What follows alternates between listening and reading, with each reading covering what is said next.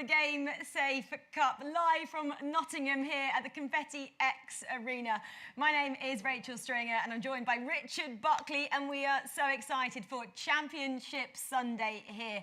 We are down to our final 8 players, which means we're starting with the quarterfinals. Then we have some exciting semi-finals to bring in, of course, our grand final a little bit later on today. And Rich, if you are the winner today, you get some pretty cool stuff, don't you? Yeah, absolutely. I mean, there's, I think, over £6,000 worth of prizes, from gaming PCs to Amazon vouchers and everything else in between. We'll give you a little bit more information about that later on as the prizes do come into play from the semi-finals onwards. If you've missed anything throughout the week, this has been the Game Safe Festival. It's been in collaboration with the NSPCC and in partnership with Vodafone as well. And it's been a great week of activities here at Confetti X, looking at sort of the safeness and the safety of children gaming, the parents as well, how you can get more in tune with what your children are playing as well. And if you want to support the NSPCC, the QR code on the screen right now, scan that QR code. Anything you've got will help out the NSPCC. We thank you for any donations that we've had thus far, and hopefully they keep rolling in throughout the rest of today. Yeah, it's been great, so thank you in advance for any donations you do give today as well. Well, if you did miss yesterday, you missed some incredible EAFC action, and we have a little catch-up for you right now.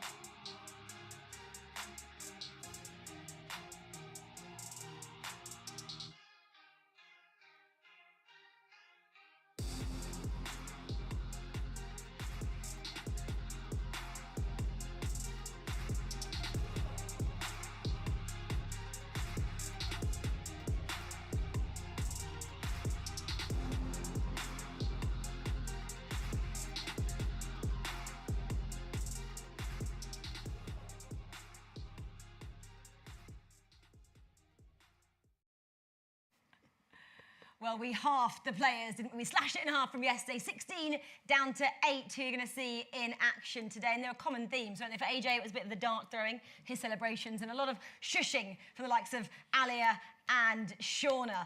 Obviously, 2 went through from each group, the top 2, and they will compete today. Let's just have a look once again at those groups, just to bring you up to speed of exactly what happened yesterday and who you're going to see in action today. Group A, Richard Buckley, what does it look like? Yeah, it was Jake Pateman and B Slater going through. 3 wins out of 3 for Jake Pateman, and that was Plute's player B Slater and AJ. 3 on Group B, Ragnar FIFA, incredible stuff, and Jay Corney both going through. Group C and D, similar stories, Rachel. Yeah, similar stories for sure. We'll just go on to them. So Dylan Wright, 7 points, made it through. And then Collins as well. Some fabulous play from him yesterday with 6 points. Group D, well, 2 of Shauna's players actually going through. This is the second here. Carl Rowley, 9 points, unbeaten again. And then Owen with 4 points. That was the tightest group, wasn't it, in Group D yesterday, Rich? Yeah, it certainly was. It was that battle for second. Kyle Rowley flew through. He's actually not dropped a game this entire process. I think he was 7-0 in the groups, and now he 3 wins out of 3 yesterday. 17 goals scored. Is he the favourite? Let us know in the chat at home. I think you're probably looking at him thinking, he could be. He very well could be. Owen going through second, though. Bateson getting a representative here at the quarter-final stages. Very, very different though today. Yesterday it was single legs, obviously 6 minutes, a half there. It changes now. Business end of the tournament. We have 2 legs of FIFA as well, and if it's a draw at the end of that, it goes to golden goal as well. So it does make things very interesting. We're also going to run 2 quarterfinals at the same time, so loads of action happening here in Confetti X. And we get to semi-finals, we'll have them running individually as well as the grand final too, Rich. Yeah, absolutely. I think it just changes the flow of it. You go from 1 leg to 2 legs now. You can see the bracket on screen at home. Jay Pateman taking on Owen Larney in our first game, and Ragnar against Colin Season. Those 2 matches will be our 2 games first, and then later on this morning, you can watch Kai Rowley take on B. Slater and Dylan Wright versus Jay Corey. That's your bracket. Well, they rate players. It's not just us 2 as well. We're bringing back our fabulous casters and commentators too. So, Rich, we're going to welcome them right now. First up, please welcome George Overton and Lisa Manley.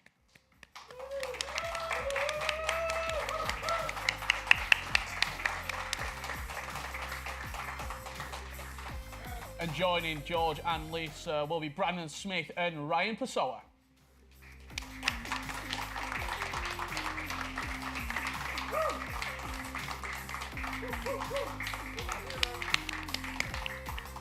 We've got the team back together.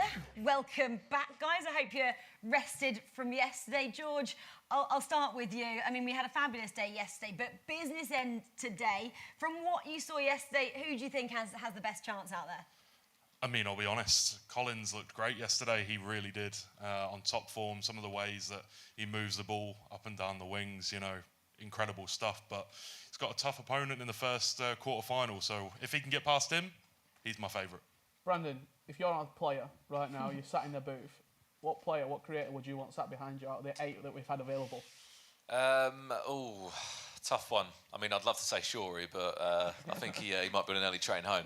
No, he's back there waiting to get going. I would say someone who's got to add consistency. So, you know, Pluty?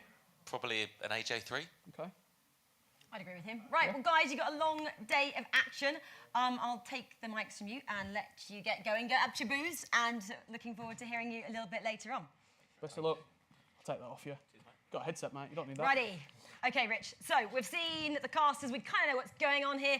We're ready. We are. But we haven't got any players. Should we welcome them? Yeah, let's do it. Right, let's welcome then our first team. We have Team Alia with Corny.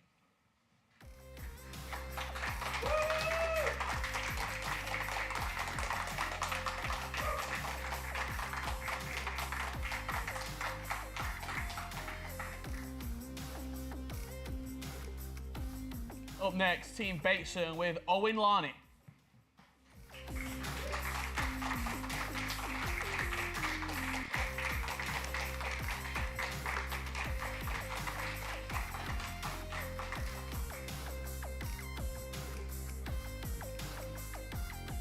Next up, it's AJ with Collins and B. Slater.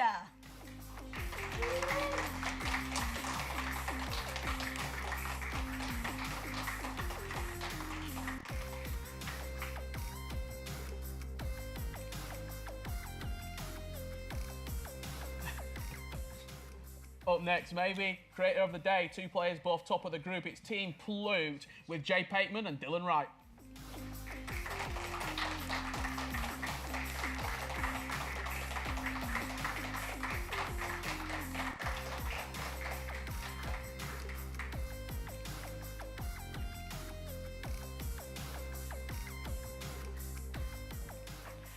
And finally, another creator with 2 players going through. It's Shauna with Ragnar and Kai Rowley.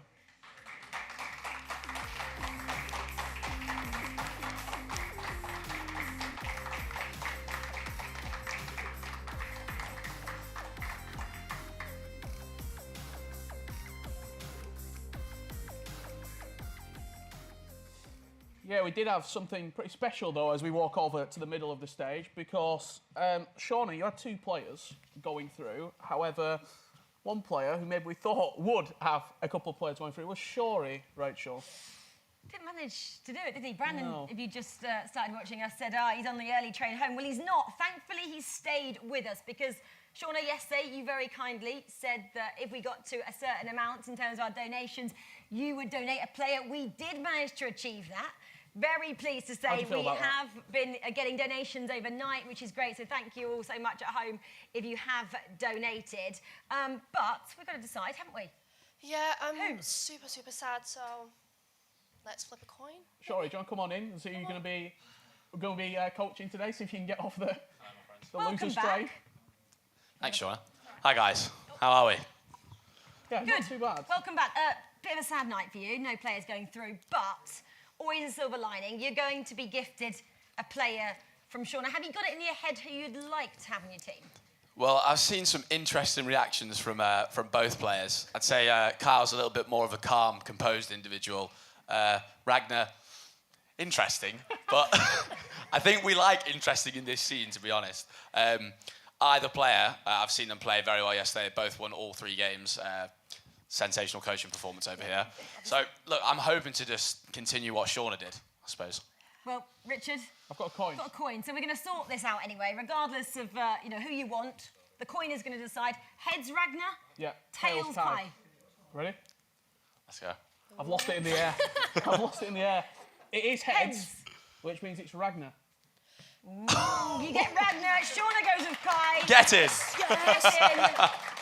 Shuri lives to fight another day. Guys, good luck out there. Thank you. May the best person, creator, win. Okay, well, we have our team sorted. We have our creators sorted. 8 players ready. Let's get ready, Richard, for our quarter-finals now. Big game. 2 big games coming up. Oh, hello, ladies and gentlemen. We'll get to you soon, George. Don't butt in. Well, I've still got to big up these quarterfinals. 2 massive games. I mean, we're Two looking at massive games. Ragnar and Colin's season. I think AJ, I think he did the clean sweep over Shorey yesterday. He So it did. doesn't really spell good news for Ragnar, but you've got Shorey jumping in there as well. I'm intrigued to see what Colin's season does. I was really impressed by him yesterday, I've got to say. Yeah. And I think it's a big game. If he, maybe, I mean, does that loss hurt him in the last game? Does it give him a better bracket run if he won that last game yesterday in the groups? I don't know. You know, with Collins, though, whatever happens, if we get to 90 minutes and it's a draw, don't count him out. He Yeah. might get that last-minute winner. We saw him do that yesterday as well. So you cannot write any of these players off before the whistle is blown. Okay, well, I think it looks like everybody is ready down here. So, for the second time today, let's go back to George and Lisa with these first quarterfinals. Thank you very much, guys. Yeah, a little bit more prepared for it this time. I was halfway through a cheeky super sweet, so yeah, I wasn't expecting it. But welcome in, everybody, to the final day of the NSPC Stay Safe Cup, or sorry, Game Safe Cup. But it should be an absolute banger. Ragnar versus Collins, obviously the game that I personally am very excited for. Looking forward to that one. And then Jay Pakeman versus Owen. Which one of these 2 games? Obviously, they're both fantastic games, 4 fantastic players, but you know, looking at the Ragnar Collins game, you've got to be excited for that one. Yeah, I definitely think that's going to be the best game probably of the day other than the finals. So I'm looking forward to see you can obviously go all the way in that game and see if they can get something going in the semi-final. But I'm going to get a prediction going with you. Why not? We're gonna start off with the Ragnar Collins season game. I want to see who you think is going to win in that game. Oh, okay, you're asking me. I'm I mean, asking you. You can bring it back to me as well if you, you want know, afterwards. Ragnar obviously, now on Shorey's team.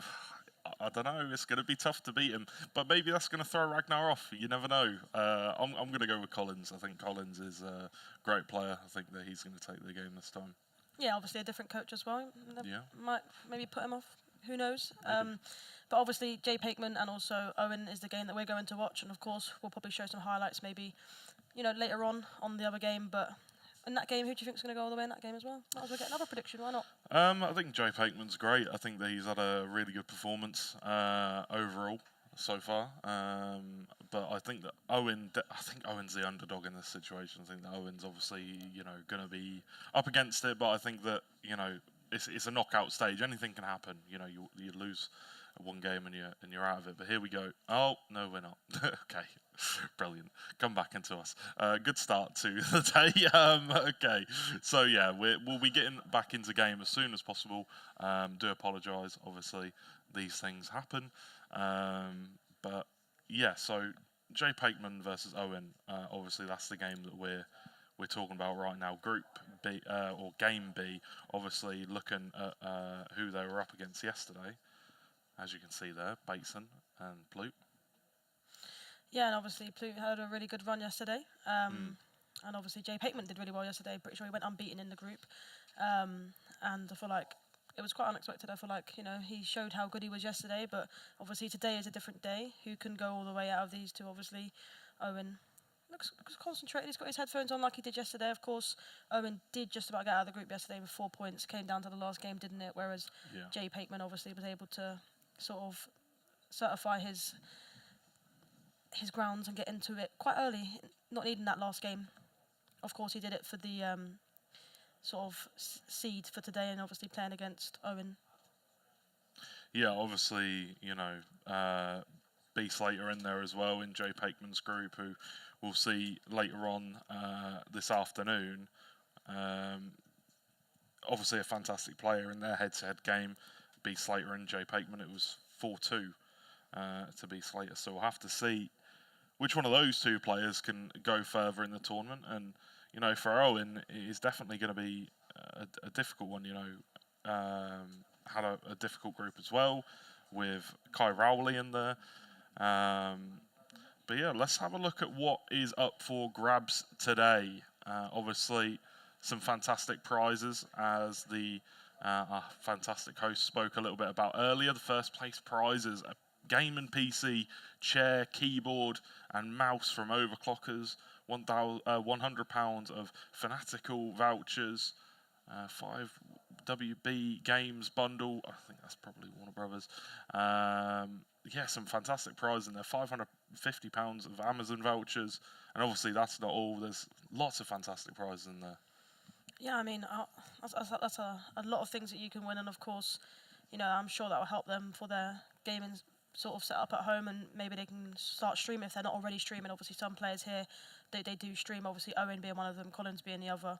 So obviously for the other players that are still here, this setup will really help them to be able to showcase their abilities from home as well, and streaming either on, Twitch or whatever they really want to. So I think that is a massive boost for these players, and I'm sure they're definitely going to want to go all the way. Obviously, if they do win this game in the quarterfinals, they're guaranteed to obviously get a little something. So it's a lot of pressure on the line.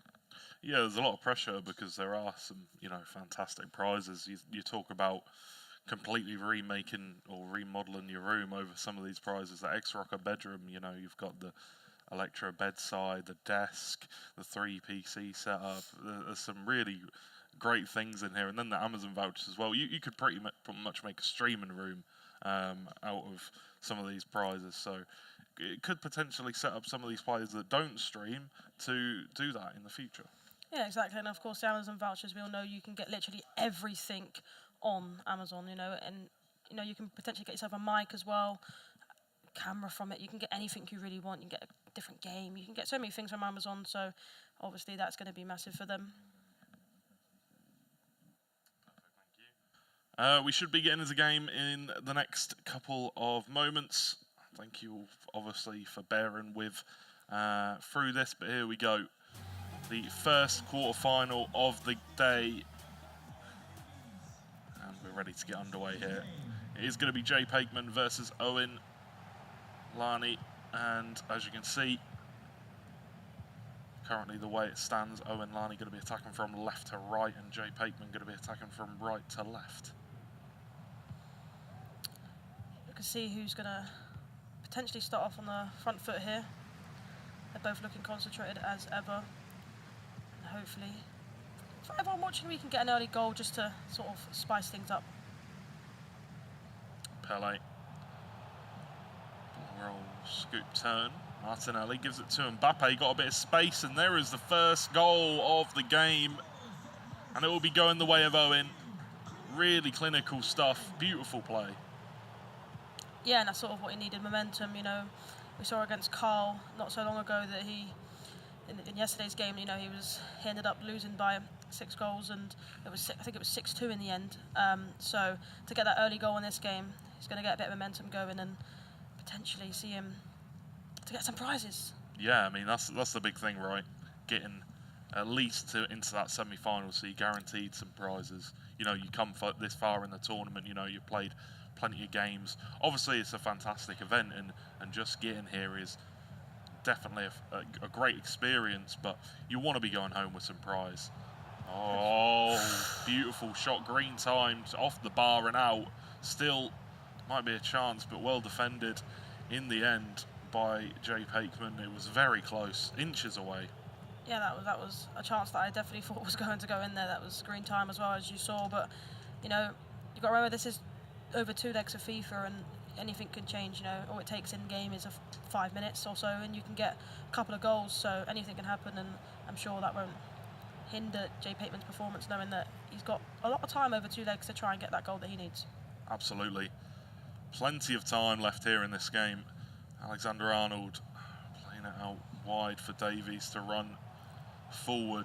Plays in the middle. Ball roll, scoop turn once again. Pele into the feet of Mbappe, who's got space, gives it the pass over, and that is another goal. 2 goals to 0 in the opening 20 minutes. Owen, a great start to the game. Lovely build-up play once again, and yeah, this man just playing fantastically so far. He's woke up feeling dangerous, I'll be real with mate. you. That's 2 quick goals very early on, and you can see him talking to Bates and maybe trying to get a bit of advice on what he should do. And you can see, obviously, there's a smile on his face. Take a deep breath. He knows he's in the driving seat in this game. But I mean, I actually thought he was potentially going to get a penalty with Mbappe. I thought like he could have potentially have gone down there and got a penalty, but he decided to go for the extra pass. Obviously, a penalty wasn't given because he didn't go down. And it's 2-0 inside 16 minutes. I feel like I didn't expect this to happen. I thought it was going to be quite a close game, just trying to fill out how each other play. But no, Owen's just going for it.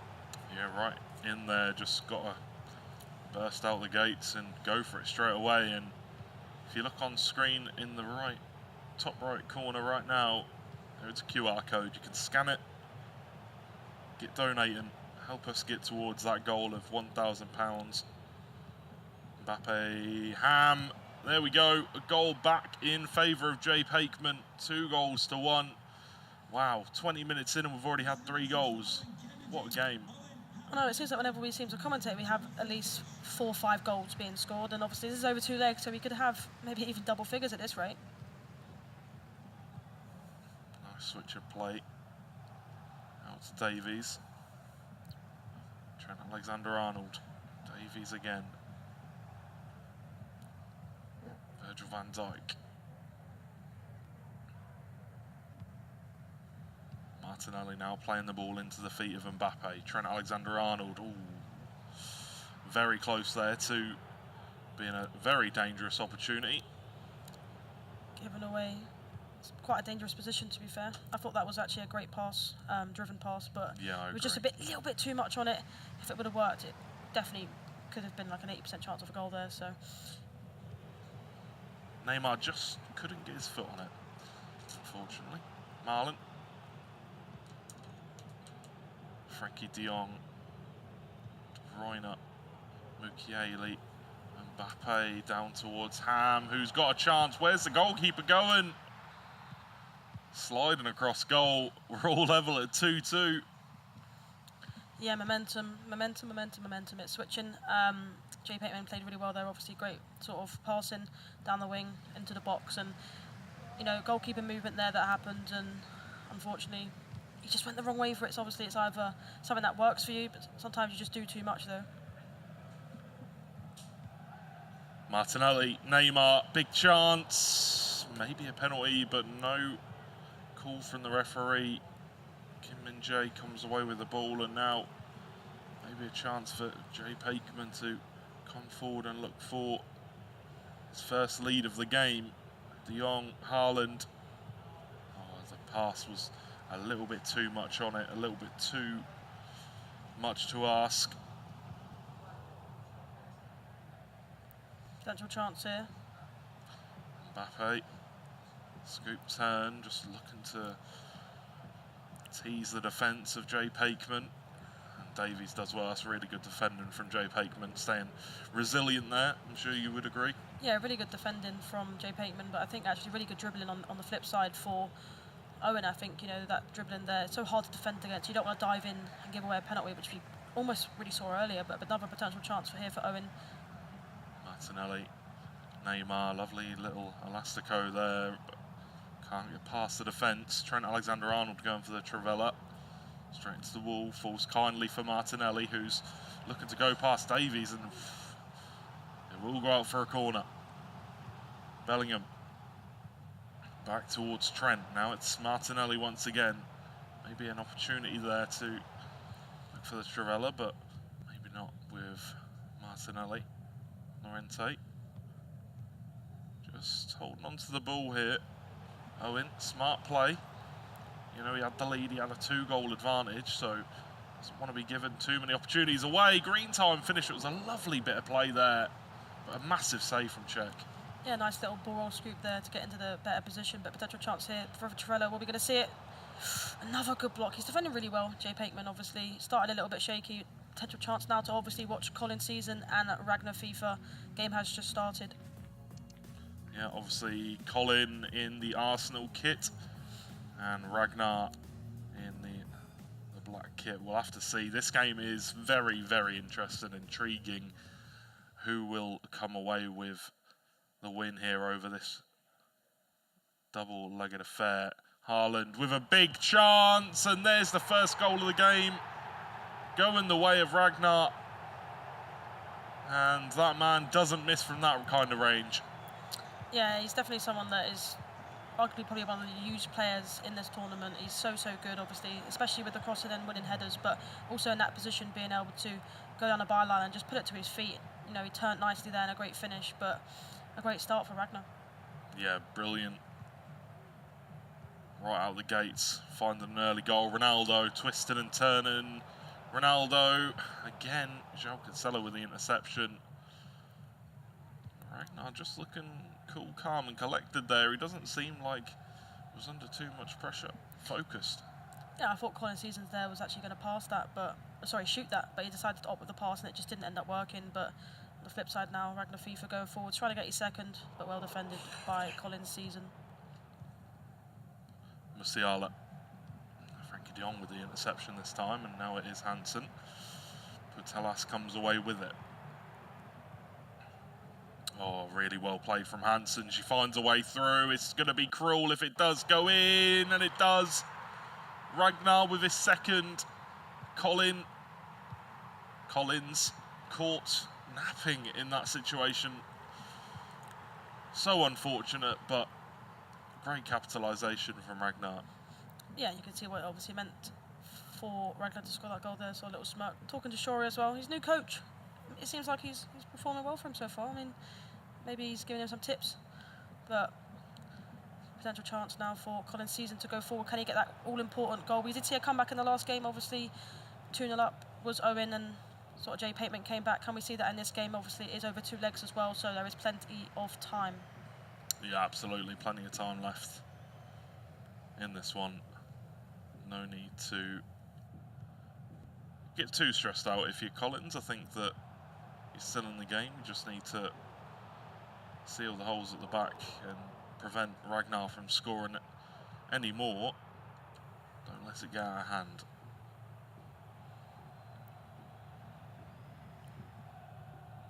Cancelo. Back to Saliba in the defence, just keeping possession, keeping hold of the ball, not giving Collins any opportunity to counter-attack. Big chance, Hansen, great tackle. Yeah, you can see how surprised there that Collins was of Davies sort of blocking that. It was a great chance there, but well defended in the end, and potential chance for him to go up the other end, see if he can get that next goal, that all-important goal, because if he does, we know how important momentum shift is, and a potential chance with Musiala into Alexia. Putellas, not that time. Not that time. High and wide, straight over the bar. Yeah, we know Putellas is really good from that distance, and almost went in. Obviously, green timed it, could have potentially have gone in. Yeah, Davies the ball forward here, Ronaldinho. And winning the ball back is Collins. In the other game, it's still 2-2 as it stands. I think it's currently in around the 70th minute. Oh, there we go. Look at that. Wow. Live little update. Look how cool that is. Like that. Patelas, Ronaldo, twisting and turning. Is he going to get the better of the defender? Not this time. Reverse Elastico comes through, but straight into Saliba.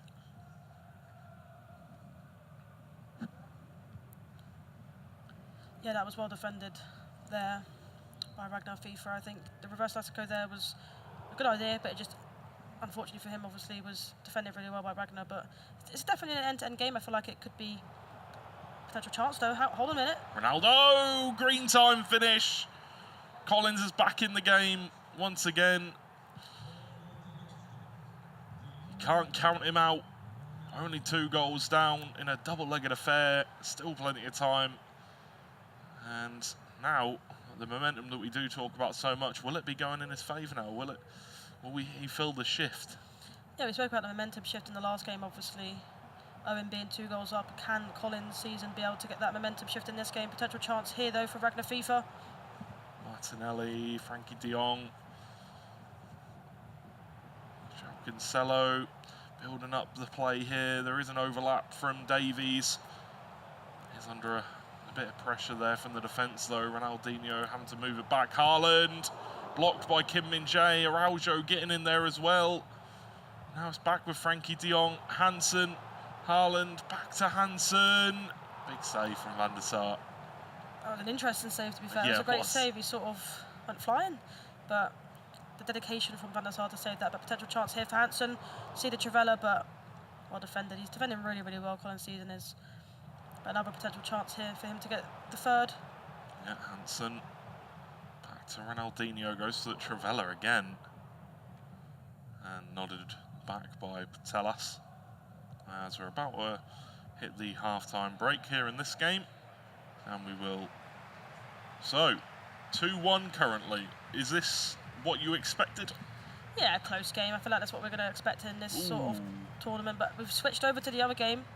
It's currently 3-2 to Owen, obviously getting that sort of comeback. Obviously he was 2-0 up, ended up being 2-2, and now he's got that third goal. And only 4 minutes left of this game. Obviously there will be a second leg as well, so there is still a potential chance on the flip side for Jay Pateman to obviously come back. So no pressure at the moment as it stands.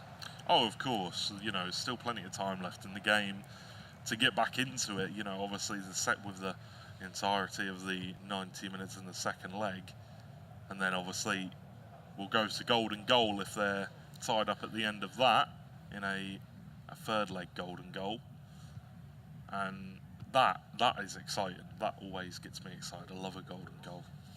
I love watching it, but I don't like being involved in one, especially if you don't get kickoff. Of that course. sort of, yeah, it's a massive factor. But this game seems like it's going to end 3-2 to Owen. Obviously, good first leg for him, but it's not over like we mentioned. No, not over yet. I think we're probably going to jump back over to the other game once again to see the remainder of the Ragnar Collins first leg game. Hopefully we'll be able to get into that now, and we will. Still 2-1, just kicked off with the second half. And Collins is now attacking on to the right. Ronaldo to Patelas, good block there. And away with the ball comes Ragnar. Just want to see Collins' season actually score. I want to see some of Andy's celebrations, to be honest with you, so make it interesting.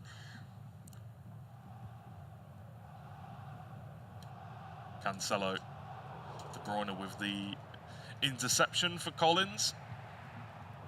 Unable to move the ball through the midfield as once again Ragnar doing a good job at closing these gaps in the midfield.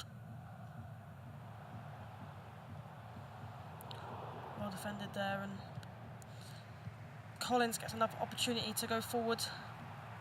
Can he make this one count? Yeah, we'll have to see as Patelas on the ball once again. Pass maybe not as powerful as he wanted, intercepted by the defender, and away we come with Ragnar, attacking with numbers. Haaland down the right-hand side, plays in the middle with Davies intercepts it once again, is in the right place at the right time.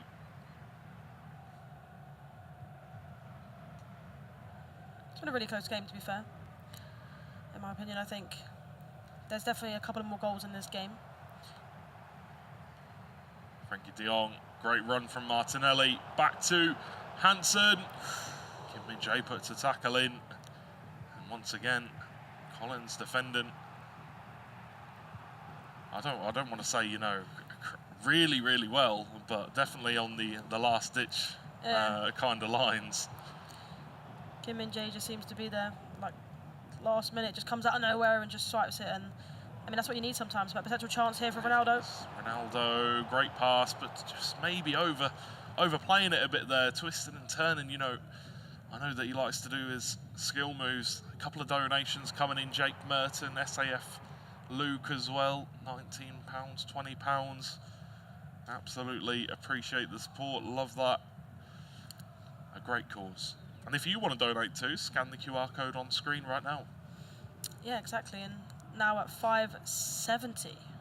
So appreciate the support. Like he said, make sure to go click on the scan it, I should say, and donate if you can. Any spare money that you have would obviously be really appreciated. Musiala, Araujo, Frankie de Jong. Cancelo wins the ball back from Davies. It's Martinelli down the right hand side. It's a great run through from Hansen. It is onside. A brilliant chance. Is the goal going to come through? No, goes at the near post. Maybe expected the goalkeeper movement to come through, Ragnar, but didn't. Goes behind for a corner. Are we going to see a Travella here, potentially, onto the edge? Oh, I thought he was going to try and go for it there, but he obviously didn't. But given away quite cheaply by Collins season, can Ragnar get that third goal? Can he capitalise? Keeps giving the ball away in his own third. Oh, it's a nice pass on to Hansen. Now it's Haaland. Another massive save from Edwin van der Sar. As another corner comes out for Ragnar. Surely there's got to be a goal in here somewhere for him. Kim Min-jae back to Cancelo. Martinelli. Ronaldinho. Back to Martinelli. Hansen offside. As the pause comes out. Just offside, we obviously do see a pause by Collins season. He's of course going to want to just have a chat maybe with Andy, see what he needs to change. Obviously the last sort of maybe 10-15 minutes in game, he hasn't really been at the top level in terms of getting forward, but he's been defending really, really well. So there's still in it. He's still in it. There is obviously a second game, and of course, currently in this game, 2-1. He can still get a goal, and going into the second leg, he can be in a drawing position. But he definitely needs that next goal in this game to maybe set his nerves a little bit. Absolutely. As just waiting for a couple more seconds for the pause to finish. Changes will be made. Musiala will be coming off for Collins, and Davies will be coming off for Kvaratskhelia. So Havertz also coming on. Interesting. Very interesting. Haven't really seen too much of that Kvarat, to be honest with you, but I'm sure every single time I say I don't really see a player too much, they end up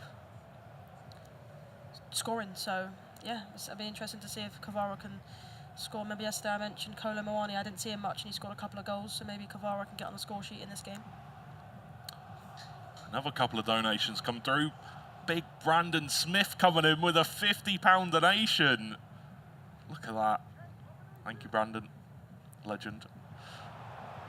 And Benito as well with the £20 donation. Absolutely massive. We're so close to that £100 goal chance. Big chance for Ragnar. Ronaldinho defending well.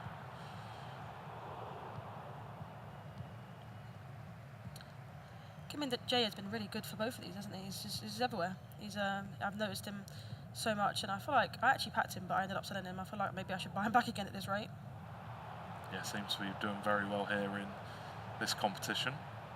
Patelas just striding forward, gliding past defenders with ease. De Bruyne with a driven pass in towards Ronaldo. Now it's Kvaratskhelia. Kim Min-jae once again just dominating the attackers this game. It's like a brick wall, isn't it? He's like Virgil van Dijk. He's like a player that I do not like playing against, but it seems like Kim Min-jae might be up there now as well. So as we come towards the end of the first leg of this game, it does look like Ragnar will be taking the first game home 2-1, where Collins will have some work to do in the second leg if he wants to be moving on to the semi-final. Cancelo to Hansen to Haaland. A little bit of space for Putellas, but straight into the wall of players. Collins just defending for his life at the minute, it feels like. Yeah, last-ditch challenges. They make me a little bit what a nervy about ball. potential chance. Oh! I feel like he should have carried on running with that. That was such a good chance, but I can see the frustration there. He knows that that was a massive chance. Maybe he just feels like he wouldn't have gone through as much, but I can see both vocal. Ragnar's got a lot to say, it seems like, at the moment, but should be happy. He's in a winning position. Yeah, he's in a winning position, but he's had a lot of chances. A lot of chances that haven't been going in. But moving back over to our other quarter-final, Game B, Jay Bakeman versus Owen. Oof, this one's going to be very interesting. We did get told what the score was, but so it's 1-0 currently to Owen, and that means that it's 4-2 currently on aggregate.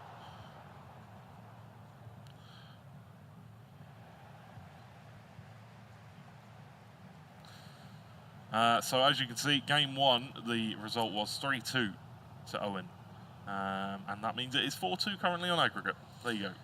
Yeah, exactly, and obviously there is still a good amount of time to be played in this game, so I feel like, Jay Bateman could potentially come back in this game. Just needs that next goal. I feel like if Owen gets that next goal, I think it is over. Yeah, But it's never over until it's over, is it? Let's be honest. that is very true. There is always time for a twist in the tail. Trent Alexander-Arnold with the ball over out wide to Davies. Now it's Pele. Back to Trent. Now it's Jude Bellingham. Green time. Travella outside the box. And there is another goal going the way of Owen. And that increases his lead to 3 goals now. 5-2 on aggregate. He's cooking, isn't he? Yesterday I feel like we didn't see this side of him. I feel like now it's sort of do or die, and he's in that position where he needs to make sure that he performs. And I mean, a great green time shot there, obviously, with Jude, and he's striving. I don't know what it is. He's just doing really, really well. And he seems like he's going to be getting at least guaranteed prize. Now, obviously, moving on to that semi-final, it looks like he's going to. But like we mentioned, it's not over yet. But It isn't over yet. But they're, 3-goal deficit with one half of the game left to go. It is do or die time now for Jay Bakeman. He needs to find a way back into this game. If not, he will be going home. yeah, and Plute's winning streaks could potentially go here. Obviously, he won so many games yesterday, and it seems like Owen might be the person to stop that run. Yeah, I mean, obviously, group stages, undefeated, that's obviously really nice, but the dream would be to go undefeated in the knockout stage, and it's still possible, there's still a possibility, but, it's definitely going to be difficult for them. Yeah, we did mention, obviously, the groups and, sort of knockout stages are completely different. Sort of, some players drive with it, some don't. They obviously know they don't have a full back today. If they lose, they're out, so I feel like that just puts a little bit more pressure on them. Definitely a lot of pressure being put on the ball currently by Jay Bakeman, Haaland, Vinny Jr. Twisting and turning, looking for the pass through, but Llorente cuts that out. Mia Hamm, is that a penalty? No. Potential shout though there, obviously. I think he has a point. If he's having a shout at it, I think he has a point. Yeah, definitely a potential one there. We saw a red time shot, and a good challenge.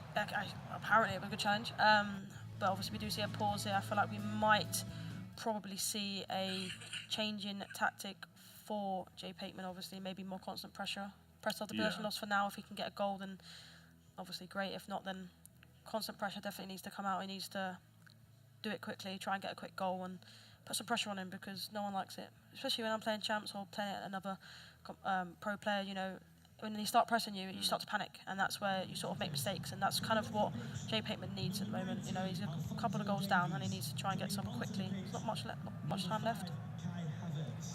Yeah, with obviously only 34 minutes left on the clock, needs to start thinking about potentially using that constant pressure, team press. Start sending everybody forward, because with 3 goals needed just to take it to golden goal, that's a lot. It's a lot of work. Obviously there is a chance, but Good chance indeed, and he's putting on a lot of pressure at the moment. He's getting a lot of chances. Just needs to take one of them. Havertz, De Bruyne going back to Virgil van Dijk. Now it's Ham. Mbappe waiting for the ball. Does find Mbappe.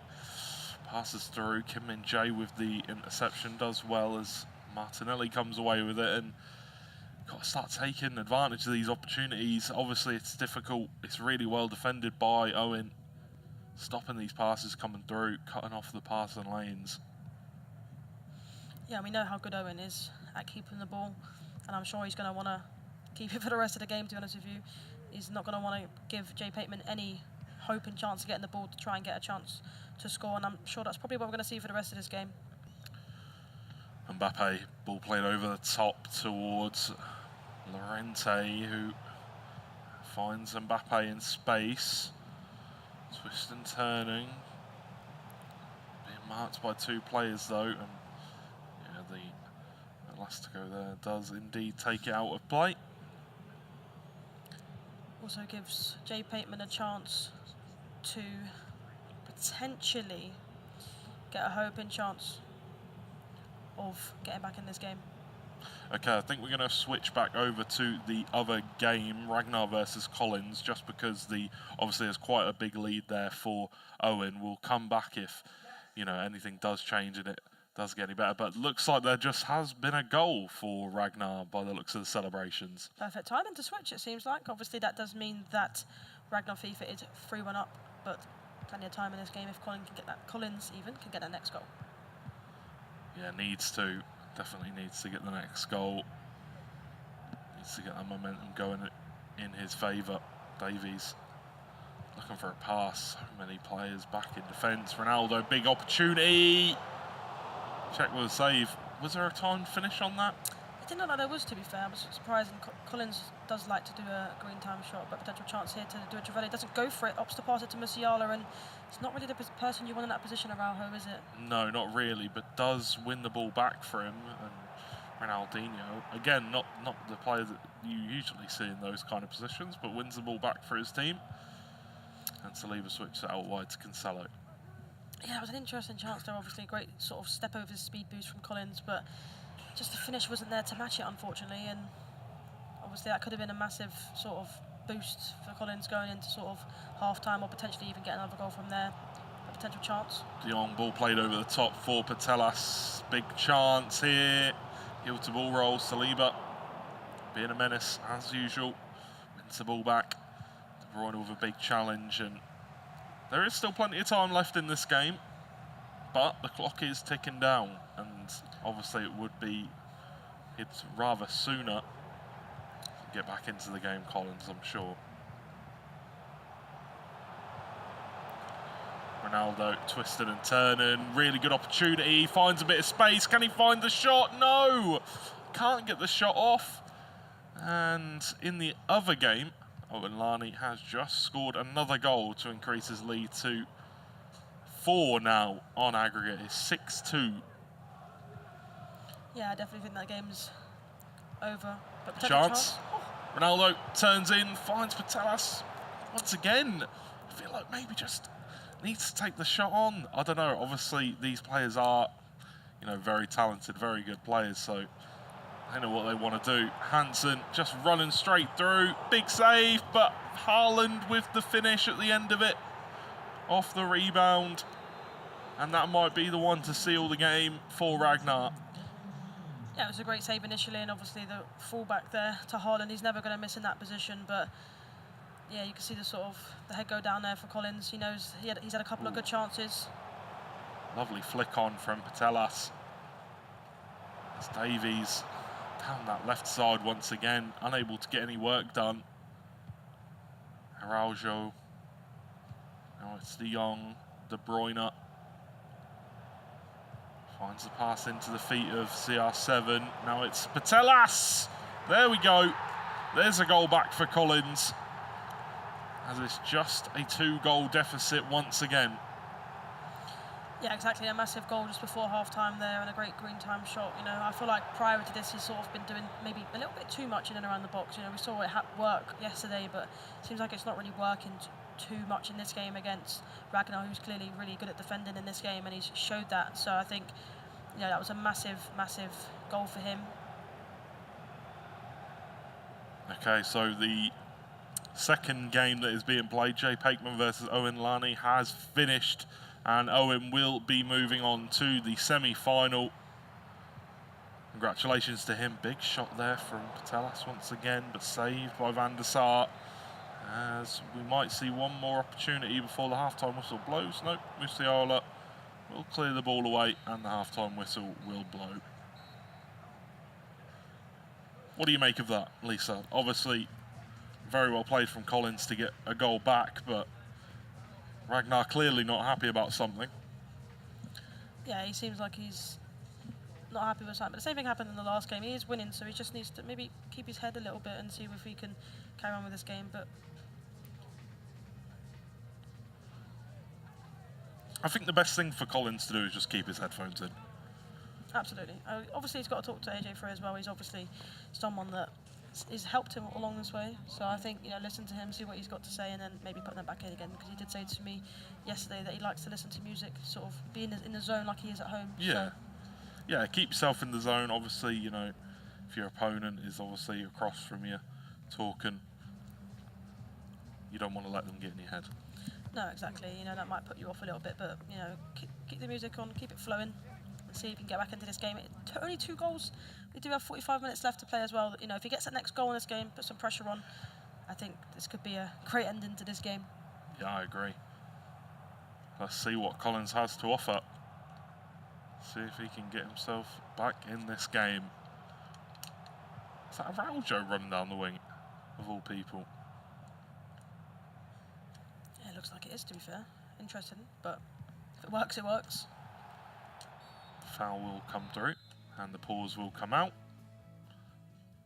Maybe some changes. Yeah, it looks like it's potentially Collins' season there, maybe with the pause. Obviously, you can't really see Magna doing too much at the moment, so I think maybe he just paused it quickly just to change something. We do actually have a sub on him. Talking about Araujo, it looks like Havertz is coming on. We know that he's been used, I think, arguably the most this tournament alongside Davies, so very strong in that left back position and maybe good to go on the overlap as well. Yeah, potentially playing both the left and right back on overlap now. Yeah, exactly. He needs to get that goal, so it definitely will help him. Davies is coming forward here, though. Davies running down the wing, lovely cross into the box. De Bruyne miskicks the ball though. It's so close, almost scores, but oh my word, that was such a beautiful cross into the box. The Travella cross, chance for Ronaldo if he can get the space to get the shot away. Twisting, turning, trying to find an opportunity, bundles his way through, and Ronaldo's there. And there's a goal back for Collins. One more, and we're all tied up here.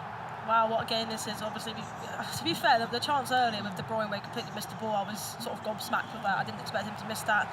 Got a bit of fortune there, you got the ball back there with R9, but that is why you have R9 in your team. You know, he's just someone that's strong and he's able to just, I don't know, maybe you could say, just get the ball in a position where he shouldn't probably get it, and he's able to pull it into the back of the net. The nice extra pass to make it a 90% chance of a goal, and was tapped in home. Davies, Haaland, there we go. Ragnar answers back in a matter of seconds. And Haaland has another goal. Clinical.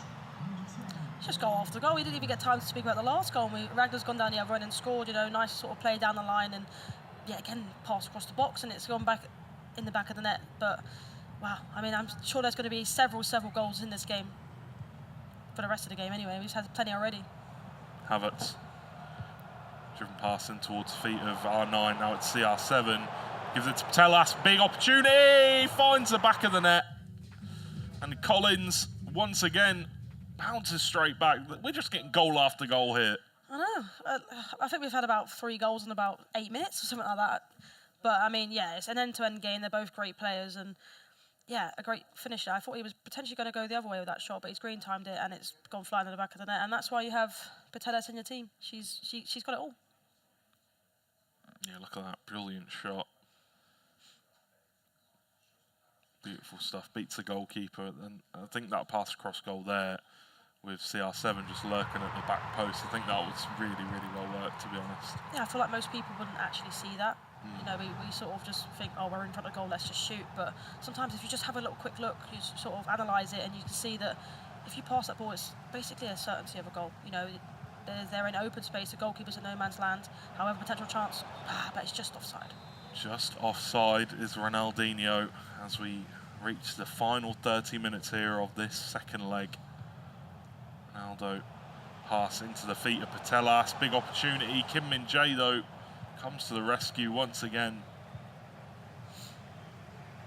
Close. I feel like that step over was great to do in that position, but I feel like the touch out of it just was a bit too heavy, and obviously the defender was able to grab it. But now on the other end, Hansen, ball whipped in. Ronaldinho, beautiful header into the top right-hand corner.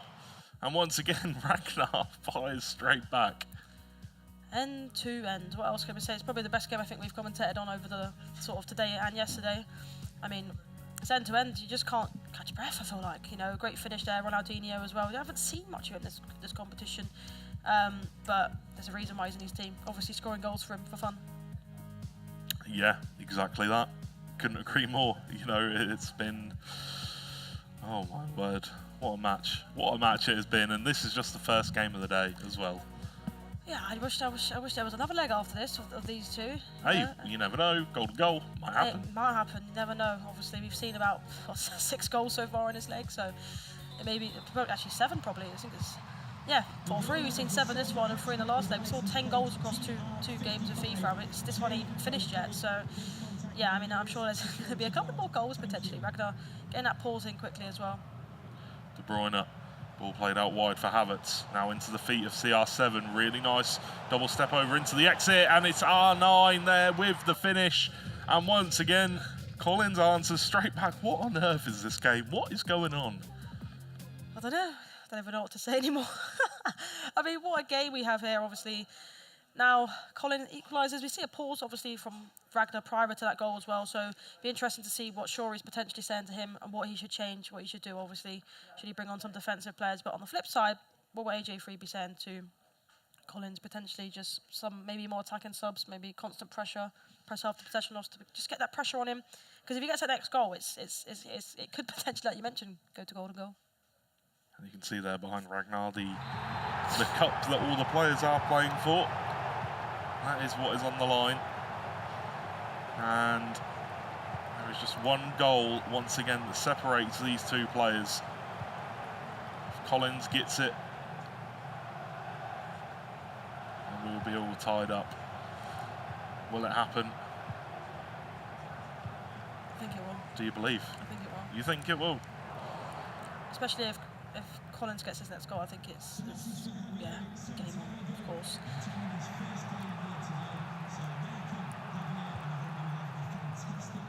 Ball switched out wide for Davies as slowing things down a little bit here, Ragnar, and just maybe an air of game management coming into play. Potentially offside. Oh, it seems like it's on. Dribbling past here with the R1 dribbling is Ronaldinho into the feet of Davies, takes a shot on, but falls into the feet of Ronaldinho. Ragnar still has the ball as the clock is ticking down. Collins need to make every chance matter. Lovely pass right into the run of Kvaratskhelia. Plays in the middle. If he can find it, falls to R9. Massive opportunity! Collins!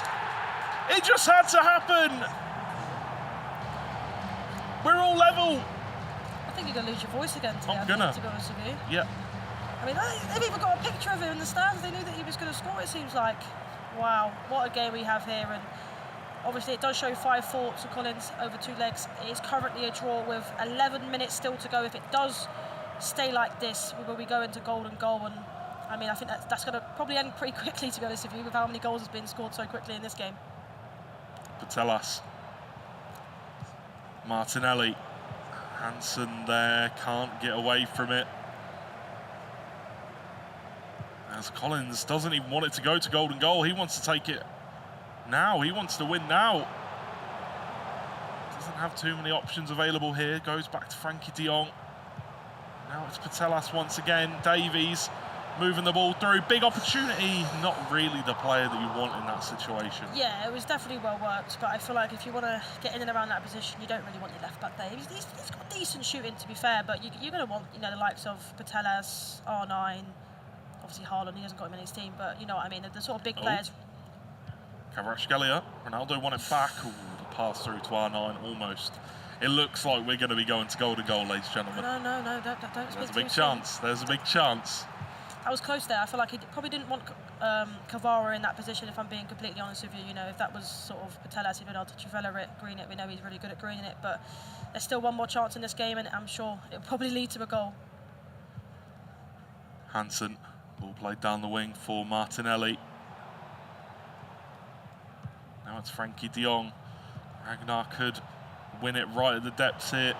Haaland, big chance. Haaland, great goalkeeping movement. No, Haaland has smashed it in off the rebound. And that is cruel. But Ragnar will take it. Yeah, I mean, not the prettiest of goals, but like you mentioned, Ragnar will be buzzing. But there is still a potential chance of this game. He's got to go forward now. Needs to move the ball forward. The referee could blow the whistle. Putellas, Davies, oh my word. No, can't get the ball to the intended target as João Cancelo cuts it out. The full-time whistle will blow, and an absolute slugfest of a game. And that has to be game of the tournament. Definitely. I feel like we've had two game of the tournament with Collins' season, obviously. I feel like the game yesterday was probably up there as well with the 5-4 win, last-minute goal. And I think that game there definitely, I don't know if it could be topped today. I don't know. Well, I mean, you never know, do you? That's the thing. We could go on and see an even better game, but it's tough to imagine because that was just an absolutely phenomenal match. And you said that I might lose my voice again today, and I think it's probably going already, to be honest with you. But yeah, there is a high likelihood that is going to happen. Yeah, I mean, what a game that was, obviously. I'm Wow. sure you guys watching probably enjoyed it as well. I think you could probably hear the sort of crowd there, obviously clapping at sort of the full-time whistle there. I mean, what a game that was. I feel like it was probably going to go golden goal. I did say there was probably going to be one more goal in that tie, and obviously there was, and it went to Ragnar FIFA. But what a comeback, obviously, from Collins' season there. I thought he was potentially going to overturn it. Obviously, Ragnar was getting quite sort of annoyed towards the end of that game there, especially with the goals he was conceding, knowing the fact that he was probably sort of in the driving seat, in my opinion, but Collins was able to make the comeback, but ultimately it just wasn't enough, unfortunately. No, it was not enough, unfortunately, in this situation. Obviously, Collins tried his absolute best, but couldn't take it home in this situation. Ragnar wins it right at the depths. I'll be interested to see what Ragnar was upset about, because obviously we'll probably have an interview coming up with Ragnar in the next few minutes. I'd be interested to hear what actually was going on, because he was quite vocal during the game. Yeah, I think he was just frustrated in himself, knowing that he had so many opportunities, but he just wasn't able to take them. And that's sort of credit to Collins as well, obviously, with how good he was at defending. But remember, we had two people going through there. Obviously, Owen, sort of more of a domination, you could say, in the performance, obviously scoring quite a lot of goals and showing how good he is. On the flip side, obviously, more of a closer game between Collins and Ragnar. Okay, well, I think that Rachel and Richard are ready to receive this interview. So let's throw it over to them, and we'll catch you a little bit later on in the semi-finals. Thanks, George. Thanks, Lisa. I mean, some great quarterfinals to kick off with their dramatic ending to that final one as well, with Ragnar just going through at the sudden death. We'll hear from him in a short while, but actually we have our first semi-finalist here as well, Owen with Bateson. I mean, awesome job today. It's always really tough as well, Owen, coming out first and really stepping up to the mark, especially when you're up against Pateman, who we know how good he was yesterday as well. Yeah, of course, yeah. I was definitely the underdog going into the game, so I was happy I got the result at the end of the day, so yeah. How did you deal with that when you are the underdog and everyone kind of is looking to the other guy to get the result, and then you come out and play like you did? You just got to back yourself, to be honest, like just believe in yourself and keep playing your FIFA, just stick to your roots and go from there. When you were coming into today, what did you expect from this quarter-final? Did you watch a bit of his gameplay back yesterday? Did you sort of have a little analyse? No, he actually comes into my stream, so I was saying to him, you definitely know we're playing that. But I knew it would be a tough game, so no, I'm just happy I won and on to the next. And for you, Bateson, won in the semi-finals. What did you offer in this quarter-final in aid of Owen? I offered to hold his hand, Okay. but he refused. It's pretty obvious why, but don't know, just telling him what was working for you, telling him what I saw. There's no need for me to talk to him because he knows what he's doing anyway, but just to reassure him that... It was all you, Pete. Well, you got lucky beating me. Like, I'm looking back, I can take you now. The change to 2 legs as well, obviously format change, 1 leg yesterday into 2 legs. Did that give you a little bit more time in between the legs to maybe have a little chat and discuss what were working, what weren't working? Not really. Okay. No. It's like game ends straight into the next one, wasn't it? All about for yourself, how did you feel the format change? Did it help you? A little bit more time to, I mean, we talked about your patience yesterday, your possession. A little bit more time to assert yourself in the game? Yeah, that's it. Like, it helps having the league because then I can be patient. I can let him drag the players out, and then as soon as he's dragged the players out, I can pick passes off. Great, we got Ragnar next as well. So excited to see that one. It's going to be dramatic, that's for sure. Owen, Bateson, we'll see you in the semi-finals. Thank you you so much. We'll grab them. Righty, well, we have obviously got 2 semi-finalists, 1 semi-final wrapped up, still 1 more quarter-final section to go. We're going to play 2 more again at the same time. Before we do that, though, let's actually welcome our second semi-finalist, Ragnar, who will be going up against Owen there. Dramatic end to that game. Shuri? Thanks, Rachel. Obviously, Shuri wasn't even here. If you're just joining us, Shuri wasn't even meant to be standing here. He was gifted Ragnar here off of Shauna earlier, and it obviously is working out. Let's come to that dramatic end, though, Ragnar, firstly, to that. I was watching you, and you kind of said, my head's gone. You managed to stay in the game, though, at the end. Yeah, I don't know how on earth he was in that game going to second leg. I should never have got that far, but to be fair, he was much better than me in that second half of the last game, so the goal I scored was dreadful as well. So I do feel really bad. You said you shouted deserved. Did you feel like it was deserved? 100%. I was a much better player. I think the first game, like you said, should be about 6-1, shouldn't it? You did definitely deserve it in the first leg, yeah. What's the big differences from Shauna to Shuri? I don't actually know. Yeah, they do the same thing. Didn't you? Shuri, what were you adding there? Because I did keep seeing you both talking to each other quite a lot. Honestly, if I stood here and talked about everything that whole game, I reckon we'd take up the rest of the show, to be honest with you.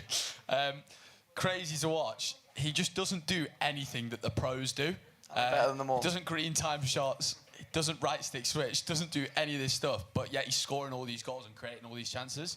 And yeah, he played unbelievably well, to be honest. My mind is blown watching that. It's very entertaining. Looking ahead to the semis, obviously we just spoke with Owen there. What do you know about him? You've been watching much of him? I don't know much about him. I watched my best mate Rowley play him and seemed quite comfortable. He's a really good player. He keeps the ball well. I know I'm a better player than him. That goes without saying. But it's just if I keep my head. That's all it is with me, is keeping my head. I know I'm the best there, though. Have you got to allow him to keep his head? How do you work then, this dynamic out? I don't know, Rachel. Okay, well, there we go. No, that's the most difficult part. You just If I keep my head, I'll win. If I don't, I think you're fine, to be honest. I think I'm done now for the day. I'll be honest, I can't play again after that. Do you know what I mean? We've got to. Well, We've got come back and semi-final. watch that, guys. Just take the win, I win by, right? That's going to be entertaining for sure. Ragnar is playing Owen in the semi-final a little bit later on. Thank you very much, Shuri Ragnar. Good luck a little bit later on. Okay, well, of course, we're going to carry on. If you guys at home are watching, please keep donating as well. That's the underlying message of today's tournament, this weekend's tournament, this week's festival as well. We're just trying to educate young people and kind of their adults and their family on all the different problems that do come with online gaming. Yeah, absolutely. You can see the QR code on the screen right now. And I also got told you can use the exclamation mark donate command in the chat, and that SAF would be matching any donation on this stream up to £500 throughout the rest of today. So there you have it. Any stream on this, if you donate it right here on the NSPCC official stream, SAF would be matching that up to £500 officially. So Thank you for that, thanks to yeah. SAF and get donating to take some money out of Cal's pocket. Absolutely. Well, we have just said, obviously, we've got 2 more quarterfinals coming your way in a short moment's time. But for now, we'll have a break. Come back and join us on the other side. This is how the NSPCC has made the internet safer for children in 60 seconds. We campaigned through 5 years, 1 general election and 1 global pandemic. We worked with 7 secretaries of state, 4 prime ministers and 3 different government departments.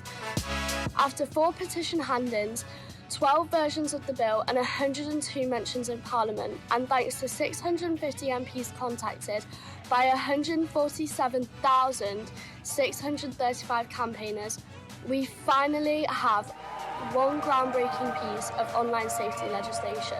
It's official. The Online Safety Bill will be made a law. This means tech companies will legally have to protect children from harm. This will make a lasting difference to our futures. Our work is far from over, but we're 1 step closer to a safer online world.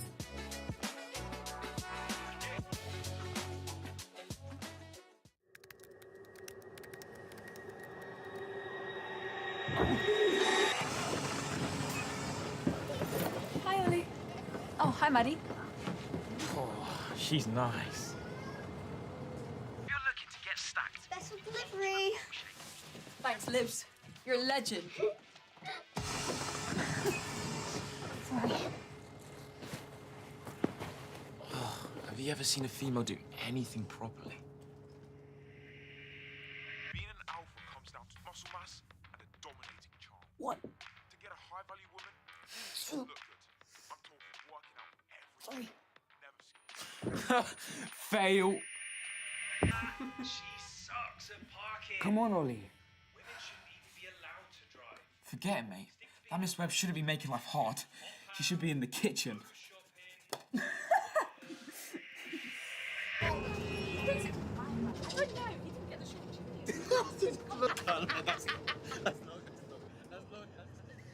Desperate. Ollie, did you really write this? You call this exercise? You want to get shredded? You need to put more. Come on, a girl can do better than this. Oh my. Ollie! Tick. Come. Go away, you worthless freak! Hi, Ollie. Hi, Maddie. Fail. Come on, Ollie. Did you really write this? No. Desperate.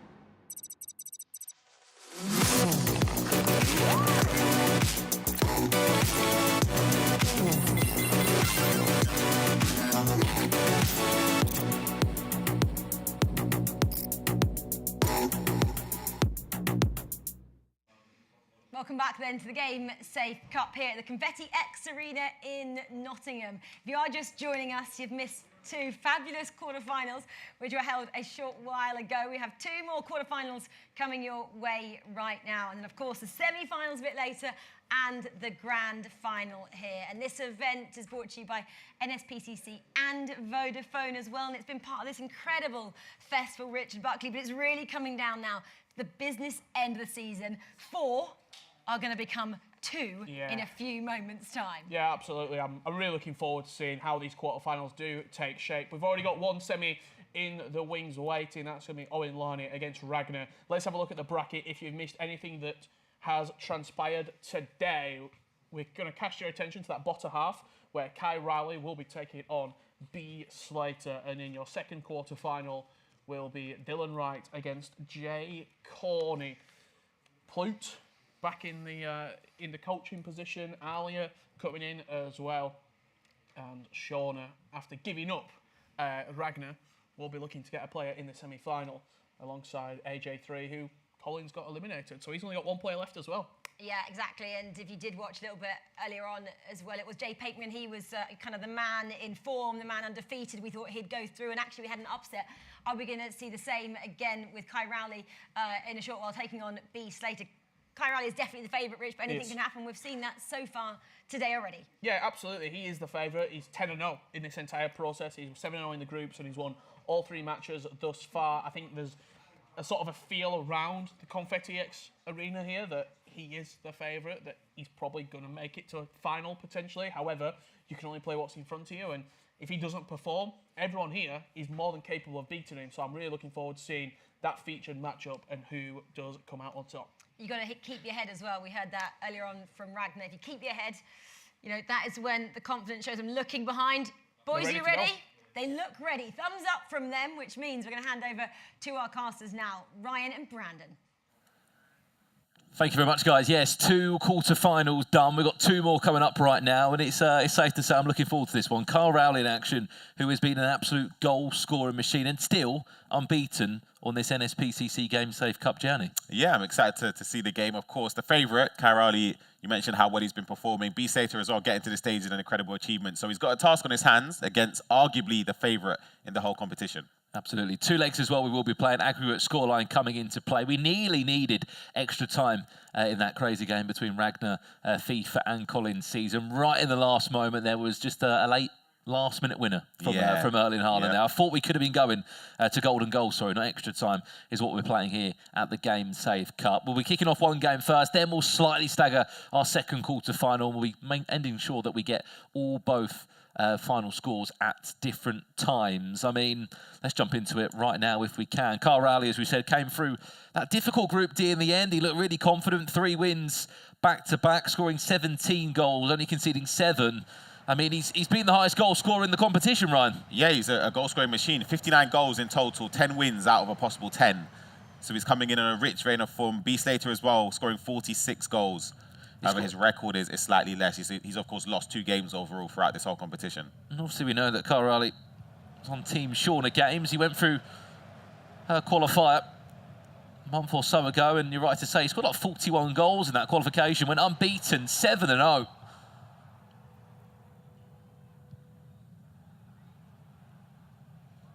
Five minutes into this one. And a massive thank you for those donations coming as well through from Vinny, and Dylan Wright's mum and dad, who will be in action very shortly indeed against Corney. Remember as well, any donations up to £500 will be matched by SAF. So get those donations flying in. Long ball over the top. This is Carl Rowley's first chance. I mean, he said yesterday in his post-match interview that, oh my days. Did yesterday's post-match interview, Ryan, the goal scoring is not a problem. It's maybe defensively he could have been a bit tighter. Yeah, I think he was concerned about that first game he played. He conceded a number of goals in that game, and he wasn't happy. So it sort of reflected throughout the other games. He sort of tried to be a bit more reserved and tentative when he was defending. But again, going forward, he's been unbelievable. One of 3 players that went unbeaten in the group stages yesterday. 9 points from 9. Some incredible prizes on the line today. A whole bundle of prizes. Even if you get to the grand final, Ryan, you win the tournament, gaming PC, a chair, peripherals. Of course, from our partners at X-Rocker and Overclockers.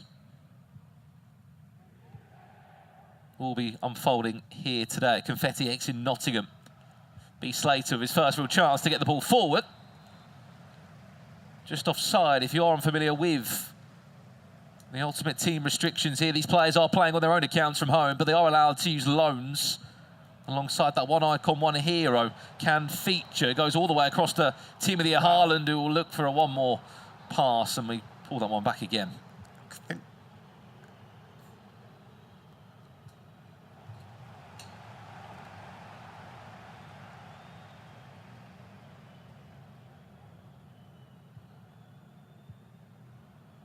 One ball over the top, finds Ferland Mendy. And this is where he can be dangerous. He's got Haaland, and then Mbappe queuing up in the box.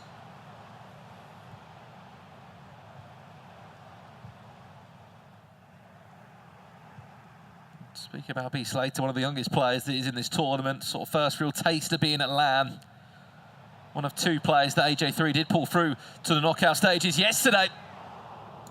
Looking to try and find a way through. I mean, kicked off the day with a difficult result, Ryan, in the group stages. Lost his first opening game. You could argue there was a couple of nerves there, then just looked convincing after that and made sure he did enough to get through in that second spot. Yeah, him and AJ3 spoke about a formation change. Started off with the 4-4-2, finding themselves 3-0 down in the first 15 minutes of game one in the group stage. Changed to a 4-3-2-1 setup, and ever since then he hasn't looked back.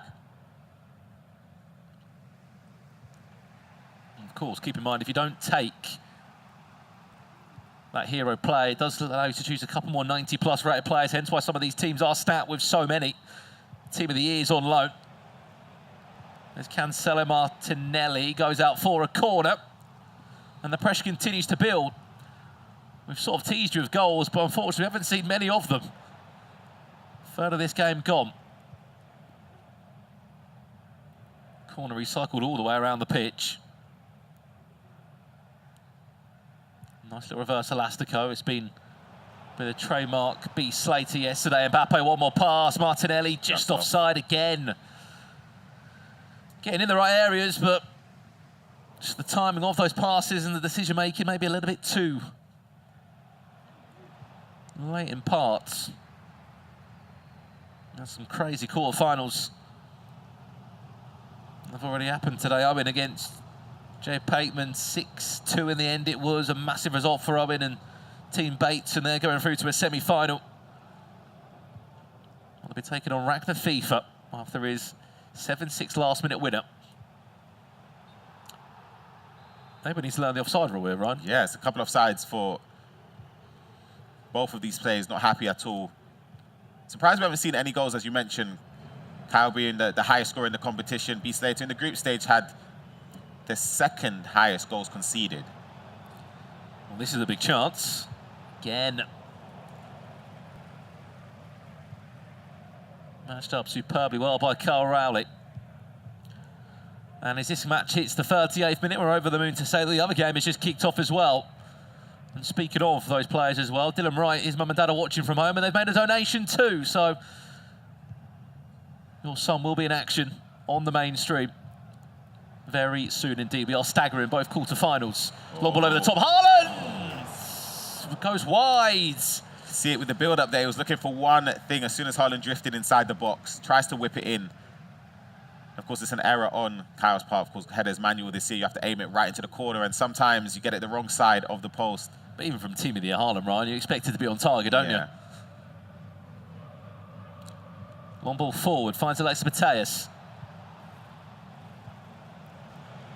There's the one more. Is there a pass to R9 if he needs it? And it's somehow gone out for a throw in there. Not sure. Cross shot? Pass? I want to say it was a shot. It's good oh, it's gone off the pitch. Never mind. Yeah, Kyle's getting frustrated. I was going to say good patience waiting for the ball in behind, but yeah, the ball went off the pitch. Great trip. Is there one more pass? Yes, there is! And that's your first goal.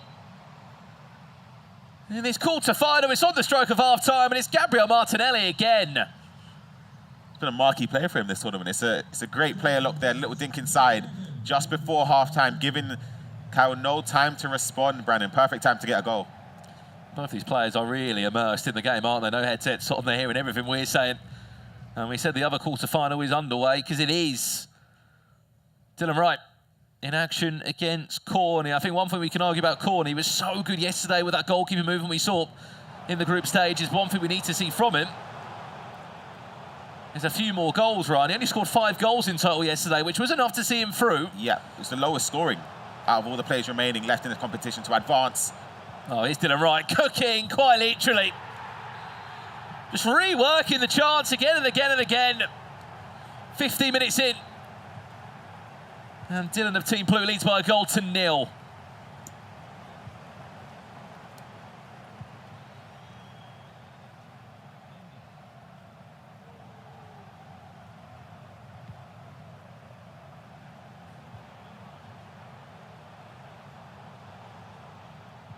Convincing day from Dylan Wright yesterday. Did not lose a single game. Scored 9 and he conceded 6.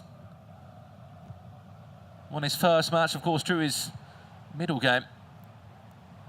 Was enough. Another shot comes in. Bruno Fernandes just stinging the hands. Oh. And by the looks of it, David Neres is still in the team, Ryan. He is. It could have been a mistake from the goalkeeper, but wasn't capitalised on there from Dylan.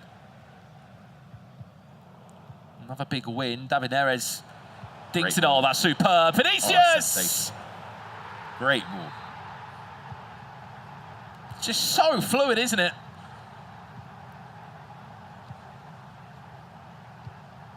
I know there's 2 legs to be played with an aggregate scoreline here, but still. It's not the start. Corney as needed. Corney looking to build. His first real chance of the game. Nice little tricky coming out once or twice. There is an update in the other game. Kyle Rowley has just equalised. It's 1-1 over there. Score on your screen now. 55 minutes on the clock. We'll be happy to get back into that one, Ryan, after conceding on the stroke of half-time.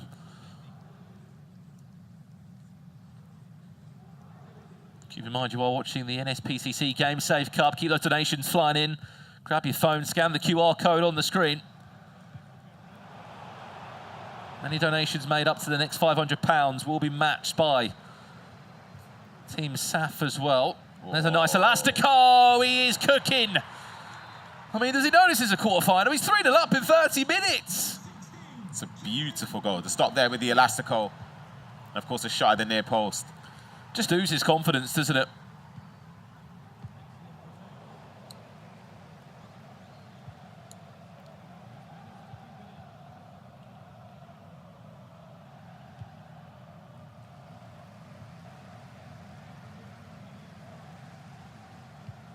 It could be on for a 4 for this, right? He's relentless. Trivella comes in. Good save. Hasn't really had a chance to breathe, Corney. Let alone try and get a goal back.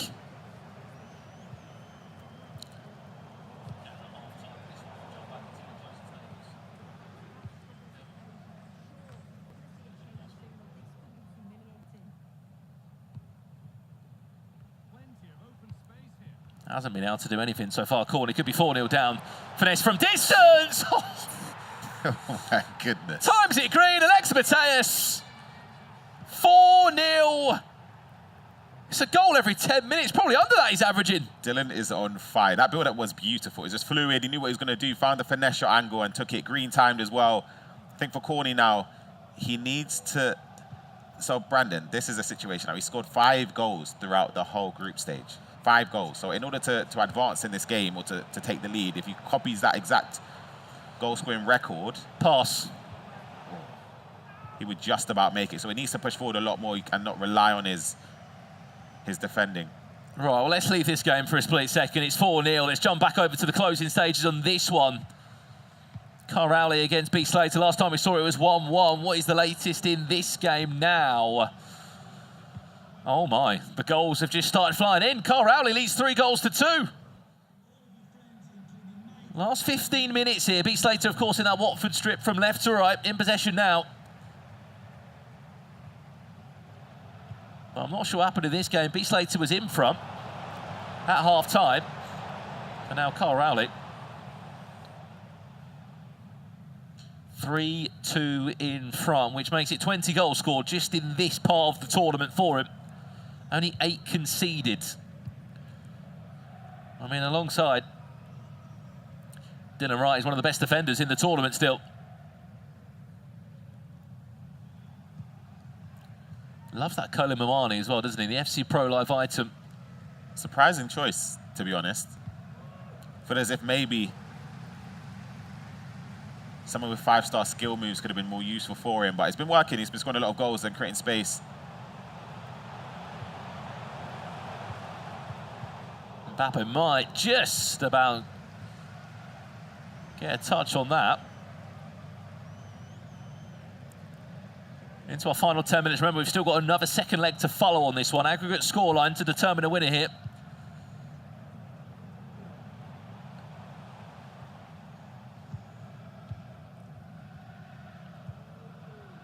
Poor pass, misses Bateas, gets it back again. Fortunately does Carl Rowley.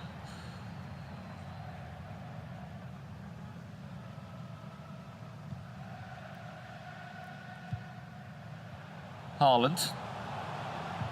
Again, Bateas, right place, right time. Bellingham, they'll interchange once or twice. Deflected shots! Wow. I mean, all he can do is apologise, but he will not care. 4-2 he leads. What's going on with the keeper there, Brandon? That was... Well, the keeper thinks it's going somewhere else, right? That was dramatic. I don't know, I feel as it kind of apologised to the camera as well. I feel like that's obviously a lucky goal to score, but you take it when it comes. 3 minutes left of this game in the first leg. Cal's got the ball back as well.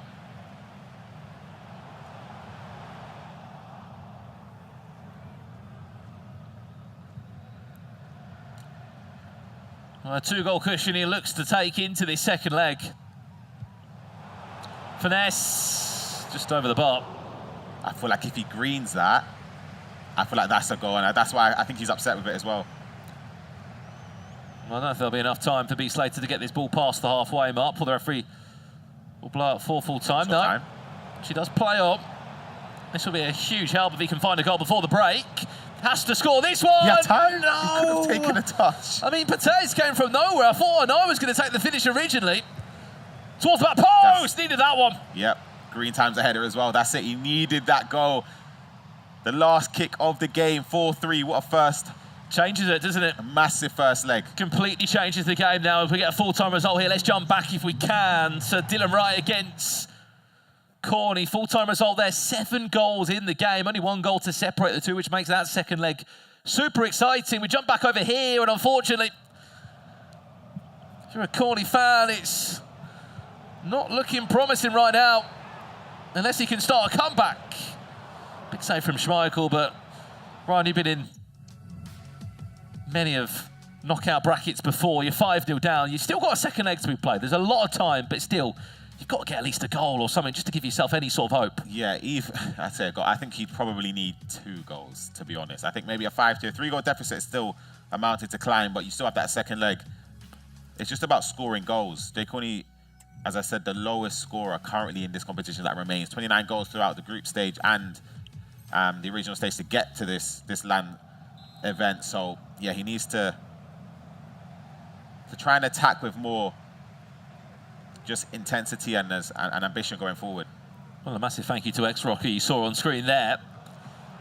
Their desks and gaming chairs have been provided for the NSPCC Game Save Cup this weekend. We really appreciate your support and also your prize donations in our crazy prize pool. Here at the Game Save Cup, which celebrates what has been a fantastic weekend in the Game Save Festival. Ending here in Nottingham at Confetti X for a 2-day EA Sports FC tournament. Keep those donations coming in. Just scan the QR code on the screen. We'll be in for goal number 6 here from Dylan Wright. That one wasn't timed, Green. We weren't too happy about it, but if he keeps playing like this, Ryan, he can close the game in 1 leg. 100%. I feel as if every time he attacks, he looks as if he's going to score. It's just fluid. He knows exactly what he wants to do. He gets the spaces opening up, the triggered runs.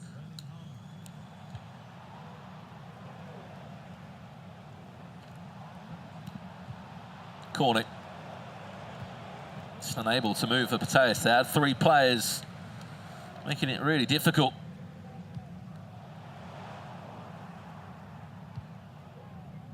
Hard mentally, isn't it, in this moment to not get in your own head.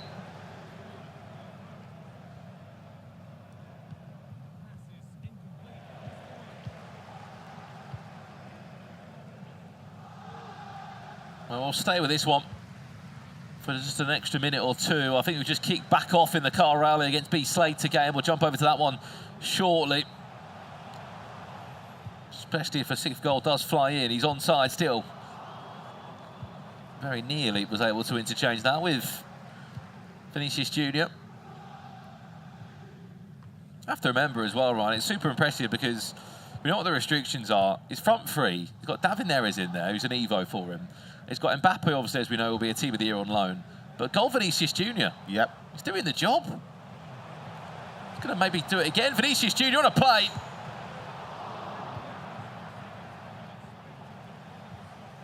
Very nearly making it 6-0. We'll leave this one now. I'm sure we'll give you the full-time result. We'll jump over to the game that's a bit more tightly contested. It was 4-3 last time we saw it, and it's back underway here. It is B Slater representing AJ3 against Shorter Games. Team Shorter Games is Kyle Rowley. She's already got one player in the semi-finals looking to pull another one through. Kyle Rowley in the Aston Villa strip. From right to left, he leads 4-3. As we were saying, that last-minute goal from Virgil van Dijk, Ryan, could play a huge part in this one. Yeah, it changes the complexion of, I guess, B Slater's mindset and game plan going into the game. 2 goals down is a genuinely completely different approach to a game instead of a 1-goal deficit. See him building up here, trying to get down the ball and gets another corner.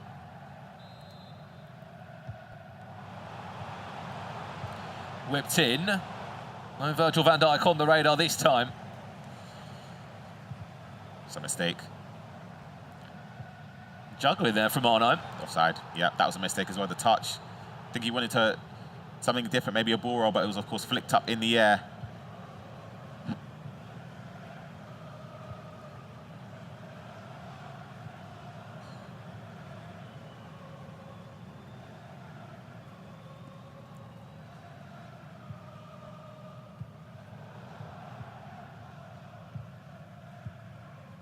There's the aggregate scoreline on the screen, 4-3.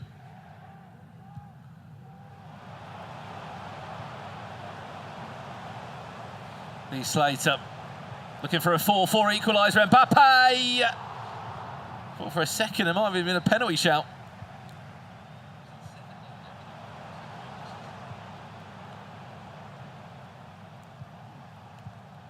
Mateus, Mbappe. Lovely little exit there again, matched up defensively well. Has to make the most of one of these chances.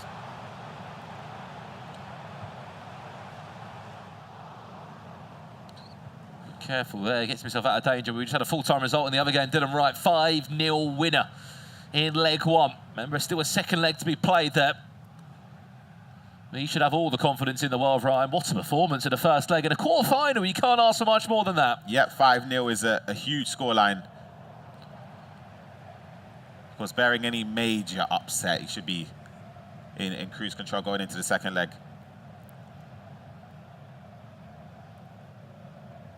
Playing in danger areas here, Kyle Rowley. Brave, though. Yeah, he's struggling to find space. I think B-Slater's not committing anyone forward. He's sort of jockeying backwards, cutting the lanes. Not really second-man pressing as well, unless it's in certain areas as well. So it's hard just to find gaps.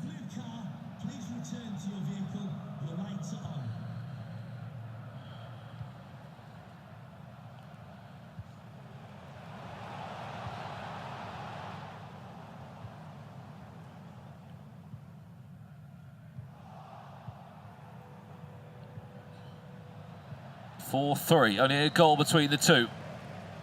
Of course, the winner of this one will play the winner of Dylan Wright against Corley in our other semi-final.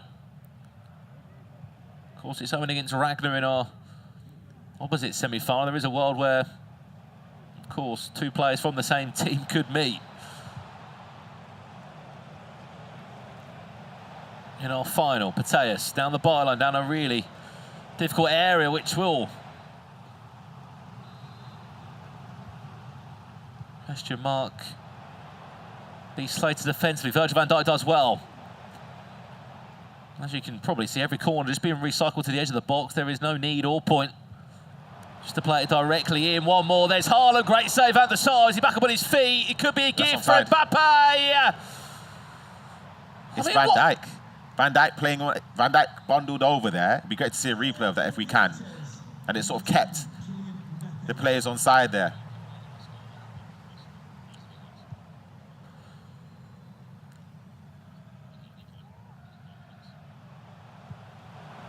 Could be an instant reply. What a tackle. It's a huge tackle from But you are right. I mean, normally, with how the goalkeeper, you could argue, recoil works on EAFC, if they make one save and the ball goes up in the air, 9 times out of 10, they just lock back onto it, unless they're blocked. And we've seen a couple of interesting moments this weekend. That off the ball penalty was an interesting one yesterday, where Vinicius Junior got fouled off the pitch and he got brought back for a penalty. Carl Rowley looking for a 3-goal lead. He might find it now. Kolobawani finds Mateus. 6-3. That all came from that ball over the top. Long ball pass play style. Straight onto Haaland's feet. And he knew, as I said, he sort of maps out his attacks, Cal. He knows exactly what he wants to play for. And done really well there, trying to get the angles to get a shot in the box. Plays it to Mateus and then an arrowed shot across goal.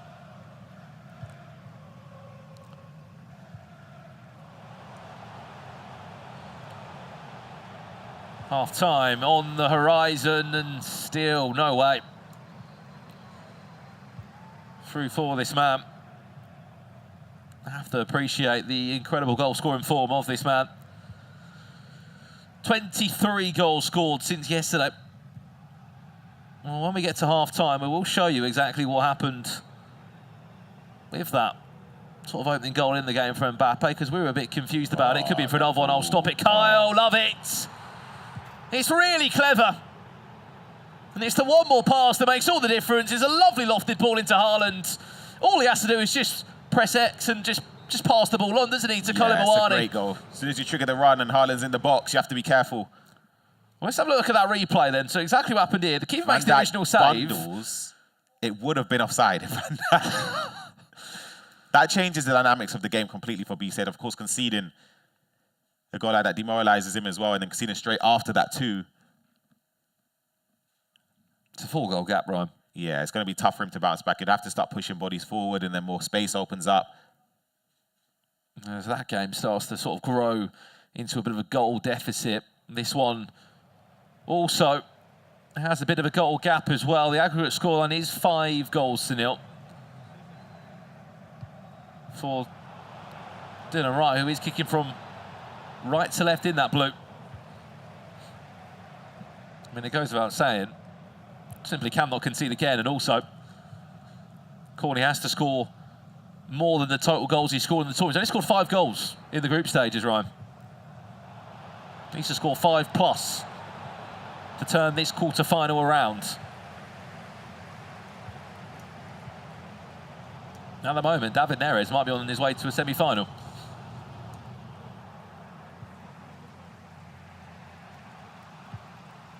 Look where he sacrificed his icon picking at Maldini. I mean, it's been a very sensible shout so far.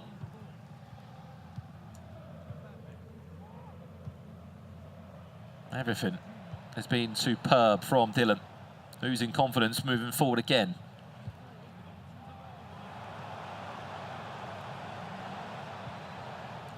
And also to think no Erling Haaland needed at all. Let's jump back across if we can, as I'm hearing some sort of goal sound. I think there may have just been a goal. It's a goal back.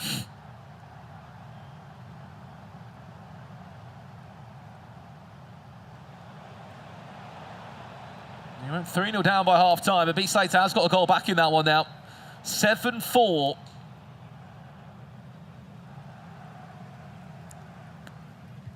On aggregate, still there is a huge cushion to shift to 3 goals, but step in the right direction. That inner footballer of Carl Rowley just doesn't leave him, does it? Yeah, I saw that as well. He's appealing for every decision. Yeah. Can he turn? Mbappe stops. A couple of step overs. It's cheeky.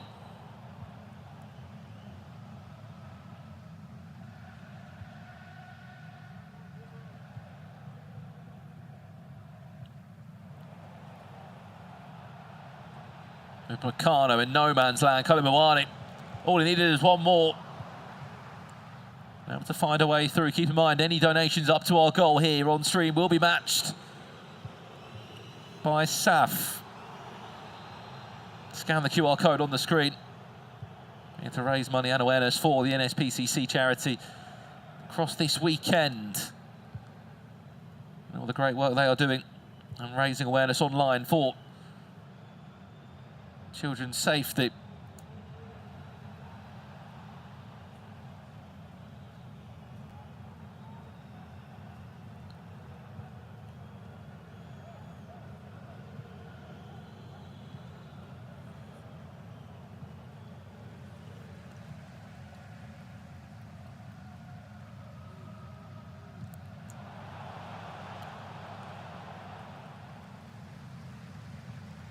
Minutes for 3 goals. I can imagine he's all out attacking his custom tactics. R9, can it be found? Yes, he can. Team of the R9 needs to score, Will! It's only a 2-goal gap now. 20 minutes left to play. There's plenty of time for a comeback. I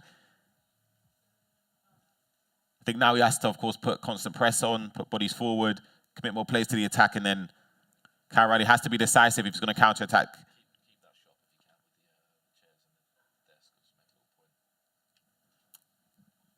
Also, keep in mind, here a win, you will be winning an X-Rocker chair and a desk from the stage. So what you're playing with right now will be coming home with you with 1 win here. A top 4 guarantees that, of course, alongside plenty of other prizes as well. 2 goals in 20 minutes. Very much possible. We could be in for a bit of a Grand Slam finish here that we saw with Ragnar and Colin's season as we are waiting just to jump back into this one. A couple of last-minute changes being made.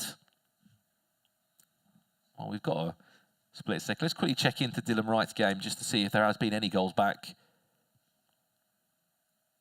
Against Corney over there. Last time we saw, of course, he was running away with that one.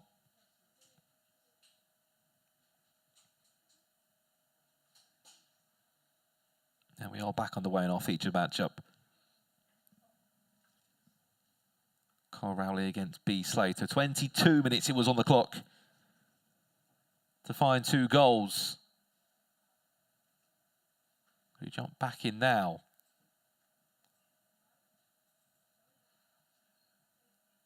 Last 19 minutes.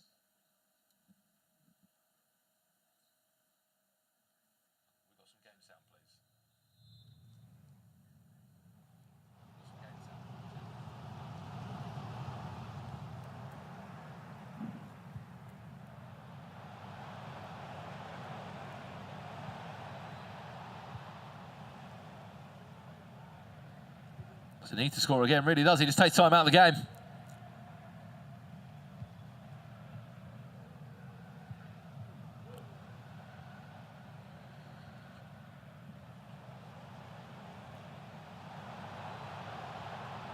Adama, 1 more goal would seal the deal. And would make it mathematically impossible to find 3 goals to find a way back.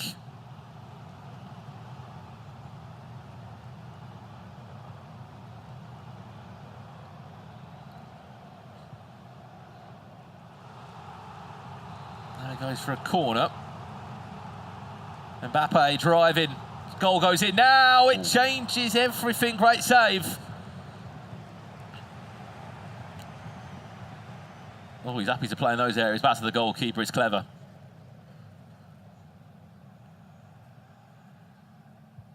No risk taken here. Why would you? 7 minutes away from a top 4 spot. At the NSPCC Game Save Cup finals here in Nottingham. And a goal here would certainly solidify that. Van Dijk might make the block. 5.5 minutes. Let's jump back over to the other game. We've heard there's been a goal.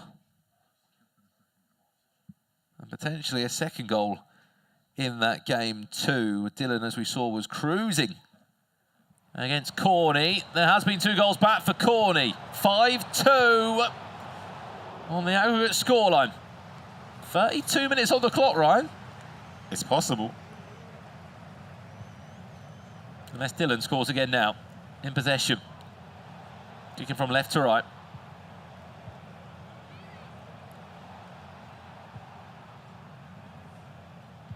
Punched into Mateus. The angle there looks a little bit too wide. Recycles it back inside. Again, it's clever. David Neres fighting for the badge. And potentially, with that goal there, just saying, look, we're on our way through to a top 4 semi-final guaranteed. Yeah, that's a rough goal to concede. I saw Dylan apologise to the camera as well there. That's a tough goal to consider. Other games still going on. Kyle up against B. Slater. We left it. B. Slater needed to get 2 more goals. Approaching the 88th minute now, Brandon is pretty certain Kyle will be advancing to the next stage. Yeah, most definitely. As we know, the scoreline 7-5. It's impossible. Looks like Kyle Rowley will be on his way there, and Team Shorter Games will have 2 players in the top 4. I think the one thing that we can say from it, you just can't have bigger gaps in these games, Ryan. You can't have a 2 or 3 goal gap in a 2-legged game. It just kills you tactically. Yeah. Well, there it is. Full-time result. Kyle Rowley goes through to a top 4 with a big 7-5 win against B. Slater. That is some more prizes guaranteed as well. That top 4, the X-Rocker desk and gaming chair. We'll be coming back with Kyle Rowley later on this evening. We've got one more game to conclude. We know that Corney, unfortunately, doesn't look like he's going to be going through to the semi-finals. The gap does look just too big.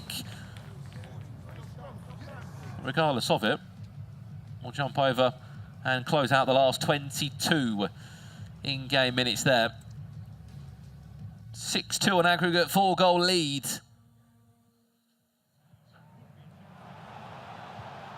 Watch the back post. Mbappe.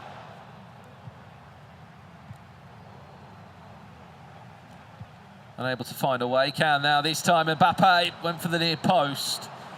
I think for this one, Ryan, it's just a case of that first leg was a killer. Yeah, 5-0 down is a deficit to... Chavella! Everything he is doing now. He's perfect. 7-2. It's all so effortlessly.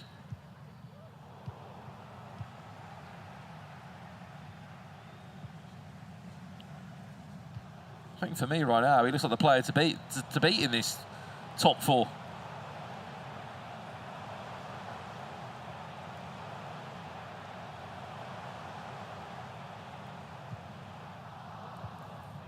Look at the team he's using as well, Ryan. Yeah. I think I'm more impressed. I know he scored 7 goals, but I'm impressed with his defensive showing as well. I know Jay Corney managed to get 2 goals back, but to get 5 goals unanswered. He said yesterday to me, look, you know, David Neres might not be the choice for Melly, but I just didn't have any coins or loans. That's why he's in the team. Yep. And he's made it work for him.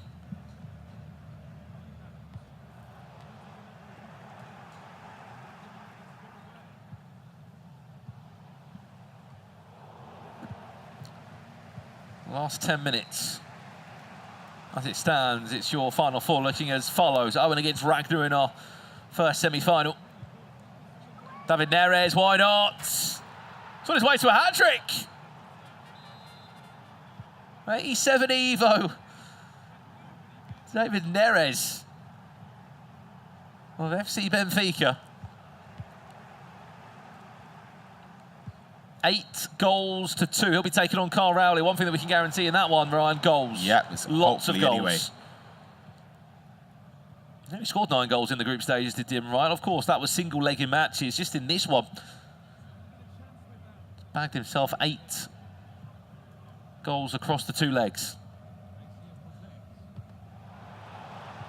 Commiserations to Corney. It will still be a top 8 finish in this year's NSPCC Game Save Cup. Virgil van Dijk is there on the line. Just can't find a way through.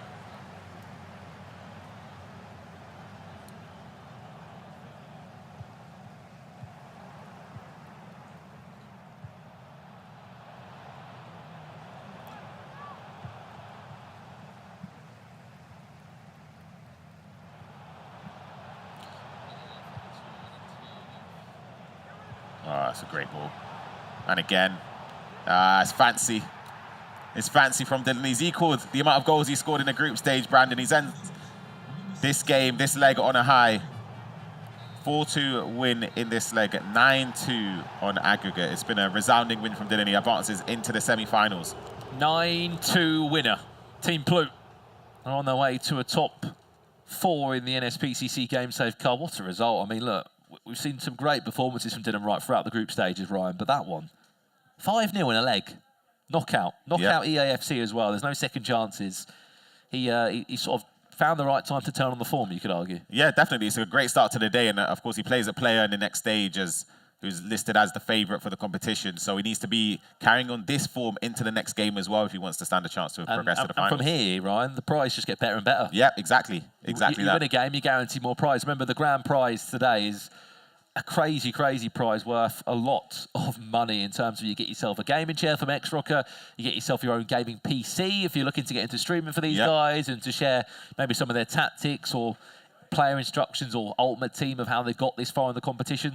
They suddenly can start streaming. Yep, exactly. It's a good way to I guess propel your streaming career. You get all the equipment, you get of course the experience at playing at a tournament in person, you get the prize money and the trophy. And the trophy. Do get that as well. The experience as well is just, unbelievable. And on that as well, as we've said, 16 players came yesterday, 8 came this morning. We're down to our final 4. We'll have our semi-finals coming up a little bit later on today. Hundreds of people signed up to this online just to try and get here. And for the names that did fall out in that top 8, of course, it's not going to feel great now, but still, you've had a weekend away in Nottingham. You've been under and on the lights and on the stage. It's a great experience for a lot of these guys. Yeah, as you said, some of these players, it's their first ever in-person tournament. They're used to just playing casually at home or tournaments online. So being in person, obviously the element is a bit different. You're on stage, you've got cameras around you, your opponent's directly in front of you. Of course, some players, this will be their first time experiencing that. So they can gain a lot from it. What I love as well, semi-finals coming up, as we said, very soon. 4 players that offer you just very different personalities, very different play styles, very different ultimate teams as well in terms of the styles that they've gone for. There is restrictions that these players have to follow here at the NSPCC Game Save Cup, but I mean, there's a bit of personal flavour in those teams. Yep, exactly. Which, I mean, that's what Ultimate Team's all about, Ryan. 100%. I feel as if, obviously, with Dylan Wright having the weaker team on paper, I think by quite some margin. Even just getting to the stage to the semi-finals is a massive accomplishment. Using David Neres in attack, he's got normal Vinicius Junior. We saw Ruben Meccano getting a run out. Exactly. Goal Vinicius Junior. So many interesting choices there. But look, that's what Ultimate Team's about, and having the chance to build and use your own teams is what this tournament allows you to do in the nicest way possible. As we said, down to our final 4 players now. We're in for some crazy, crazy games later on today. I think the key thing is here, Ryan, look, what an opportunity this is. You go and win this. It's a bit of a springboard for a lot of these guys. Yeah, absolutely. And again, I think the one thing they need to make sure is the players that are still in is just to enjoy it, just have fun, and hopefully the results fall their way as well. I think they certainly will enjoy it. As we said, 4 players left in the tournament. Let's head down to the host stage to hear from those 2 winners now. We have one of those here with their creator, Shauna Games. Kai Rowley still progressing undefeated in this tournament, doing it in style. Again, you were a little bit unhappy, though, about how you performed there, even though you are a semi-finalist. Tell us why. The goals. Conceding too many goals. Happened yesterday in the first game, and hopefully it takes the same path that I don't let any more goals in. Let's have a little word for your opponent as well, because I thought he put up a great game. Yeah. Were you a little bit surprised with how good he was? Yeah, I was. Don't get me wrong, you've got to be a good player to be here, but the fact that the lad's only 17 and he's come in and he's quite on paper and put up a good fight against one of the favourites or whatever people are saying, but he can hold his head. He's got to be proud of the performance and all weekend. A lot of potential. Oh yeah, definitely. He's just got to get off that Xbox console now and get a PlayStation. I'm sure his creator Andy will get him one up, I think. Sure, a word on Kyle as well. Obviously, now after the semi-finals, we've been bigging him up all the way through this. Have you had a chat with him after that one? And obviously, he said he needs to work on his defending. Oh, what would you say to him? I was saying that the whole time. I was like, calm down, you're challenging too much. But the second half, he fixed up, and I mean, we won. So Dylan, though, next round, we just saw he scored 9 goals there past Corney. That's a lot of goals that you're trying to defend against in the next one. Are you both going to have a little look at that and try and assess how you think that will go? I'm going to try not to, because I think last night I did watch a couple of B Slater's games back, and I think put a wrong impression on him. I think I took him too lightly, so I'm going to try and stay away. But hopefully it's not going to be a 9-9 game. It's going to be a close one. Sean, I'm going to put you under the spot. Oh, thanks. Did you get the better player in the trade? You can't ask me that. I can. Ragnar's not your player anymore. We'll have to see. If both of them get to the final, I've won, so Okay. it's a win-win situation for me. I was actually going to say Shauna's actually going to be really happy because she's got Yeah. both her players technically Yeah, through. I wasn't we're going to in take a competition. pick. Well, guys, you are safely through. Congratulations. We'll see you in the semi-finals. Thank you. Thank you. Thank you Thank very you. much. Thank you, Carl. Congratulations. Right, well, in the semi-finals goes Carl Rowley, and he'll be joined by our second semi-finalist as well, Plute, with Dylan here. Guys, congratulations, and I'm going to pass you. Plute, that one, 9 goals. Where do I even begin with absolute goal fest? I don't know where to begin, to be honest. Yeah, I've just jumped in the game, saw he's sitting off me a bit, and one went in, and the rest just kept going in. It was just perfect, really. Sometimes it's one of those days. Did you Yeah. kind of feel that? Sometimes everything just clicks for you? Yeah, that game, with no doubts and whatever I was doing. You were just taking your chances, weren't you? First 20 minutes, he was just relentless, chance after chance, and he was finishing them all. Do you think you could smell blood in the water? You said he was sitting off you a bit. Was Yeah, it's just the first 10 minutes, like, I like to just see what my opponent's doing. He sat off a bit, I was like, it's wrong thing, I'm going for you now. No, it's maybe even more difficult in that situation when he's playing so well. Actually, you don't want to change anything. You don't want to jump in and even talk to him because actually you don't want to put him off his stride. That's it, you know, you need to figure out who you're coaching, and I think you don't want to upset them, you know. If they're playing well, just leave them to it, so, yeah. Were you pretty happy? I mean, first leg's finished, you're cruising. You could have taken the pad in the second one. Oh, I don't know about that, mate. I won't go that far. Only I could bottle a 5-0 lead, trust me. But yeah, no, he's playing well, so I just said, look, carry on, but don't sit off, because, you know, FIFA, FC, we know what it's like. It can change just like that. So I just said, look, carry on being relentless. Big opponent next, so everyone's classing him as We're the expecting favourite. goals. We're expecting goals. We're expecting a lot of them. The but biggest opponent. Are you nervous for this one? Because this is probably the biggest test so far. Yeah, he's the biggest. I've watched him play. He's just unbelievably clinical. But, you know, I'm going to put up a fight. You just put 9 past your quarter-finals. That's it, mate. I mean, I'm sure you won't mind me saying it. If there's been a hole in Kai's game, it has been potentially defending. Yeah. Could be in for an unbelievable game. Yeah, it's just going to be so many skills showcased, so many goals. Honestly, there's going to be maximum goals in this game. Well, you are a semi-finalist today. Congratulations to both of you. We'll see you in a short moment of time. Go and get some Come rest, on. go and get some lunch. Good luck, Dylan. And we'll see you shortly. Alrighty, well, if you go that way, we're going to actually welcome both of our casters as well. Ryan and Brandon are going to join us and just have a quick debrief on those 4 quarterfinals we were just treated to. Mike's You can pass that down. back over that way, boys. Well, we are now down to our final 4. Obviously, 2 semi-finals coming away and such great competitors left in this. Ryan, I'll say we've still got the favourite, Carl Rowley. He's still in it. Everyone's still pitching as a favourite. The fact that we're now at the semi-finals and, you know, he hasn't lost, obviously, yet in the whole entire thing. As a player yourself, you know how difficult that is to be a favourite. Does it get to you now at this stage? I would say it would have got to him beforehand, not just about getting to the semi-finals. Throughout the whole competition, he would know that there's sort of a target on his back, and I think he's performed to the standard. Even though he would say it's been lower than his normal level, he says he started slow, but he's still doing very well in front of goal. You've watched pretty much everybody, Brandon. You're into the semi-finals now. Do you think that Kai Rowley is that far ahead? Do you think he's that big of a favourite? Because I mean, for me, I'm looking, I think Ragnar's right there. Owen Laney's been great as well, and Dylan just put 9 past the opponent. I think the one thing we're seeing from the 4 players is just 4 very unique play styles. Like I think Owen and you could argue sort of Dylan have got mechanically a lot of the Travellas down, a lot of the time finishing down, but they've all got different ultimate teams, haven't they? They're playing on their own accounts, which adds a great deal. So you could argue Kai Rowley's the favourite, but then Dylan goes and wins 9-2 with David Neres up front. Like crazy. You can't really call that. So it's honestly hard to say, but one thing that game is going to be fireworks. Well, from 16, we started yesterday, down to 4 now. We have completed our semi-finals. Let's have a quick look at that bracket, just to remind everyone at home who is in it, who's in the final 4. So, in a short while, we'll get to see Owen take on Ragnar, and then Kai Rowley take on Dylan for a place in the grand final a little bit later on.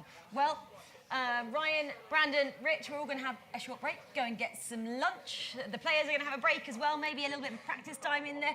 That'll be crucial at this stage. So come back and join us in a few moments' time. We get to do this all again, semi-finals and finals coming your way. See you shortly.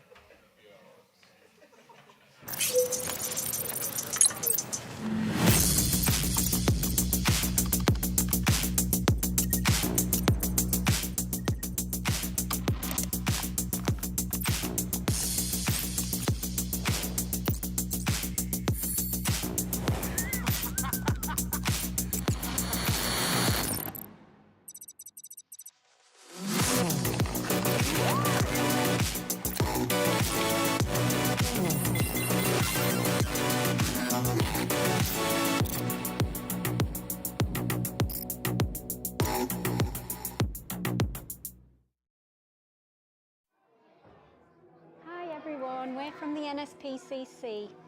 Hands up if you can tell me what we do. Everyone, teachers, parents, you, me, all of us working together to transform the lives of those who have been abused. How is everyone today? It's so great to see you all back here today. Today, we're going to talk about keeping ourselves and each other safe. It doesn't have to be a scary subject. It's about, I think, finding ways to have conversations with your child. You don't have to apologise. It sounds like you're going through some really difficult feelings right now. Sometimes there's so much to say, we don't know where to start. Being a parent really isn't easy, and that's why it's so important that we can communicate. You're doing really well. It sounds like things are really hard for you. My priority right now, though, is to make sure that you are safe. It's not okay for children to be hurt. And if someone is being hurt, who can they talk to? Perhaps you'd like to write it down instead. And as we know, it's about giving them the very best start in life, isn't it? Even though it seems hard right now, remember we're always here for you whenever you need us. Preventing child abuse is a massive task. It involves everyone. Teachers, parents, you, me, working together to transform the lives of those who have been abused, protect children at risk, and prevent abuse from happening in the first place.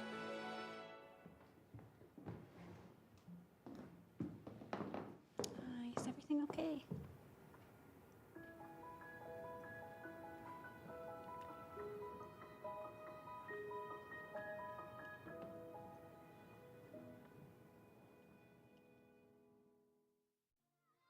All children and young people have the right to be safe, whatever they are doing. When they are at home or at school, we know whose responsibility they are. When they practice or train, then as their coach, referee, club welfare officer or club organiser, whether it's your job or you're a volunteer, you need to make sure that children are not at risk from things like physical harm, bullying, grooming and sexual abuse. By supporting children and young people and following safeguarding procedures, you can contribute to keeping them safe. This is different from child protection, which is the support response from child services if something bad does happen within or outside of the sporting activity. Safeguarding, however, is all about preventing anything serious happening in the first place. By putting in place the right policies and procedures, you can create a safe environment to make sure the children you're coaching are less likely to come to harm. However, your safeguarding responsibilities don't start and end during practice time. The sport you train them in affects and takes up other parts of their lives too. By thinking about this, you might be able to make them even safer. We call this contextual safeguarding. For example, how does the child or children you are working with get to practice today? What do you know about that journey and any risks along the way? Think about what happens after training too. Do they stop for food on their way home or hang out anywhere else? You can provide information to those shop owners about what to do if they have concerns about children. It's about being proactive. Where do they practice their skills in their spare time? Can you make that environment any safer for them? It's important to engage with children and young people on the field, pitch or park to ensure they are safe from bullying and abuse, and that wherever they spend their practice time, it's in a safe and supportive place. We can help you with the tools and resources so that you can start thinking about how to make the children you work with as safe as possible.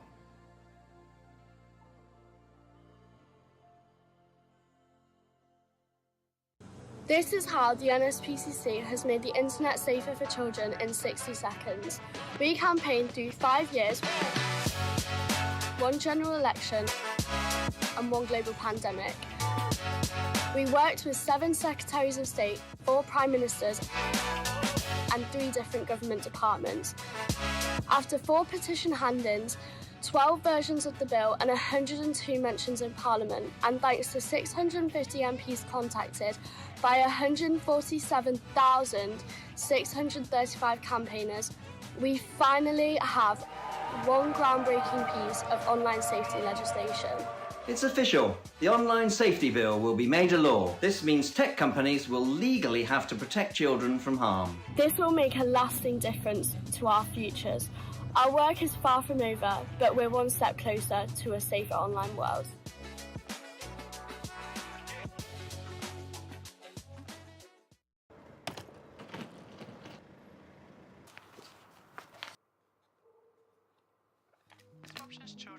The school trip's cancelled. We expect so much from children, don't we?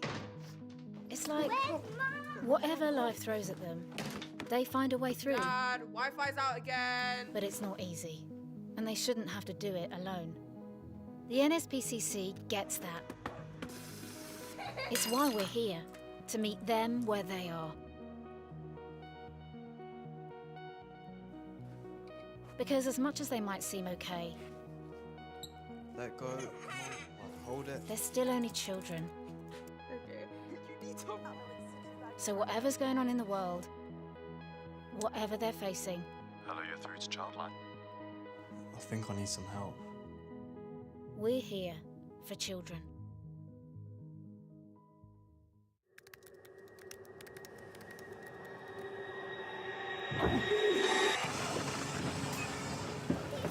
Hi, Ollie. Oh, hi, Maddie. Oh, she's nice. You're looking to get stacked. Special delivery. Thanks, Libs. You're a legend. Sorry. Have you ever seen a female do anything properly? Being an alpha comes down to muscle mass and a dominating charm. What? To get a high-value woman, you look good. I'm talking working out every day. Never seen. Fail. She sucks at parking. Come on, Ollie. Women shouldn't even be allowed to drive. Forget it, mate. That Miss Webb shouldn't be making life hard. She should be in the kitchen.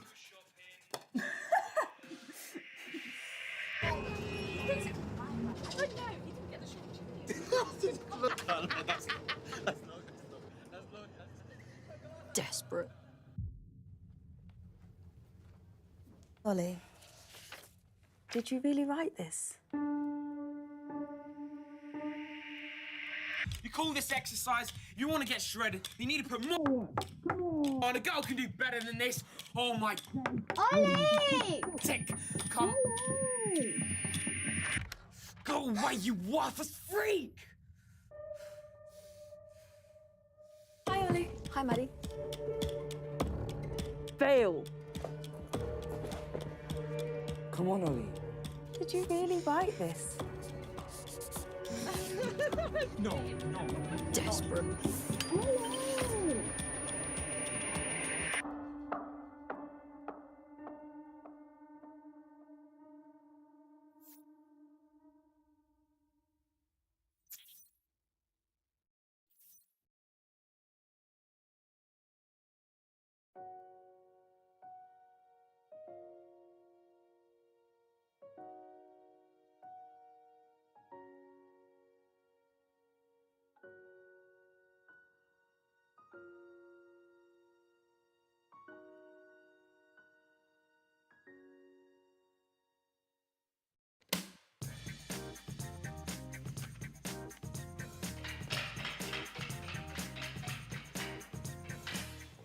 Get chatting. It is important to talk about the good parts of the internet. As much as the bad. True or false? Yeah, that's definitely true. True.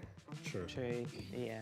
I think it's important to talk about what you see online, what's true, what's fake. It puts things into perspective. I mean, the internet does have some good things on it. The positive thing about being online is you can get lots of inspiration from many different online sources. The correct answer is true. Get chatting. Have regular chats with your child about what they like doing online and how it makes them feel. Don't forget to talk about the positives of being online as much as the negatives, and really listen to what they're telling you. Do you think we just chat enough about being online? No, I don't think we chat really at all about you being online. I mean, I just trust you. I feel like we should talk a bit more about being online rather than all the bad parts, some good parts, so we can enjoy being online as well as being safe.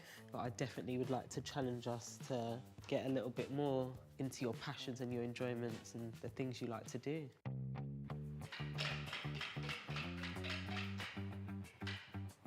Screen time savvy. We should all take breaks from our screens. True or false?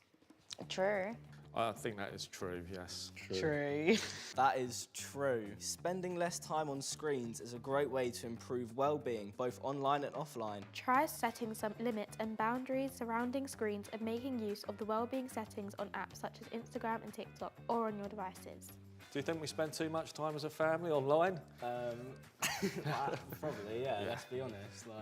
I don't think you guys set good examples for like taking breaks. We could all improve on that together. The impacts that it has on your mental well-being as well as your physical well-being. We could go back to the days of calling people, going to visit relatives, and just us as a unit valuing that time of being in person.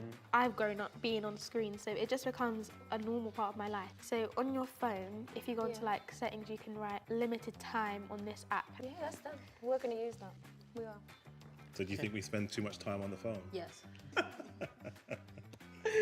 You said that so fast. That's good, the honesty is good. Yeah.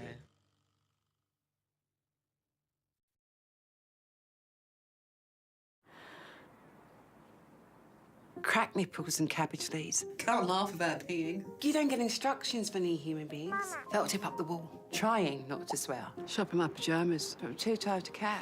Then a bicycle job was over, and you're too close to the road. And what on earth's aspartame? And I don't care how Ravi's daddy does it. And please just stop crying and don't let go of my hand.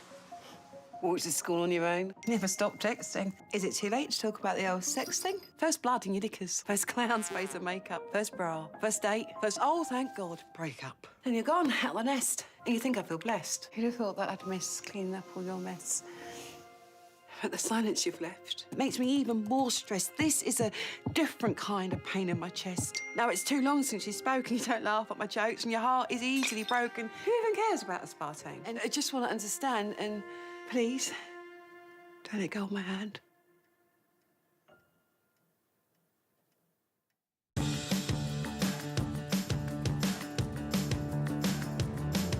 Hey, are you ready for some facts? Yeah, sure. Yeah! Did you know the NSPCC is over 130 years old? Whoa! And its first royal patron was Queen Victoria. Wow. There's been a few more too. I know them. The NSPCC was active during World War II, and they kept going through the pandemic. That must have been scary. In 1986, Childline was started, with over 50,000 children trying to call on the first day alone. That is a lot of children. Since then, Childline has helped nearly 6 million children. So, if they need help, Childline is there. Yeah, and they've got these message boards. They're actually really good. Did you know they run assemblies and workshops in schools? We know, Buddy. And last year, we reached 1.2 million school children in the UK. They came to my school and talked to us about being safe. But what about the dinosaur? Huh? His name is... Pentasaurus. With over 3 million YouTube views, the NSPCC has helped millions of families have an important conversation. No means no. Excellent! Now you know the facts. Is there anything else you'd like to know? What are you doing next? Yeah, what's next? Well, I'm glad you asked. There's online safety, early years development, therapeutic centres, training the police and other authorities, materials in Urdu, Polish and other languages, and Welsh dinosaurs for starters. But none of this would be possible without our supporters, because whatever changes in the world for children, so will we. Goodbye. Bye. Bye. Bye. See ya.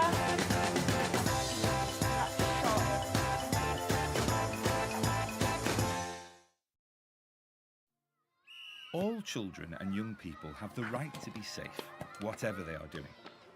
When they are at home or at school, we know whose responsibility they are. When they practice or train, then as their coach, referee, club welfare officer or club organiser, whether it's your job or you're a volunteer, you need to make sure that children are not at risk from things like physical harm, bullying, grooming and sexual abuse. By supporting children and young people and following safeguarding procedures, you can contribute to keeping them safe. This is different from child protection, which is the support response from child services if something bad does happen within or outside of the sporting activity. Safeguarding, however, is all about preventing anything serious happening in the first place. By putting in place the right policies and procedures, you can create a safe environment to make sure the children you're coaching are less likely to come to harm. However, your safeguarding responsibilities don't start and end during practice time. The sport you train them in affects and takes up other parts of their lives too. By thinking about this, you might be able to make them even safer. We call this contextual safeguarding. For example, how does the child or children you are working with get to practice today? What do you know about that journey and any risks along the way? Think about what happens after training too. Do they stop for food on their way home or hang out anywhere else? You can provide information to those shop owners about what to do if they have concerns about children. It's about being proactive. Where do they practice their skills in their spare time? Can you make that environment any safer for them? It's important to engage with children and young people on the field, pitch or park to ensure they are safe from bullying and abuse, and that wherever they spend their practice time, it's in a safe and supportive place. We can help you with the tools and resources so that you can start thinking about how to make the children you work with as safe as possible.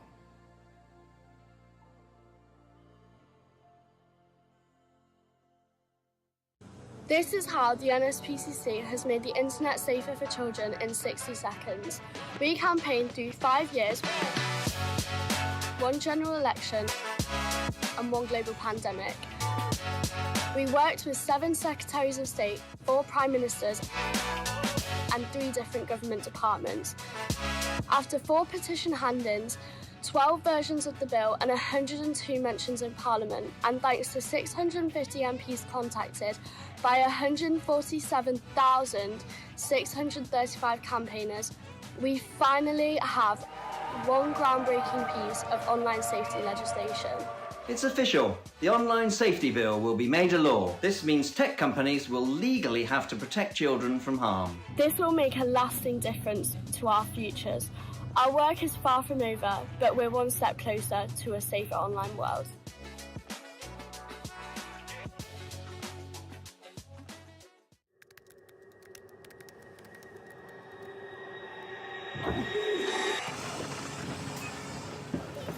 Hi, Ollie. Oh, hi, Maddie. Oh, she's nice. You're looking to get stacked. Special delivery. Thanks, Libs. You're a legend. Sorry. Have you ever seen a female do anything properly? Being an alpha comes down to muscle mass and a dominating charm. What? To get a high-value woman, you look good. I'm talking working out every day. Never seen. Fail. She sucks at parking. Come on, Ollie. Women shouldn't even be allowed to drive. Forget it, mate. That Miss Webb shouldn't be making life hard. She should be in the kitchen.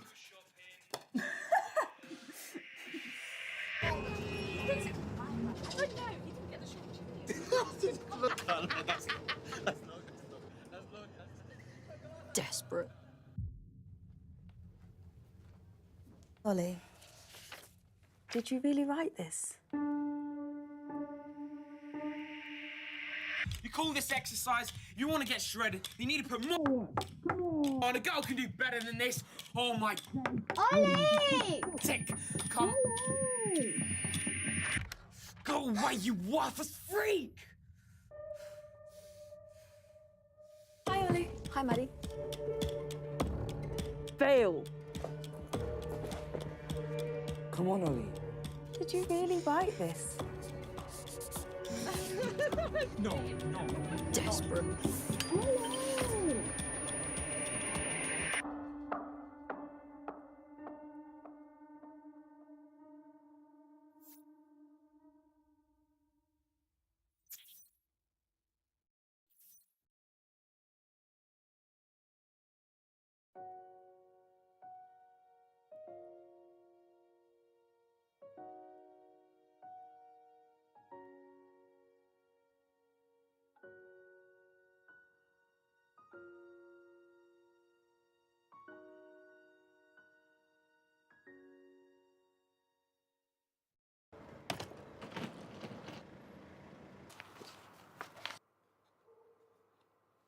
Disruptions children's learning. You know, the school trip's cancelled. We expect so much from children, don't we? It's like whatever life throws at them, they find a way through. Dad, Wi-Fi's out again. But it's not easy, and they shouldn't have to do it alone. The NSPCC gets that. It's why we're here, to meet them where they are. Because as much as they might seem okay, Let go. Hold it. they're still only children. Okay. You need to. So whatever's going on in the world, whatever they're facing, Hello, you're through to Childline. I think I need some help. we're here for children.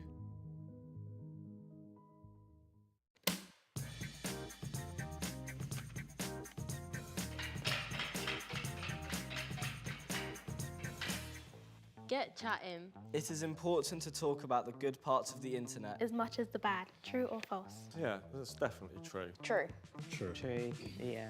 I think it's important to talk about what you see online, what's true, what's fake. It puts things into perspective. I mean, the internet does have some good things on it. The positive thing about being online is you can get lots of inspiration from many different online sources. The correct answer is true. Get chatting. Have regular chats with your child about what they like doing online and how it makes them feel. Don't forget to talk about the positives of being online as much as the negatives and really listen to what they're telling you. Do you think we just chat enough about being online? No, I don't think we chat really at all about you being online. I mean, I just trust you. I feel like we should talk a bit more about being online rather than all the bad parts, some good parts, so we can enjoy being online as well as being safe.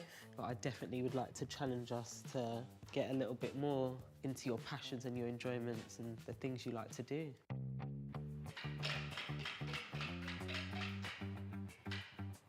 Screen time savvy. We should all take breaks from our screens. True or false? True. I think that is true, yes. True. That is true. Spending less time on screens is a great way to improve well-being, both online and offline. Try setting some limits and boundaries surrounding screens and making use of the well-being settings on apps such as Instagram and TikTok or on your devices. Do you think we spend too much time as a family online? Probably, yeah, let's be honest. Like, I don't think you guys set good examples for like taking breaks. We could all improve on that together. The impacts that it has on your mental well-being as well as your physical well-being. We could go back to the days of calling people, going to visit relatives, and just us as a unit valuing that time of being in person. I've grown up being on screens, so it just becomes a normal part of my life. So on your phone, if you go into like settings, you can write limited time on this app. Yeah, that's done. We're going to use that. We are. So do you think we spend too much time on the phone? Yes. You said that so fast. That's good, the honesty is good. Yeah.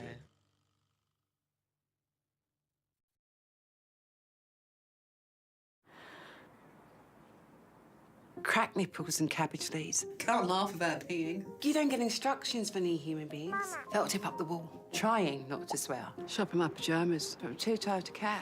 Then a bicycle job was over, and you're too close to the road. And what on earth's aspartame? And I don't care how Ravi's daddy does it. And please just stop crying and don't let go of my hand. Walk to school on your own. Never stop texting. Is it too late to talk about the old sex thing? First blood in your knickers. First clown's face and makeup. First bra. First date. First, oh, thank God, break up. And you're gone, out the nest. And you think I feel blessed. Who'd have thought that I'd miss cleaning up all your mess? But the silence you've left makes me even more stressed. This is a different kind of pain in my chest. Now, it's too long since you spoke and you don't laugh at my jokes and your heart is easily broken. Who even cares about aspartame? And I just want to understand and please, don't let go of my hand.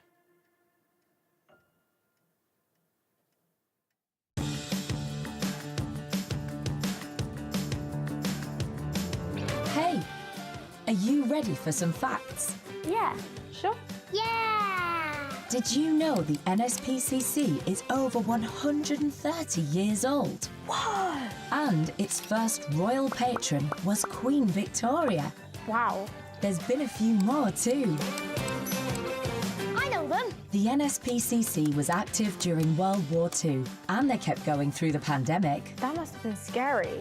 In 1986, Childline was started, with over 50,000 children trying to call on the first day alone. That is a lot of children. Since then, Childline has helped nearly 6 million children. So, if they need help, Childline is there. Yeah, and they've got these message boards. They're actually really good. Did you know they run assemblies and workshops in schools? We know, buddy. And last year, we reached 1.2 million school children in the UK. They came to my school and talked to us about being safe. But what about the dinosaur? Huh? His name is... Pentasaurus. With over 3 million YouTube views, the NSPCC has helped millions of families have an important conversation. No means no. Excellent! Now you know the facts. Is there anything else you'd like to know? What are you doing next? Yeah, what's next?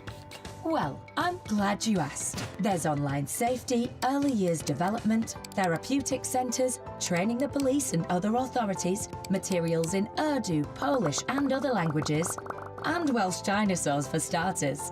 But none of this would be possible without our supporters, because whatever changes in the world for children, so will we. Goodbye! Bye! Bye! Bye! See ya!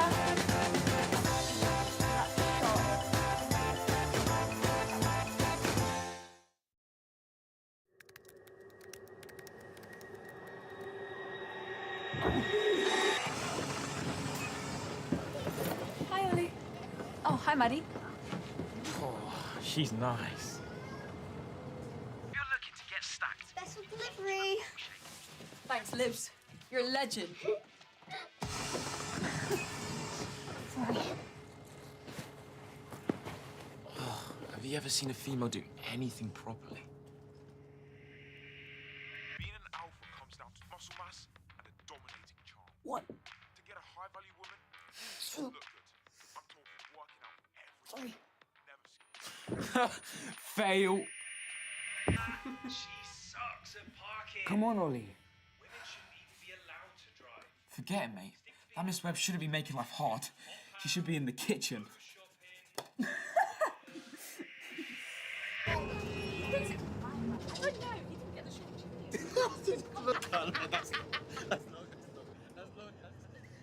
Desperate.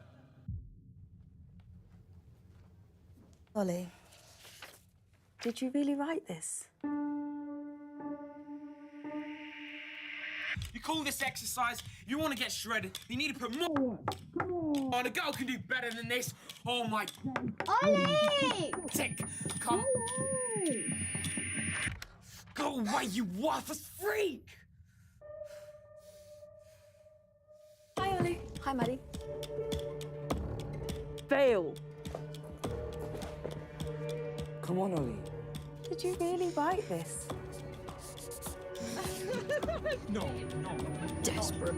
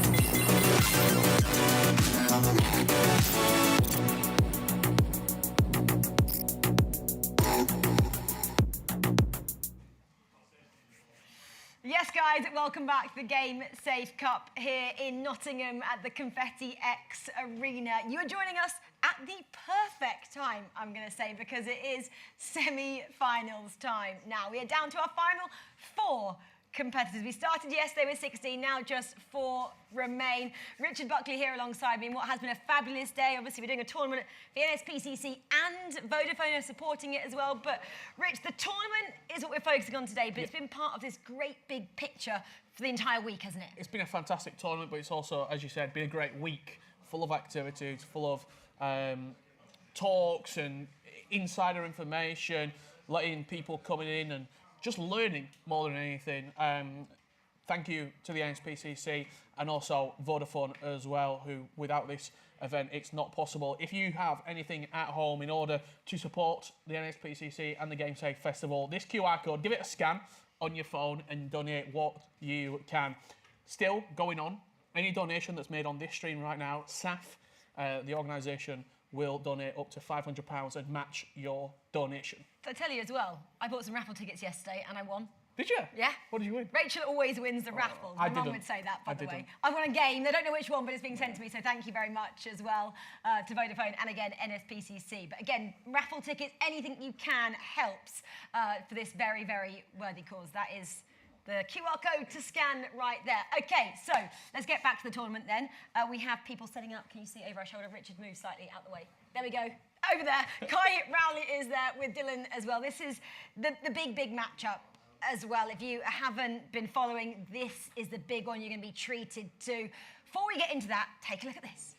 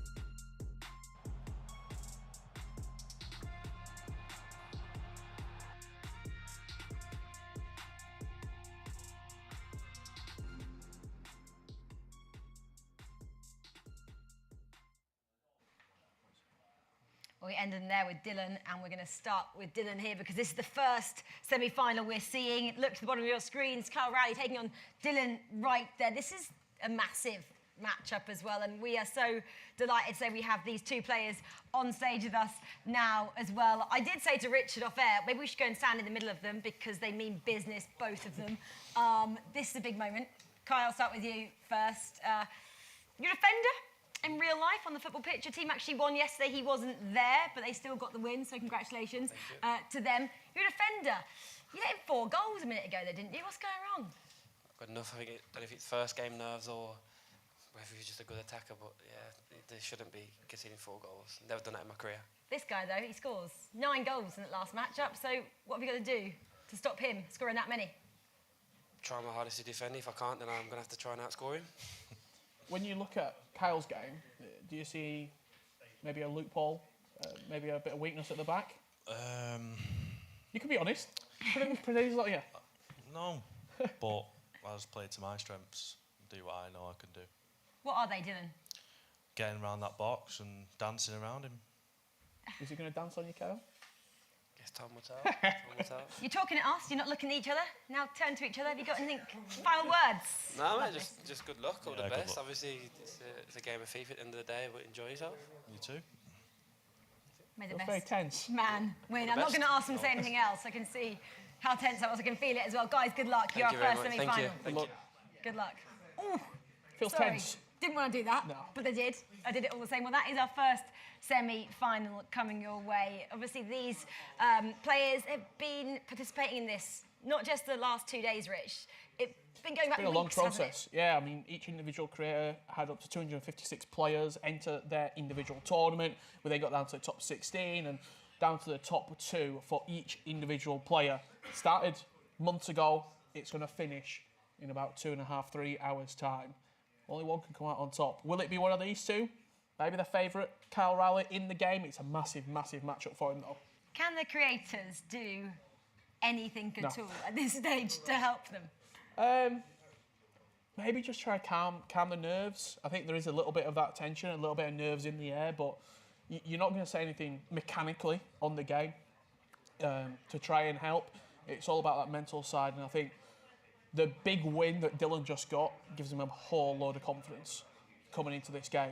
If he beats Kyle right now, he'll fancy himself as the favourite to go on and lift this trophy. And that's because we are talking about Kyle Rowley there being the favourite in this tournament. He's been undefeated, not only in the last couple of days, but in the whole competition as well. So he, on paper, is the favourite. But what can Dylan do? Well, we're about to find out. It's almost time. They're taking their seats. They're getting prepped. Their creators are going to sit behind them, as they have done the whole weekend. It's about to get serious here at Confetti X. So, Rich, for one last time, let's throw over, shall we, to George and Lisa, who can take you through this first semi-final. Thank you very much, Rachel. Here we are, ready to go with the first semi-final of the weekend. What a weekend it's been, coming down to the last, 6 games now? The 2-legged semi-finals and then the final. The favourite, potentially, to win the whole thing, Kyle Rowley versus Dylan. Dylan, what can he do? What has he got to change? Because obviously we've seen Rowley, the way he plays against other players. We saw him in the quarterfinal. Against B Slater. Obviously, what does he have to change? What does he have to adapt to in order to beat Kyle Rowley? To be honest with you, I don't think he has to change much. I think, he scored a lot of goals in the last game. He obviously, I think it was 9 goals he scored. So I think, going forward, he seems like he can score goals. However, on the flip side, he didn't really concede too many. I think it was around 2 goals that he conceded. So I think, obviously, Kyle's a very good opponent, and like we mentioned, the favourite to actually win this competition. So I think if he wins this game, I think he'll be, in his mind, he'll be thinking, I can go on and win this. Yeah, definitely. I mean, obviously, he doesn't want to get ahead of himself. He doesn't want to already start thinking about that final because he's got a very tough opponent to go past in Dylan, and it's not going to be an easy task at all for him. But we'll have to wait and see, as the players obviously are just getting ready for that. But in the meantime, why not quickly remind ourselves about what the players are playing for? Let's have a quick look at these prizes then, shall we? So, obviously, we've gone over it already. First place gets that PC chair, keyboard and mouse from Overclockers, £100 in vouchers for Fanatical, 550 Amazon, 550 in Amazon vouchers, immersive Gamerbox tickets, VIP Gamerbox experience for 10 people, and a British Olympic Association kit bag and trolley suitcase. That's very nice. Yeah, obviously the Amazon vouchers, we all know we can get so much stuff off on Amazon, obviously, with all the setup stuff there. Obviously, when maybe they can get themselves a mic as well to go along with it and start a streaming setup. And I'm sure people at home are going to want to watch them stream, especially maybe they can learn stuff to put into their game, maybe like they have during this competition as well. And I mean, you got to remember, whoever wins this game is guaranteed to be in the final. So they're guaranteed to get either obviously first or second place prizes. And then obviously, unfortunately, if they do go out on this round, they do still win. They obviously get the third and fourth place prizes as well, which, I mean, pretty decent still, right? An X-Rocker chair and desk from the stage, which, yeah, again, if you want to be an inspiring streamer or you are a streamer, you can use that and upgrade your setup. Yeah, and I think there's one prize in the first place prize that I would definitely be interested in. That's a signed Final Fantasy 16 copy of the game. That does interest me. You a fan of Final Fantasy? I'm not, to be fair. I'm sorry, I'm not a fan of the RPGs. Fair, I'm not. fair. Oh, you see, he's got a towel. Okay, so we're just having a couple of issues that we're getting sorted through, and then we'll be getting straight into game. As you can see, both players are in their seats and ready.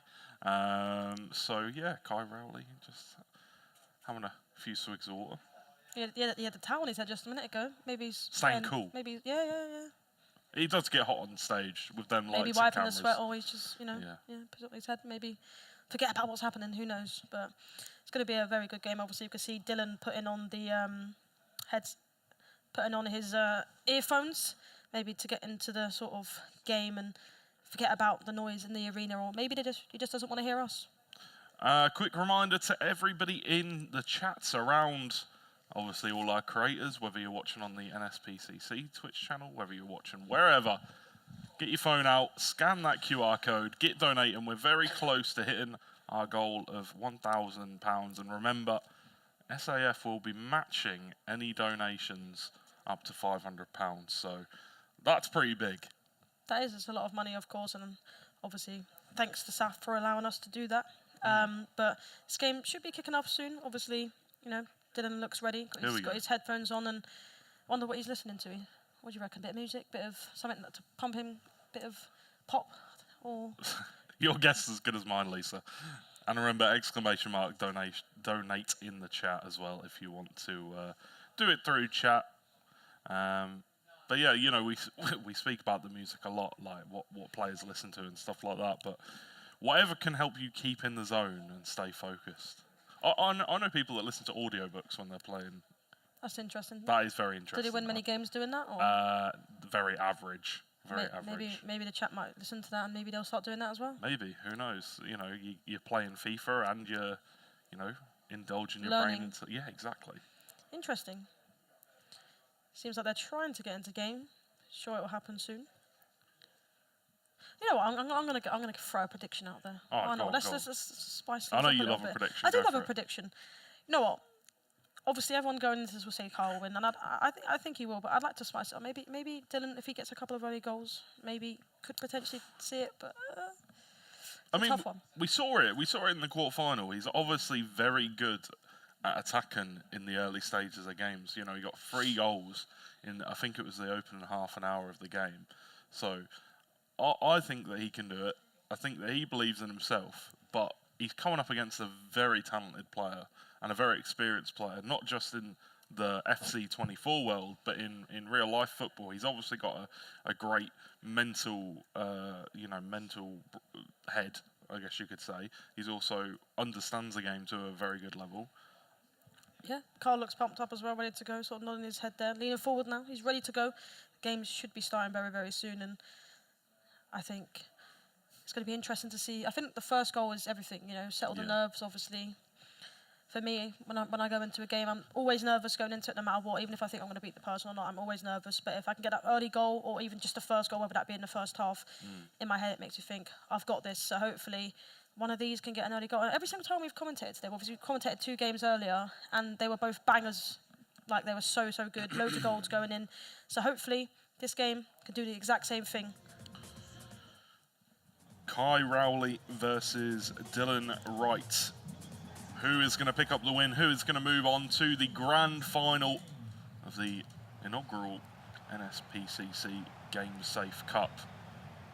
Well, we're going to find out now over the next 180 minutes of FC24 action. Maybe golden goal, who knows? Maybe. That would be very interesting. And Mbappe, all the chances on to get the pass through to Vinny there. Couldn't quite find it in time. Lorente, though, goes to the close range to Ravella. Casillas does make the save. Goes out for a corner. Trent tackled by Putellas. And we're switching over to Rowley's perspective here. Yeah, first chance obviously going to Dylan there. Good chance. Obviously went for the Trivella, but didn't work out. Now it's time for Rowley to go forward. Yep, those driven passes just cutting through Dylan's defence right now as they look to break forward. Cancelo gives it to Putellas, who has a little bit of space, takes on the shot, green timed. Schmeichel makes a save. Yeah, great save there, and obviously we'll know that the Trivellas normally come, but sometimes they try to bait it and they don't actually do it. But nice pass there, extra pass. Oh, what on earth? Schmeichel didn't dive. Haaland gets the goal.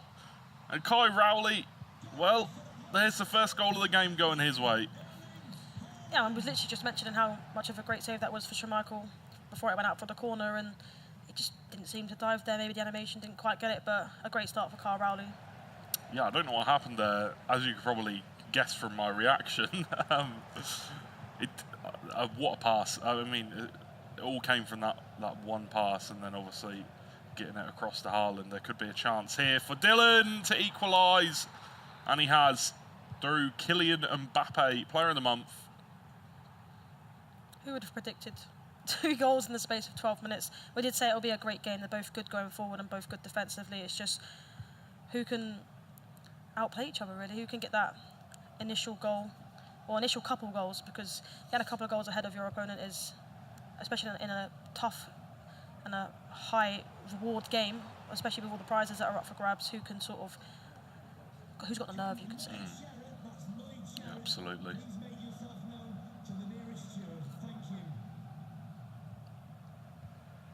Mbappe coming a bit deeper to help his team in the build-up play. And Kyle has the ball back now.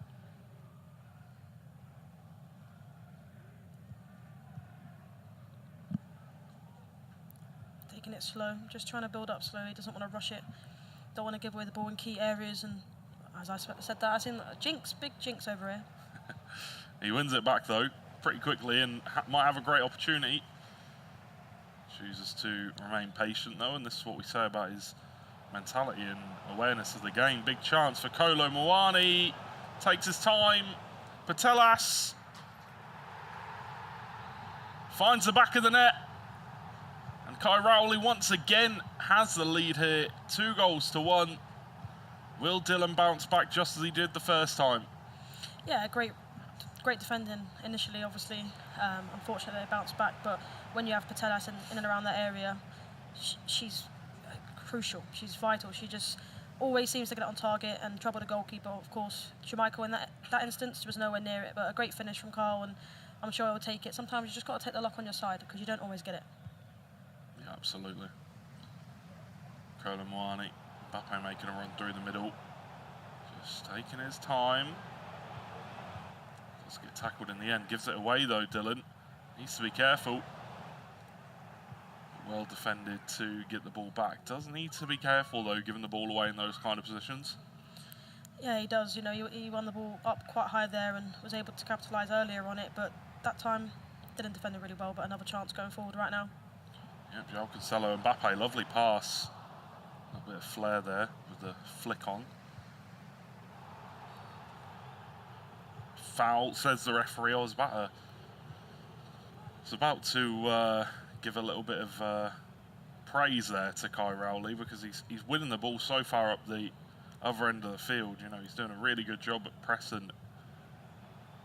Mbappe gives the ball to Kolo Muani, and it's 3-1. Kyle Rowley's just playing fantastically here.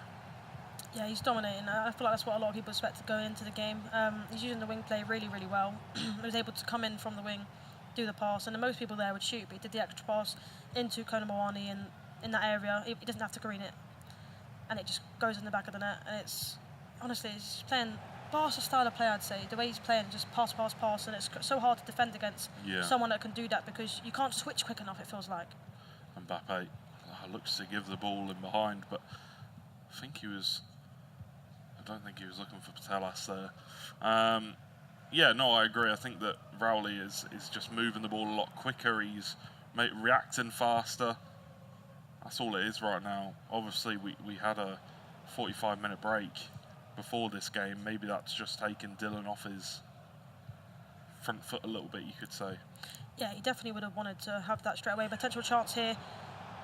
Putellas, great pass and a great finish. I'll give him a little bit of boost now, obviously getting that goal. Momentum maybe. Great finish from Llorente. Not really who you'd expect to be in that position, but the overlap there, of course, and was able to put it into the back of the net. Yeah, big chance for Dylan and took it. Lovely goal. And now he's back in the game. 3-2. Ball played over the top for Kolo Muani. Haaland waiting in the middle. But Dylan wins it back. This is what we like to see for Dylan. Now that he's brought it back to just a 1-goal deficit. start maybe to play with a bit more confidence.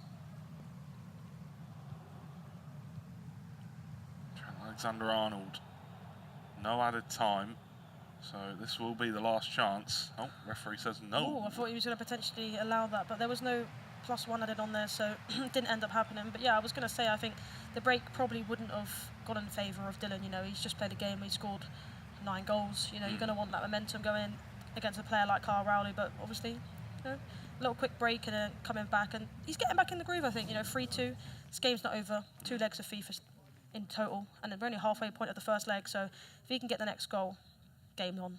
But if Kyle gets it, I think it will be quite hard to come back. Let's see though, as we look to going to the second half. We've swapped sides. Now the question is, can Dylan change this game around for himself? Can he find a way back into this as early as possible? Obviously it's a 2-legged affair, so there is plenty of time left, but for the mental warfare side of things, Kolo Muani. Oh, what a finish, green timed in the near post. And that is another fantastic goal, well worked by Kai Rowley. Yeah, another wing play from Kyle Rowley and able to get it into the box, and it looked like he sort of baited him in a way. He sort of looked like he was going to go on his left foot, but sort of twisted onto his right foot and was able to green time it at near post. Oh, sorry, far post. But it was a great finish, and I think in general, it's going to be hard for Dylan to climb, but he's been doing it. You know, he's got a couple of goals down prior and he's able to get one back, so I don't think he's out of this. Mendy. That's going to be David Neres. Mbappe. Llorente. Great chance. So close.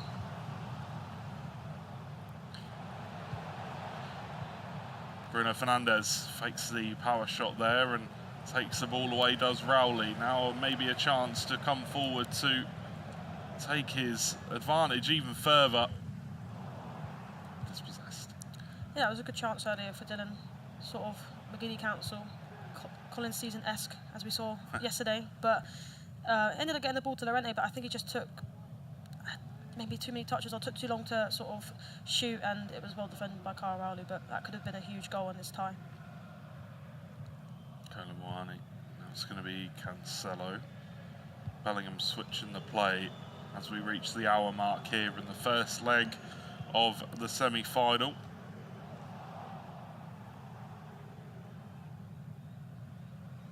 Vinny Jr. bursting with pace. Plays the ball over the top to Llorente. Overlap run from Vinny Jr. back into the midfield. It's a good build-up play here from Dylan. Is there something at the end of it for him? No. Rowley breaks him down once again with some great defending, just patience.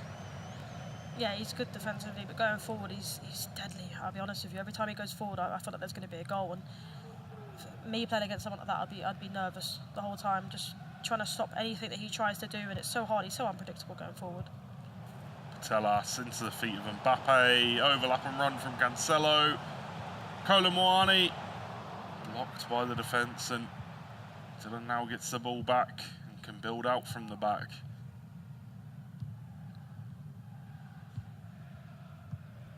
Pass. Kyle Walker once again with the tackle.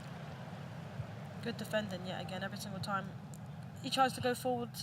He just gets a great challenge in and able to go forward very rapidly. He goes forward so quickly. Just a couple of passes, potential chance. Tries to whip it in, back stick it to Haaland, but didn't end up happening. It's very interesting that he actually is using Haaland sort of, I guess you could say, left centre forward in a 4-3-2-1. Most people seem to be using him on the right, but it seems to be working. Yeah, seems to be working well. Vinny Jr. Ooh, inches away with the Trivela green-timed finish. Yeah, that was very close. I thought it maybe might, go in, but unfortunately for him, I'm sure he would have loved to see that go flying in the back of the net to make this game a lot closer, but he's getting chances. He's just got to try and take one of them. Mbappe. And the overlap is Neres. Lovely pass in the middle towards Vinny Jr. Can't capitalise on it though. It's really well defended. Last ditch tackle. Yeah, last-ditch challenge, most definitely there. That was a great chance, but he just keeps defending really well. Mendy under pressure from Kai Rowley as Dillon looks to come forward.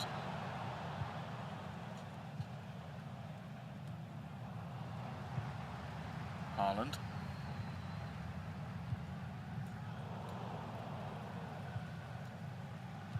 Patelas to Mendy. Again, Kai Rowley just sending players forward, trying to get that press on. It seems to be working for him because he does end up winning the ball quite high up the pitch more often than not. Unfortunate there for Dillon not to win that, but Kai Rowley's got a chance to go forward. To be honest with you, I didn't actually realise how good Conor Mawani was. I don't really see people using him too much, but Kai Rowley's been using him all tournament and he's been scoring goals. He's very strong. I feel like he's a player I need in my life. I don't know how much he is, but I might have to invest in him. Yeah, definitely looks good. Mbappe, Patelas, great save from the goalkeeper as we are approaching the 90th minute mark. It is getting towards that point in the game where Dillon will want to try and get a goal if he can. Neres to Mbappe. Oh my word, another massive save from the goalkeeper, denying Dillon from getting the goal. An error of goalkeeper movement, ball whipped in. It's a really nice cross, but nobody got their head to it. Yeah, great goalkeeper movement from Kai Rowley there. I mean, definitely, I'd say a cert goal if he was able to not move his goalkeeper so well there. But, I mean, it would have been a different potential chance here, actually. Would have definitely been a different, maybe, storytelling for the end of this game. If he was able to get that 4-3, you know, could completely change the second half. Now he's going to have to go a little bit harder maybe in the second half, maybe early constant pressure or even press after possession loss to try and get a goal, but probably not until at least 60th minute in that game. But he needed that goal, in my opinion. Yeah, Dillon really needed that goal. Obviously coming into the second leg, 2 goals down, that does, you know, it puts a lot on his mind. It definitely puts a lot of pressure on him. Yeah, it changes everything. Obviously, it's only a 1-goal deficit in 90 minutes. That's quite, I wouldn't say easy. Manageable. Obviously, yeah, it's manageable because I wouldn't say it's easy because Carl's very good defensively, but it would have been a lot easier than what 2 goals is. And we can see how good Kai Rowley is at goalkeeper movement. At least 2 to 3 chances that Dillon had there that he moved his keeper really, really well and moved him just a couple of steps to the right or the left. Obviously, in that instance, it was to the right and was able to stop it from going in. But the game should be starting very, very soon. And, I mean, it's a great game so far, to be fair. Yeah, no, it's been a cracking game. Obviously, did we... Wild AJ3 getting in shot as the camera. Sit down. We don't want to see you. Okay, here we go. Time to get underway with the second leg. Dillon versus Kai Rowley. Currently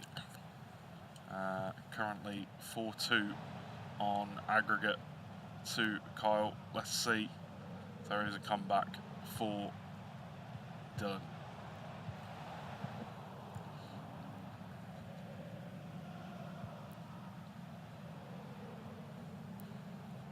Kai Rowley on the edge of the box. We know how good he is with driven passes, but unfortunately that pass there was not too good.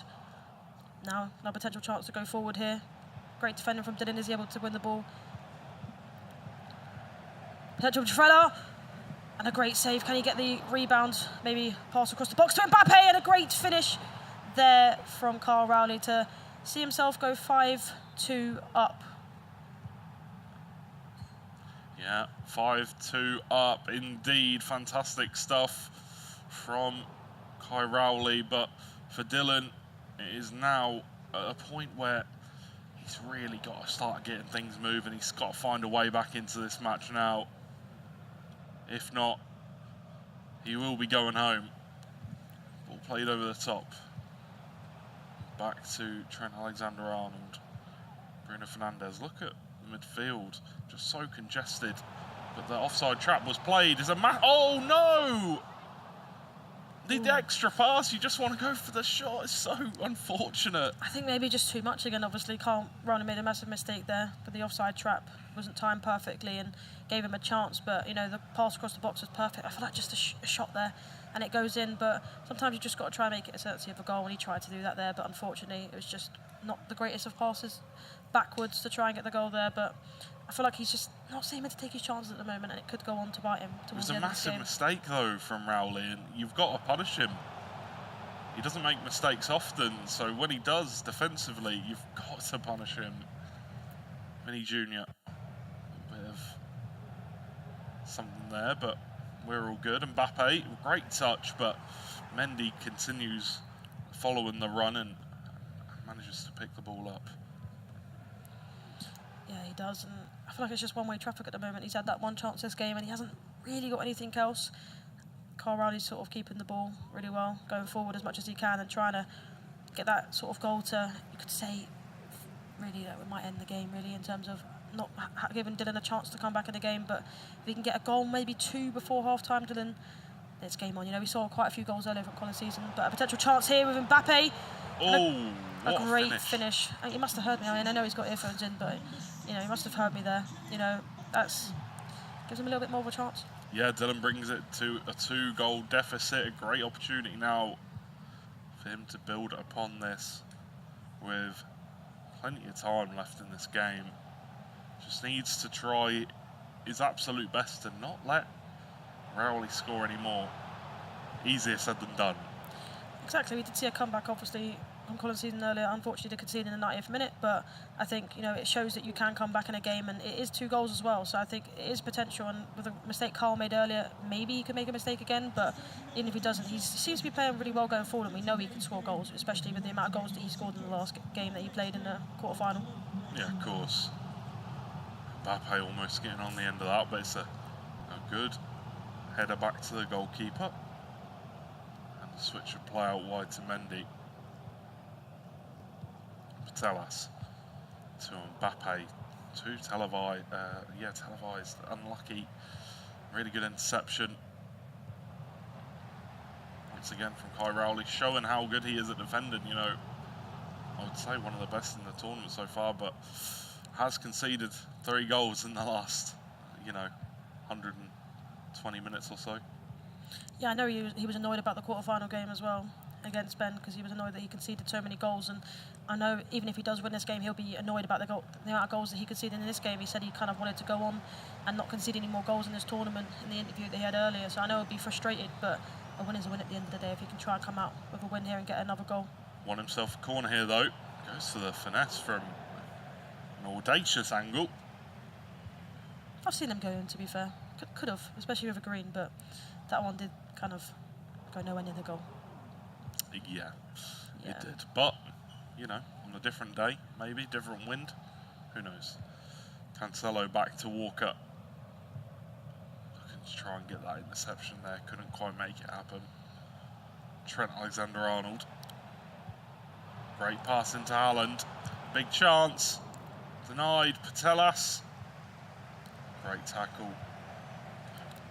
Cheeky little roulette there, but it was great defending. I think Holland just took quite a long time to power that shot up. He sort of took a long step back, and then by that time the defender was already there. I don't know whether if he was firing up a power shot there or if he just decided to take a big step back to shoot normally, but I think if he didn't have that sort of long step back there, he might have been able to get the shot off there and trouble the goalkeeper, but in that instance, it didn't happen. It didn't, not that time. Good tackle, wins the ball back, high up the pitch. Neres finds a pass. Well defended once again. I think that was Saliba there with the tackle. Ball played over the top for Kolo Muani. Mbappe in the middle. Advantage from the referee, maybe. Kolo Muani once again. Ball whipped in. Haaland at the back post, and that'll be it. That will be the goal to take it further away from Dylan once again.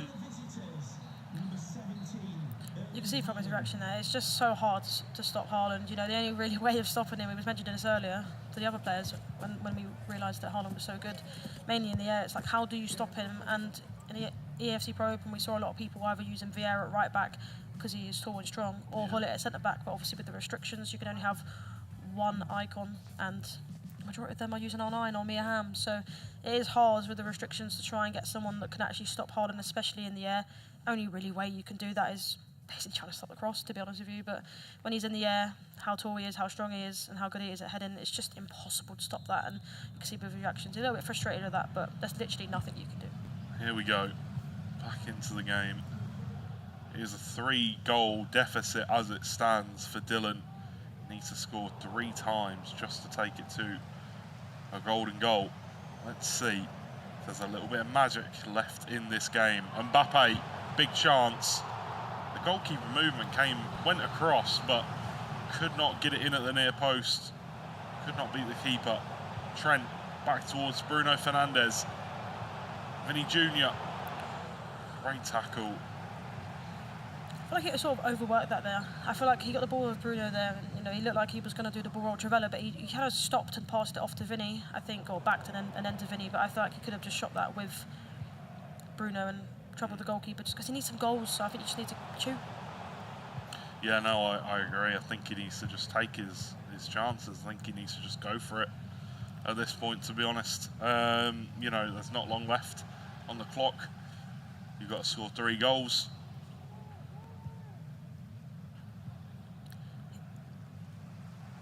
Mendy. Telas making a good run through the centre, but once again, Rowley just defending really well, pressing him off the ball, making sure that he's not got any easy routes to goal, or any easy passes really, making everything look difficult. No foul. Interesting. Looked more like a rugby tackle to me. Yeah, that's what I thought. 6 Nations is currently on, but I thought we were playing FC 24. Trivella! Oh, so close. I thought that was in, to be fair. Obviously it wasn't, but yeah, that challenge earlier, I thought we was playing a different sport there. That was crazy that wasn't a foul, but he likes to win the ball up quite high up the pitch, Dylan. It was in the first half, actually, Kyle that was winning the ball up high up the pitch, but it seems to have sort of switched.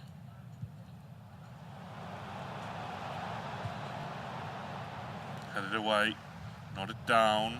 Mbappe on the ball. Tries to win it, but Bruno Fernandes comes away. Plays the ball over the top and out wide for David Neres, but Kyle Walker matching him and then some for pace. Do see a pause now from Dylan. I'm sure he's pausing to make some subs, maybe go constant pressure because he knows he needs goals, or he'll unfortunately be going out of competition. However, you do have to remember, of course, he does still win some decent prizes for getting the 3rd/4th place, and he gets a chair, a desk from the stage, a BOA sports kit, and a £100 Amazon voucher. I mean, I'm sure most of these players that came today were here just for the experience, and obviously getting some additional prizes along the way is helpful. But it's not over yet, as we are seeing a pause, and we are going to see him probably put a bit of pressure on. But yeah, obviously do see. I think this may be Kyle's POV, which obviously go into the more defensive. On the bench, so yes, it has to be. I know. You noticed that from yesterday, but yeah, you can see him obviously going into the sort of more defensive formation there with the 2 CDMs. So yeah. The final dying embers here of this second leg of our first semi-final, and Dylan is running out of time. Needs to find a way back into this game fast. Mbappe, Havertz, a goal here would surely seal the victory for Rowley if it's not already. Vinny Jr. pass it off to Llorente. Players forward. Mbappe looks to give the pass to Vinny, but can't find it. Takes a shot on green time, but blocked. Bruno over the top, ball played and straight back into the path of Kai Rowley, where he might get a chance here. Haaland through. Mendy, the only player to defend. Can he find the shot? Oh my word, an absolute rocket from Haaland. And that will secure the semi-final win for Kai Rowley. He'll be moving on to the final.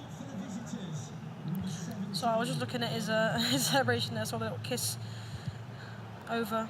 I think it might be to the crowd, actually. I'm pretty sure Sean was on the other side. But yeah, I mean, it's just impossible to stop. You know, I was talking about this earlier to a couple of the players. You just can't get anywhere near him. Mendy's a good player, and he can't even barge Haaland off the ball. And when he green times that in that position, no goalkeeper stopping it, even if he had about 3 of them in the goal. So yeah, he's playing really well. You can see he's confident, and to score so many goals that he has against Dylan, who obviously scored so many goals last game, is a statement.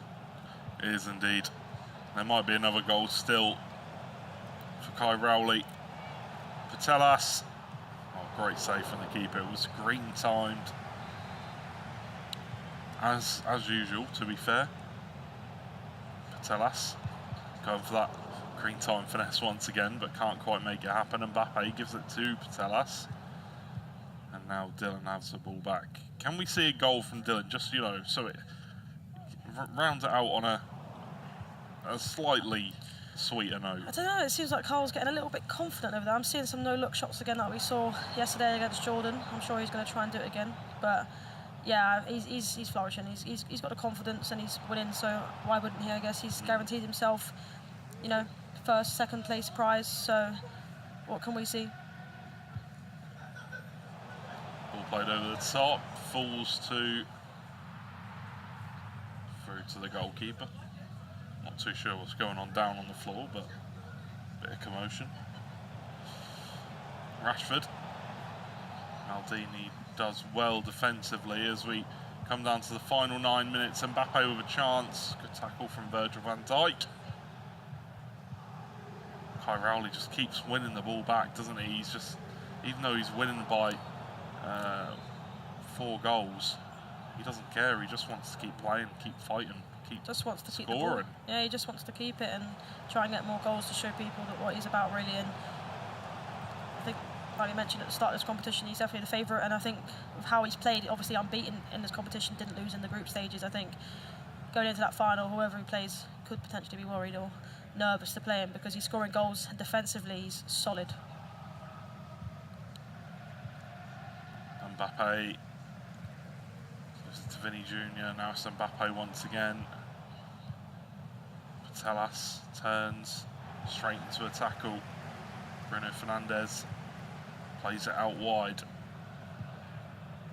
Patelas rattles the bar. I feel like it's just not meant to be his, I wouldn't say day, because obviously he's got to this position and he's won a couple of games, but he's won a game. But I think, you know, it's just not meant to be in this game. I feel like luck's not on his side. He's had a few opportunities this game, and obviously in the quarterfinals he was able to score 9 goals. But I just feel like maybe the luck's run out. Maybe he's just not able to get the chances that would normally go in on a normal day. And you know that always goes in. We've seen it countless amounts of times this tournament. But unfortunately for Dylan, it just wasn't meant to be. But a potential chance. Surely not. Another goal. No. Well defended, and that will be the full-time whistle being blown as Kai Rowley moves on to the final, beating Dylan, and commiserations to Dylan. Obviously, it's a hard one to take, but it was a great game from Kai Rowley. He showed all of his talents right there. Yeah, he showed it domination, didn't he, during that game? And you know, I can see them having a chat about it. Maybe he wants to know his tactics. I think I do want to know his tactics after that performance. But yeah, it was a great game, and you know, they both scored a lot of goals during this competition, and they both leave with prizes. Of course, Dylan's now out of the competition, but he does still leave with some amazing prizes. So obviously commiserations for losing that game, but of course congratulations on what you've won and what you've achieved during this tournament, being your first LAN event. Potentially a full team Shauna final then. Yes, obviously next game is obviously Ragnar and Owen.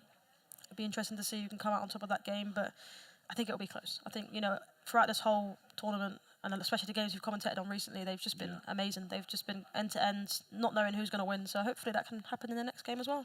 Hopefully that would be fantastic. You know, I think we just want to see closely contested games. You know, we don't want to see games where it's a landslide victory. It's always good to see for the viewers at home, and obviously, you know, it's nice to commentate on a game that is really close and down to the wire.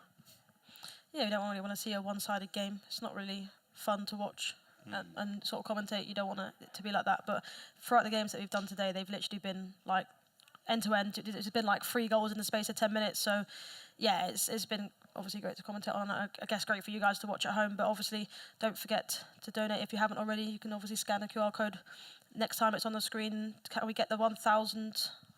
Yeah, close to that definitely. as possible. No, definitely. Couldn't agree more. But, it's been a pleasure commentating with you over the weekend, Lisa. And I think that was our final game that we just did together. Oh, apparently we still have one more game. But either way, we're going to be throwing it over to Richard and Rachel, who have a player interview waiting. Oh, you're not finished just yet, you. You've got another game to go. One more semi-final still to go for George and Lisa. 2 more matches, though, for you at home to enjoy. Semi-final number 2 and the grand final. But, Rich, let's have a quick word on semi-final number 1. Kyle Rowley just progressing nicely. The favourite. He still has that favourite tag firmly on his chest, doesn't he? Just smoothly going about his business. He's in the final. He was the favourite coming into it. He was the guy that everyone was looking at saying, yeah, probably going to win it, probably the most experienced, probably got the best achievements when it comes to esports, and he has done extremely, extremely well. I think Lisa just said it there as well. We're getting quite close to that £1,000 mark. You can see the ×2 as well. That's because for up to £500 donated on this stream, SAF will match any donation. There should be a QR code on the screen right now. Next to you there. And if you want to click it, give it a scan, donate anything that you can. Everything for the Game Safe Festival is very greatly appreciated. Exactly. Right, well, we obviously have one finalist. Just to confirm that in our bracket, then I remind you guys at home who is in the second semi-final and who may meet Kyle Rowley in the grand final. Okie dokie, so this is it. 3 players left. Kyle Rowley goes through and he is going to face either Owen or Ragnar. This is business. This means business. Let's talk to these two right now as well. Owen, I'm going to start with you, actually. Welcome to the stage again. Nice one. This is a pretty big matchup. Maybe, arguably, you defeated, again, one of the other favourites earlier on in the day. With that in mind, how are you feeling standing here going up against this man who's a bit of a rogue FIFA player, we've heard from his coach? Yeah, obviously, like, it's a tough game. He's a good player, but I'm feeling confident and if I can play my game, I can get the job done. So I'm going to try my best. Ragnar, for you, do you get a bit of confidence now, just seeing your mate go through? Is that, in your eyes, the final that you expected coming into it? I know you're very confident. Did you think that you'd be in the final matchup against Kai? He's done his bit. I don't know. Like I said, it depends how we react to going down in the game. Luckily, I haven't been down in the game yet, but that was what we both wanted coming here. Obviously, being mates coming together. So that's what I'm hoping for now. We asked the last two guys, have you got any final words for each other? You've been speaking to us a lot. Trying to look at each other and final word. You've always a laugh. Right. This is serious business. Yeah, hope you win, mate. Hope you win too, lad. Hope you win too. I mean, my job here is done. Guys, this is the second semi-final. Good luck, both of you. I'll let you wander over. Take your seats. We can take that. You finish with that. No more talking. Action is on the virtual pitch right now. Let's go and join them. Let's go get a bit closer. We'll walk over. We had some nerves, don't we? We're not going to come and be your coaches. Don't worry, guys. You're safe. We'll leave that to the experts. I mean, Rich, this is a pretty tough matchup for both of these. They go up against Kai later on. They know what he can do. Can they join him? Who's going to join him? Yeah, obviously, it feels like a big game. It is a big game. It is a big game. I think when you look at Owen's matchup and how he's been playing, I think the 2 legs does suit him.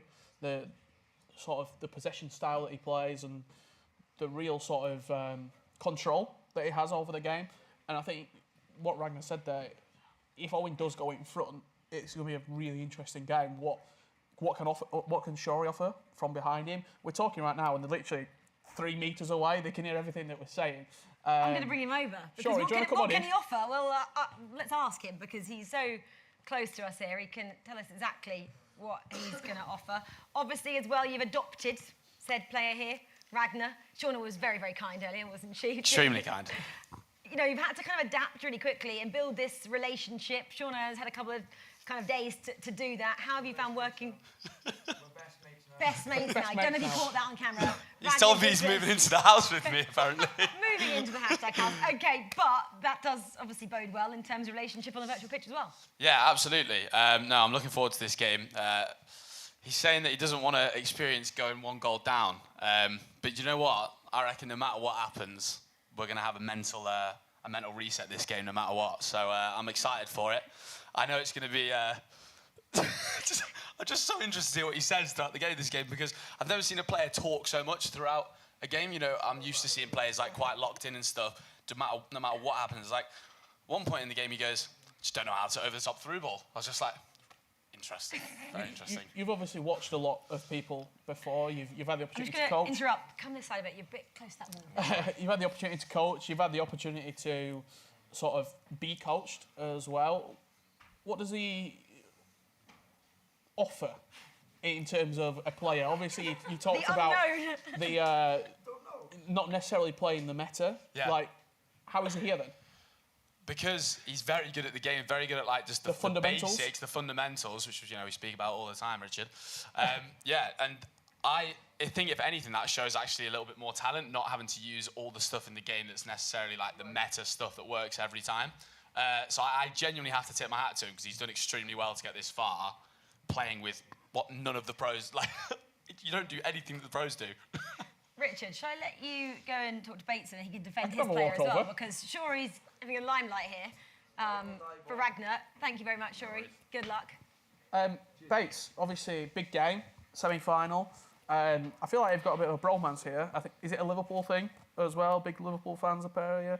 I don't know. We'll figure it out. You look up against Ragnar and Shori. You fancy your chances? Oh, definitely. Yeah, he's got a coach as well, some random Welsh guy he brought with him. He said Owen can't defend, but then we saw Ragnar concede 6 goals. So I think it'll be a high-scoring match, and hopefully Owen can go and frustrate him with his style of play. Do you think if you win the mental game, you win the game? No, because he's mental anyway. I don't think he's... mental doesn't beat mental, so... It'll just be it'll be a fun match to watch, and both of them, I don't know, I'm not really fussed who goes through. It's going to be fun to watch, isn't it? It's going to be a great game. It's going to be a great game, and he wants Owen to win. Everything, of course, in these interviews is in jest here. These guys are all friends. They love each other, really. They play, don't they, online throughout the week, year on year. But this is our second semi-final. May the best gamer win here.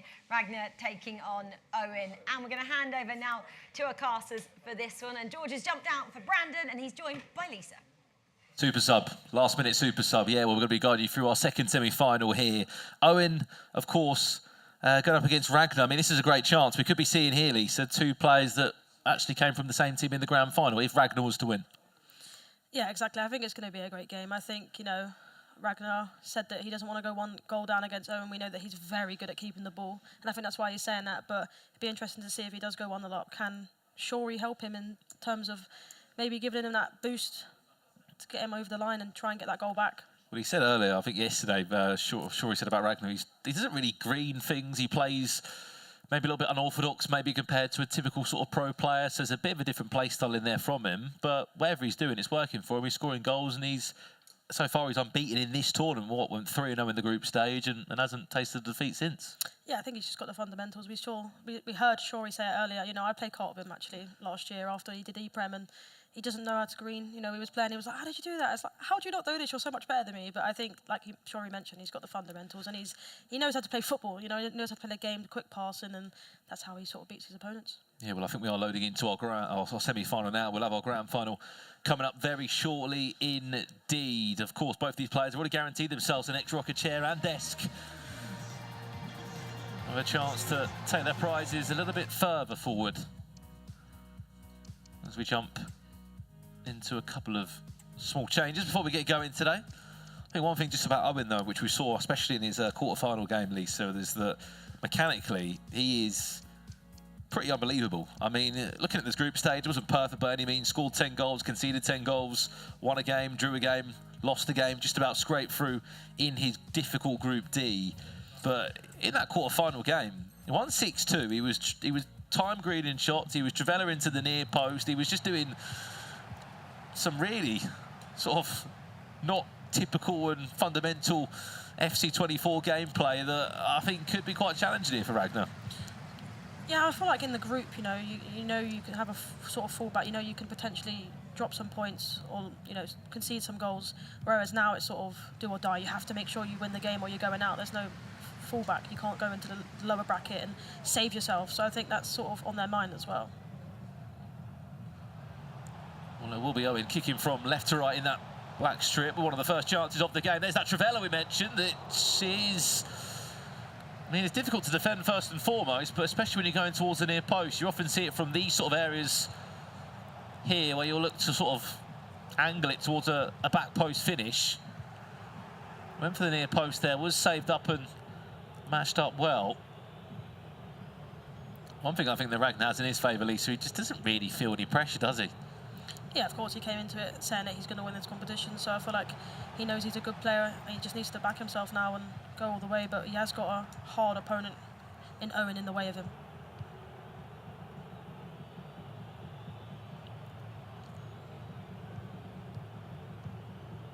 Remember, 2 legs will be playing over aggregate scoreline, guiding us through to our grand final.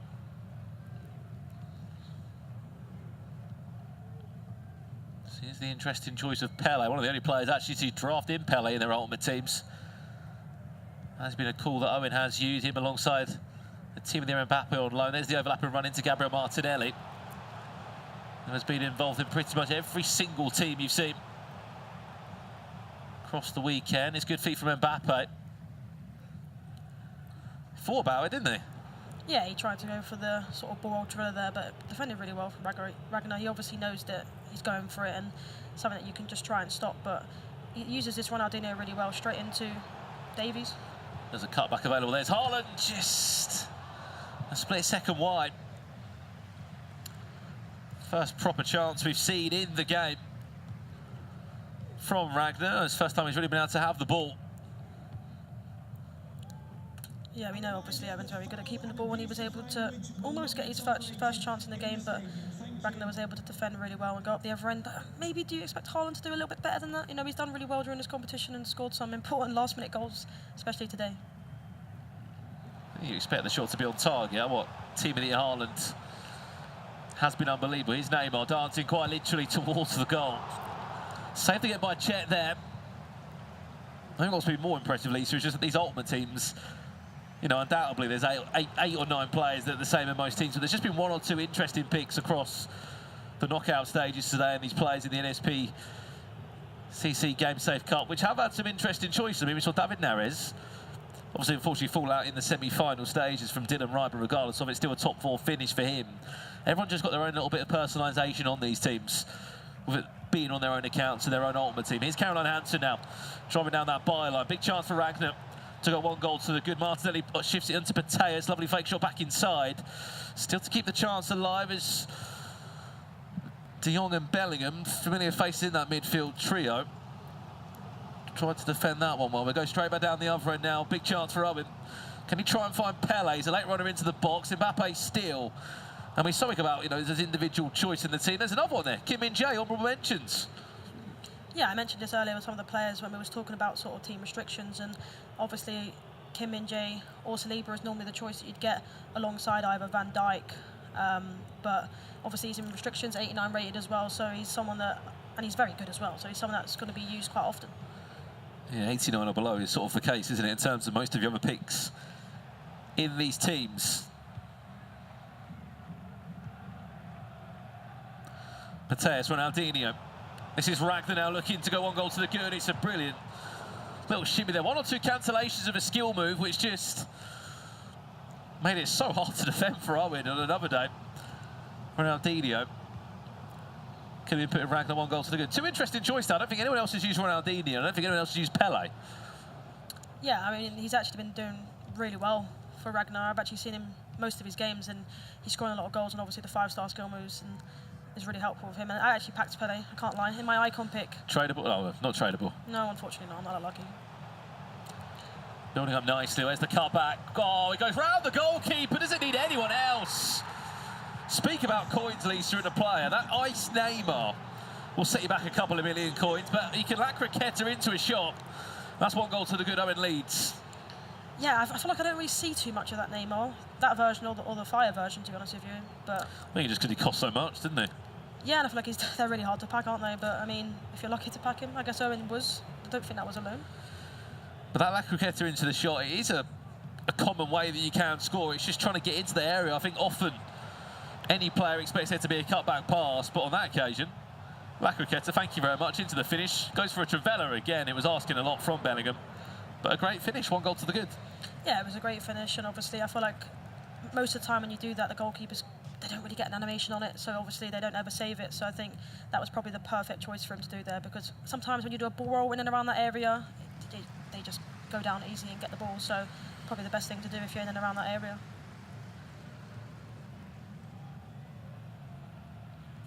As we edge towards half-time, keep in mind that we are still here raising awareness and money for the NSPCC. You can get those donations coming in, which will be matched up to that goal for the next £500 from everyone at SAF. Here's a cutback. We're going to see the exact same goal. We nearly did. I thought it was a penalty shout for a split second. Into half-time we go. Owen leads Ragnar by a goal to 0. And it all came from that Lacroqueta, which is into the finish. Other than that, we haven't seen too much in terms of sort of big chances. Ronaldinho had a good chance down one end for Ragnar, and other than that, the only chance we really saw was that goal from Owen. Yeah, exactly. I mean, we can see he's had 56% of the ball there, Owen. To be fair, it's not a lot compared to how we know that he can keep the ball, but it is only 1 goal. Maybe if he gets another goal, maybe you'll see a lot of switches. But I mean, I think he's been playing well, considering I think going into it he was the underdog, and I think as a player myself going into it being the underdog, it gives you so much more confidence knowing that if you lose, it's not that bad because people ain't expecting you to do well. But if you win, then it's like a massive boost.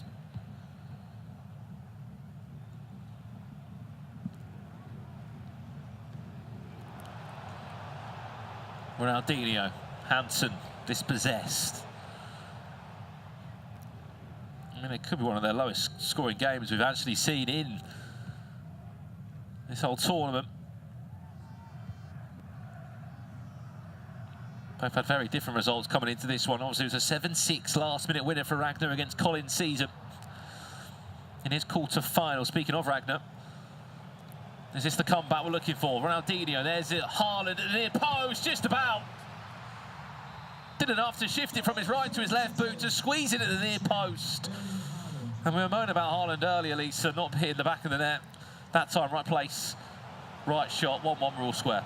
Yeah, he missed a similar chance earlier, didn't he, Haaland, on his left foot as well. But that time he was able to say, I'm not missing it again for you, I've got you. And that's why people are using him. He's good in the air. He's good normally either foot other than the one earlier, but it was a great finish. And Ragnar, has he broke the curse of being worried about being 1-0 down? Potentially so. Lovely lofted ball. Martinelli and Alphonso Davies in a bit of a scuffle.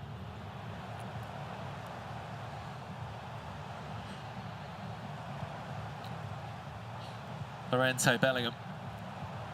No way through.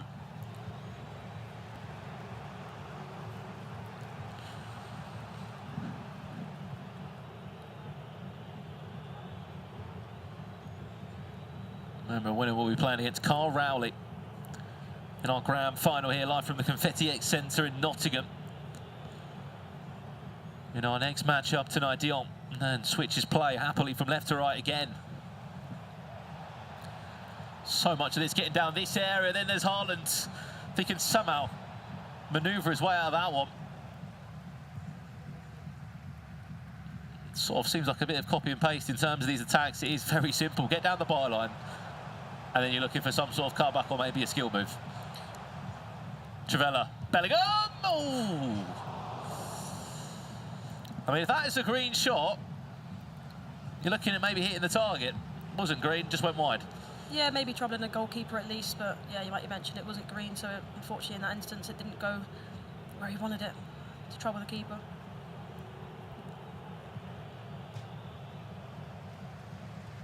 I haven't seen any subs used as of yet. 25 minutes left of our first leg. Remember, aggregate scoreline will come into play if needed. De Jong thought about it for a split second to the Martinelli. Surely, oh, there's just no conviction in the shot. Got into a great area there of Hampton, and I think, to be brutally honest, I think he did everything right. Somehow the in-game animation just hasn't really matched up to the finish that he was looking for. Yeah, I mean, I didn't see the power that he put on that, but you can see by his whole face that, yeah, I don't think that was meant to happen. I think he didn't expect it to happen. I mean, I think it should have been a goal, but I think maybe the power just wasn't enough in that situation. Here's Owen. Martinelli again at the heart of everything, just fakes the cut back, and he tried to delay and delay and delay. On the end of it, just delayed too long. It was smothered by the goalkeeper.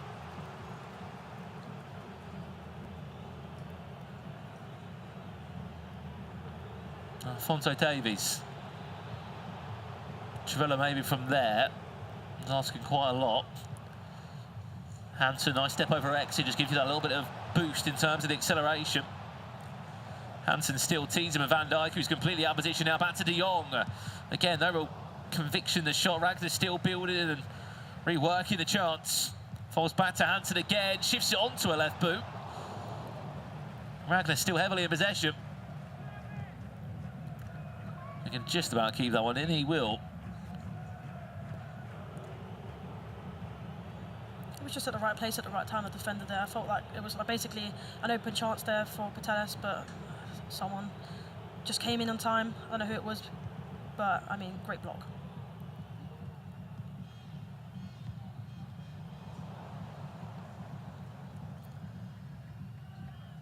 Final 10 minutes here. This is set up perfectly for our second leg. Only 1-1.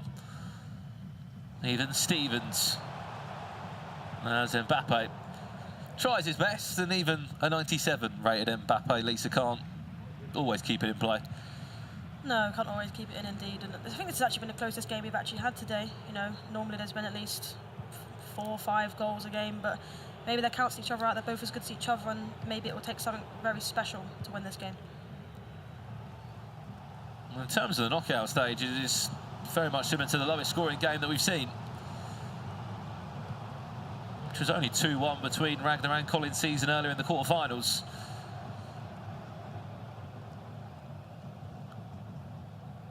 Pele, Mbappe, nice step over exit. It's even better block from Kim Min-jae, out for a corner. Final 4 minutes. What can we see from Owen here? Thought about the Trivela. Forcing her way through, blocked. Just needs an option from a throw-in that would be nice. There's Mbappe eventually. Comes out from the uncrowded space. Playing for last attack. Building for the last chance of the game.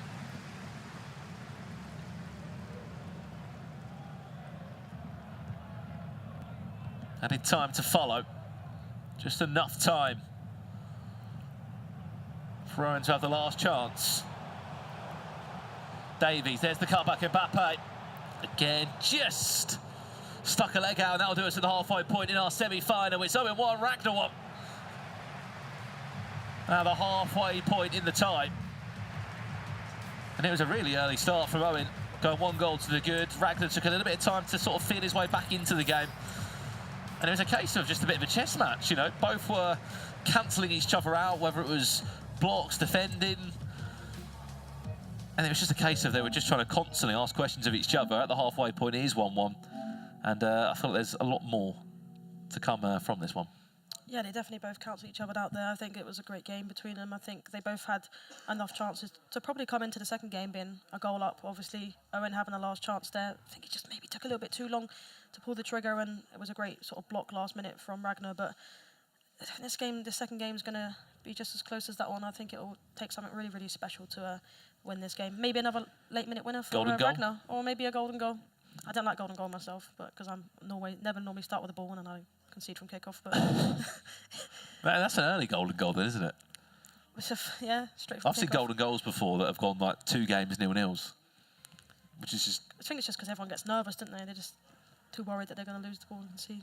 We haven't seen golden goal yet, have we, at the Game Safe Cup here in Nottingham? It would be nice to see it maybe in a semi-final or in a grand final. It would certainly shake things up a little bit. We are just re-inviting, getting back into our second leg as soon as we can. You can see obviously the gaming chairs and the desks that the players are playing on screen. They've been kindly provided by our partners at X-Rocker across this weekend here at Confetti X. Alongside that, they've been donating a handful of prizes, haven't they, Lisa, to our top 4 competitors. Yeah, I mean, like you mentioned about the table there, I think there's actually one in our room, and the table goes up and down, and I was like, I need to get one of them. It seems like something that I definitely Could be like a bit of a standing desk as well, couldn't it? Well, yeah, exactly. That's what it is. You can sort of. I'll be honest with you. I was playing with the button and it was going very high up. So sort of, if you know you're sitting down and aching a little bit, you can just stand up and stream and move the camera up. But yeah, I think that's definitely a great sort of chair and desk there. Do you reckon you could stand up and play? It'd probably be woeful, to be fair. But I've never tried it, so you never know. It feels uncomfortable, doesn't it? Yeah. It's different for stretching your legs, but playing, I don't think I could. Maybe if I'm opening packs or something, but yeah, it's a lot easier. Playing a game, I have to be sitting and concentrated. Head in the monitor, you know how it is. Playing champs on that will be a completely different sort of task. As we jump back in.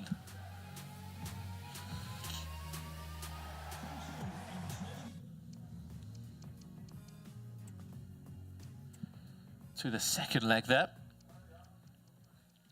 A couple of settings changes being made again. Remember, the scoreline is 1-1. Winner plays Carl Rowley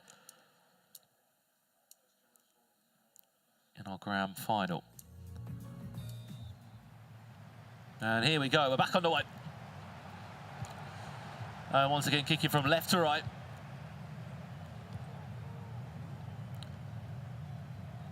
With Ragnar kicking in that wide strip from right to left. Remember, it's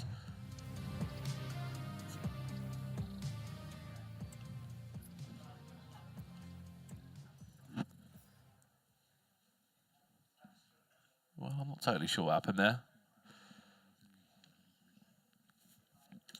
We'll get that game re-sorted as soon as we can. If we can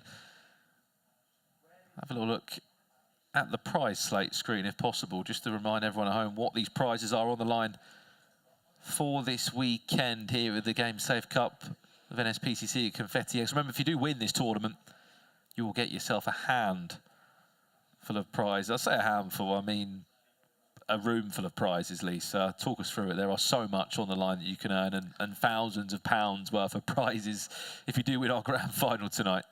Yeah, I think for me the main thing, obviously, for winning it is the gaming PC, sort of chair, keyboard and mouse.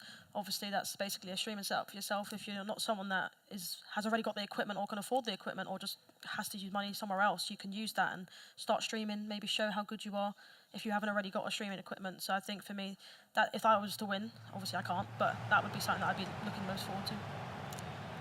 We heard that one of the wrong teams was selected, actually, for the matches.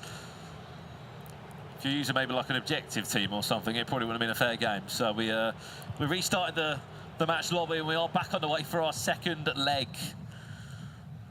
1-1 the scoreline, as we said. Winner plays Carl Rowley in our grand final here at the NSPCC Game Safe Cup. I'm speaking to Carl Rowley after his win, said, look, people have been asking me to stream for a while. If I do win, the streams will be coming. We're on the get-go. Could be an early start for Owen. It will be Neymar. Strikes again. He scored in the first leg. And he bags a second early doors in the second. 2-1 he leads. Yeah, pretty sure I heard Ragnar there say great goal, or nice goal. So, I mean, I think that was a great start from him. He actually scored an early goal in the first leg, didn't he? And Ragnar was able to come back. So maybe you might see sort of the same thing again in this game. Massive opportunity on this side. Neymar running away, looking to cause danger. Looks to be the provider. Mbappe, one more. Martinelli, Kim Min-jae. And his team, they're on momentum. Comes in and below the 90 rated requirement, and also pretty reliable. Yeah, sort of last-ditch challenge there. We've seen it actually in the games that I've commentated today. He's the man that you need. Everyone seems to be using him. He seems to be getting some last-ditch tackles, and also, you know, he links to Davies as well, so it does help out for the sort of chemistry of the team as well.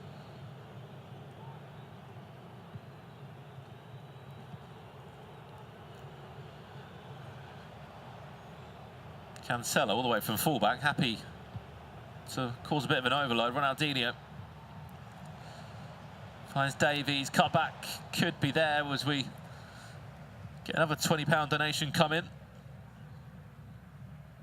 Thank you very much for your support. I know you've not given us your name, but thank you very much for your support here at the NSPCC.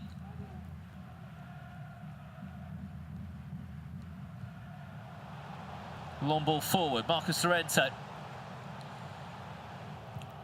There's only ever going to be one winner of that running race. Now he's out of position, and Ronaldinho could overload the space that could be there. De Jong, this is Ragnar. Currently 2-1 down.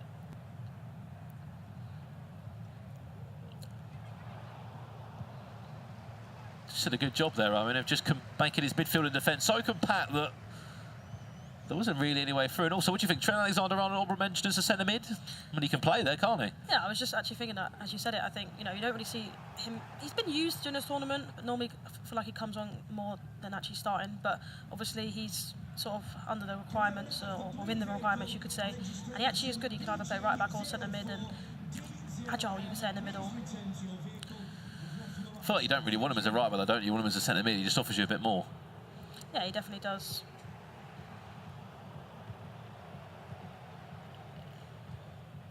Allows you to have a pretty unique midfield as well across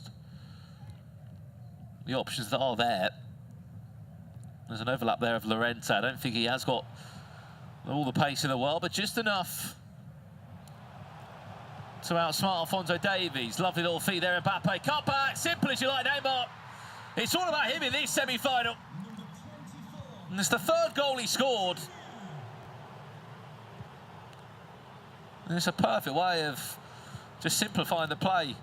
Sort of isolate a one-on-one battle on the right-hand side, full-back to full-back, find an overlapping run, and then just find the cut-back, Lisa, to make it a 99.9% chance of scoring. Yeah, I feel like that's like the first time in this half, anyway, that it's actually worked. We've seen Davies getting most of them, but that time it did work, and he was able to do the extra pass and then sort of extra pass again to make it a certainty of a goal. Mateus, Ronaldinho. Next to Mateus, Steele, De Jong. Angling it around. Ragnar needing a goal now. Cannot let this build to any more than a 2-goal cushion.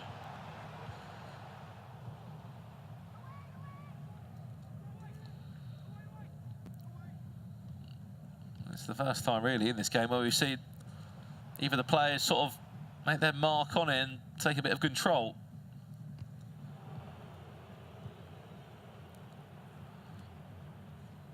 Headers and volleys.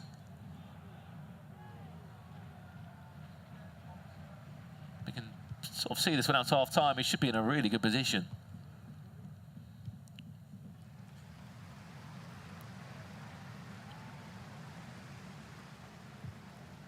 Nicely done by Davies. That time he made sure that he wasn't getting past to do that again, but great defending.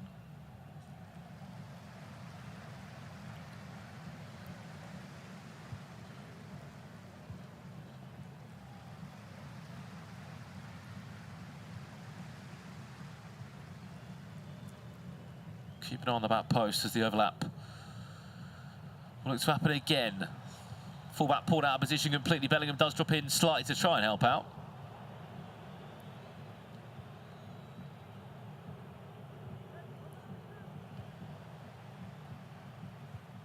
Pele hasn't made too much noise in this team. Neymar certainly has.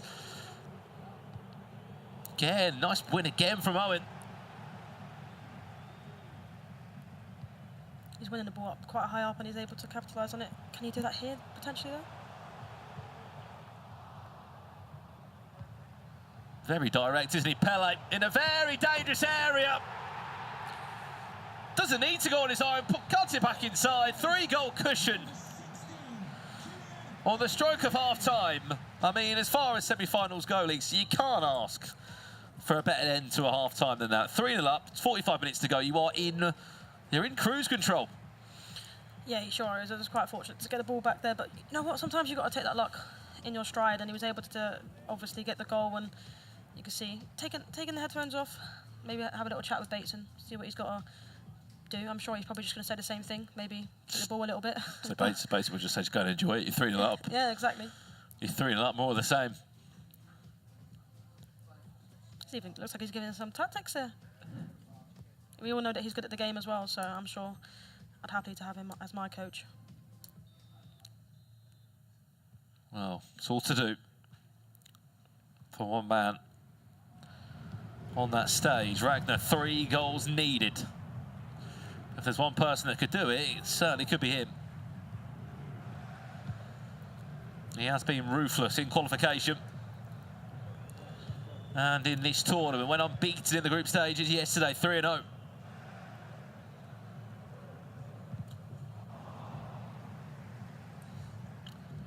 Averaging over 3 goals a game as well. Scored 11 of them across the 3 group games.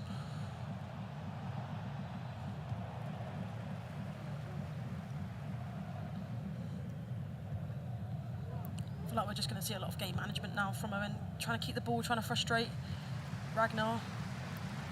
But we'll obviously still see a little bit of going forward. Mbappe cuts it back.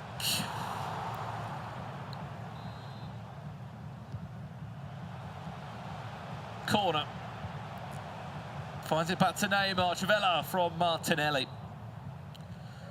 Another corner again. Worst thing that can happen here, Lee. So he concedes one more time. He's really asking and praying for a miracle.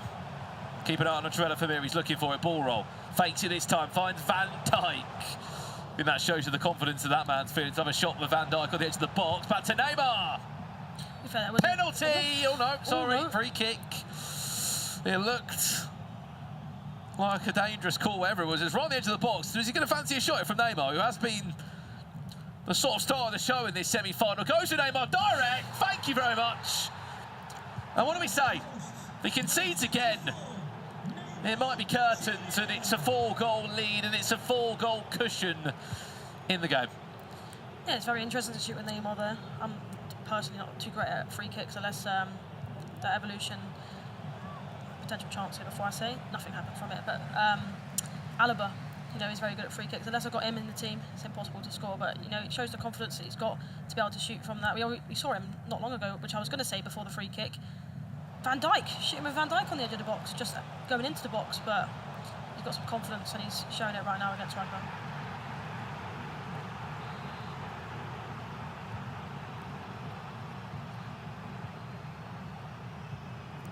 Well, how will he approach these last 25 minutes now? Because he's in an unbelievable position, is Owen.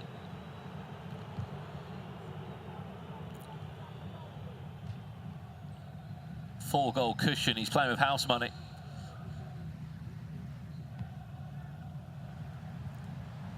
Surprised I haven't seen a pause from Ragnar to maybe change something up, maybe go constant pressure, or maybe at least press off the possession loss to try and get a couple of quick goals and put pressure on him.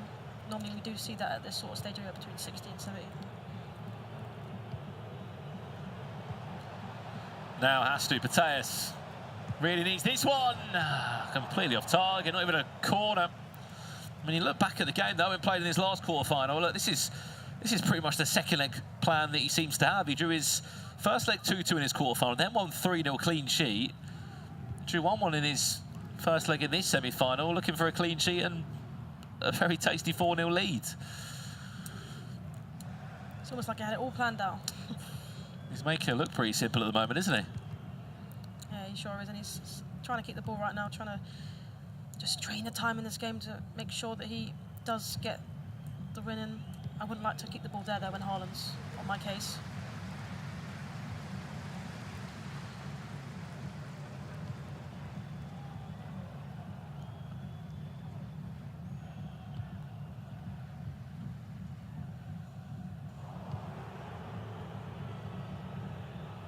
Well, is it time to go 4-2-4 if he hasn't already done so? Martinelli has to start now, this comeback. Cuts it back, Ronaldinho, there's one. And 3 goals in 16 minutes. It would be a capitulation from Owen. Yeah, it would be. It sounds like it could be too hard, but you never know. Ragnar's been scoring loads of goals today, and he's going to go for it, I feel. Not much to lose. He still obviously goes home with some prizes, but I feel like he can potentially bring us back.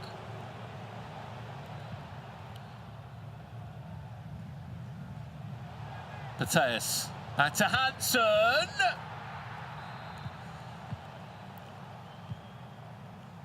Two goals in 12 minutes. Is it doable, you reckon? I'm here for it. If he wants to make it happen, I'm here for it. It'll be like probably the best ending to a semi-final. I think it will be. This is where Owen needs to not feel any pressure, because suddenly he'll start getting into his own mind. I can't do this, I can't lose the ball here, I surely can't throw away a 4-0 lead.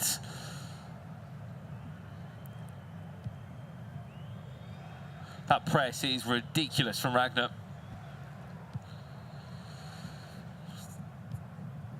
It's aggressive, wins it back again. Needs to score very, very soon to make this comeback. Could be unbelievable. Could potentially get Ronaldinho. it. Back to De Jong now. The pressure continues to build. De Jong will get a second bite at it. Can he find that cutback? Yes, he can. Well, we're here for it. 5 minutes away. A 4-goal sweep. In a record time of 17 in-game minutes if it was to happen. This is where I said Owen needs to get out of his own head. What would you be saying if he was next to him? Just go and score again. Or get the ball in his half. Coach Brandon, eh?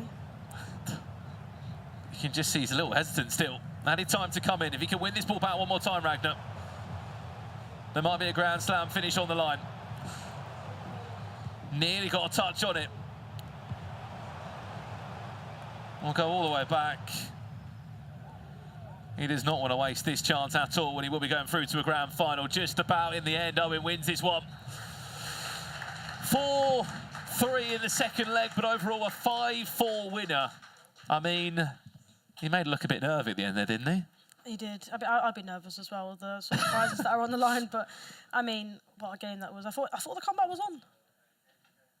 It nearly was. And at one point, I think when you could see 3 goals in 9 minutes, you really start to panic, and you're doing everything you can to hold on to the ball, to look after the ball, and in the end, again, that 4-goal cushion, even when we thought it was done, it comes back to save you, doesn't it, at the end?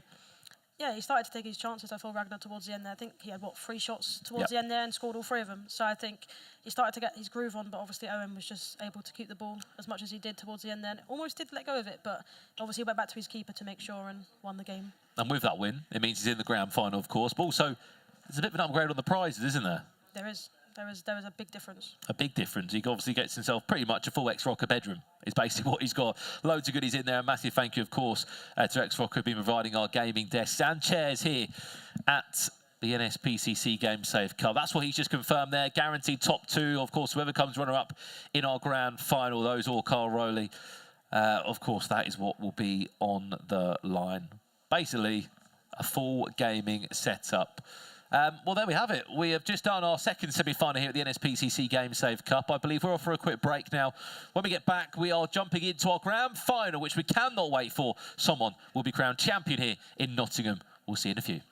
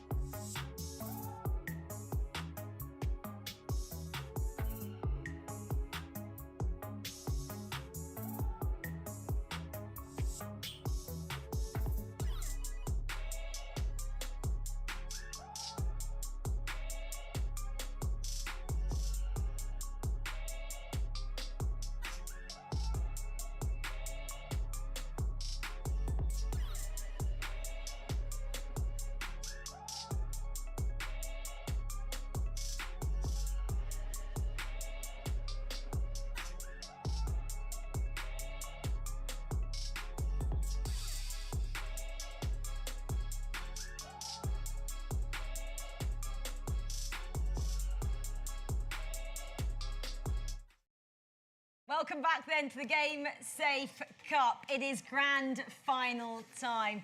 Over the last 2 days, we have seen 16 competitors battle it out in this Confetti X arena here in Nottingham. Now we are down to our final two. This journey, though, started ages ago when 256 competitors each went into their creators' online tournaments to get to this moment. Grand final is coming shortly, but Rich, it's about so much more than just EAFC, isn't it, today? Yeah, it certainly is. The NSPCC Game Safe Festival, it's been happening all week, and if you want to show your support, you still can. There's still time to donate. That QR code right there, give it a scan, donate what you can. Every little bit helps. Thank you very much to anyone who has donated, and still, SAF will be matching donations up to £500 for this amazing charity. Your finalists, remember, as well, are Owen and Kyle Rowley. They'll be going head-to-head in a few moments' time. But before that, we have a special award as well to give out. We're going to welcome Patrick Weaver from the NSPCC, and we have a Young Player Award alongside his creator, that is B. Slater and AJ. Please welcome them to the stage.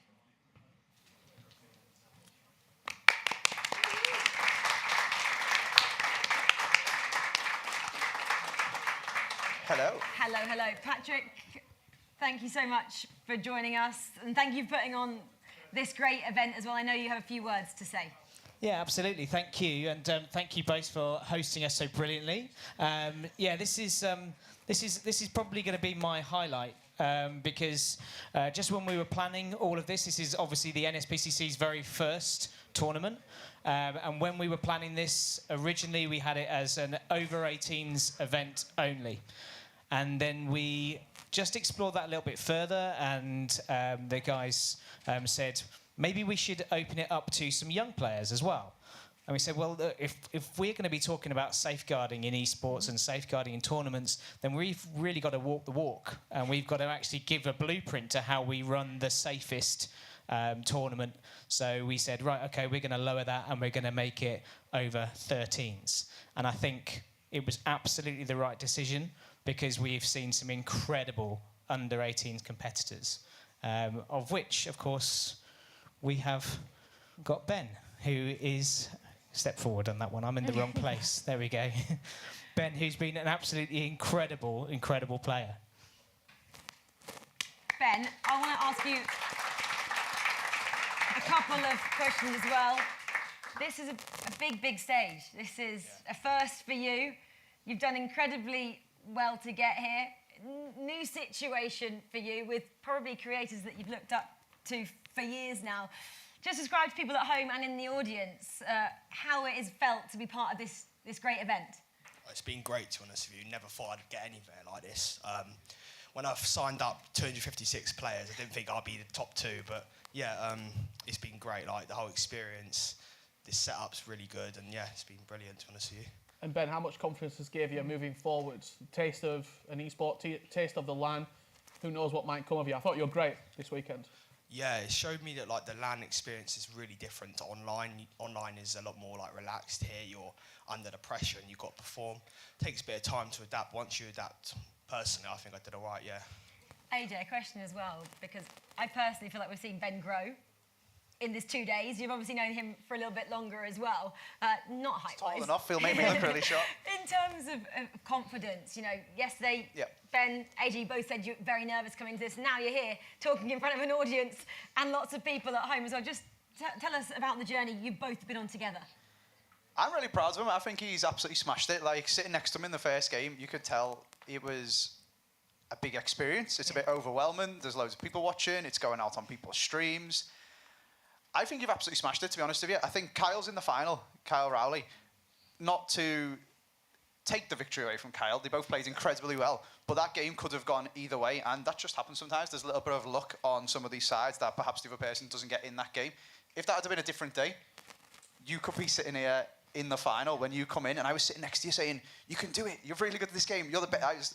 I was like Rose Namajunas, for people who watch the UFC, goes into the octagon going, I'm the best, I'm the best, I'm the best. And I was sitting next to Ben going, come on, you're the best, you can do it, you can win, you're going to win. And he just kept winning and winning and winning. And I think the world is your oyster. in esports, I think you can absolutely smash it, mate. Yeah, that's kind words. Thank you. Very well said, AJ. Thank you. So obviously, you know, the cup is out of your grasp, I'm afraid. You know, you got knocked out a little bit earlier on.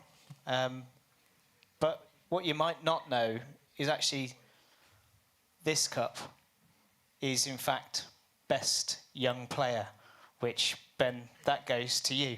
You win Best Young Player. Thank you. Cheers. So I'm going to ask AJ to present you with your cup. Round of applause for Ben Slater.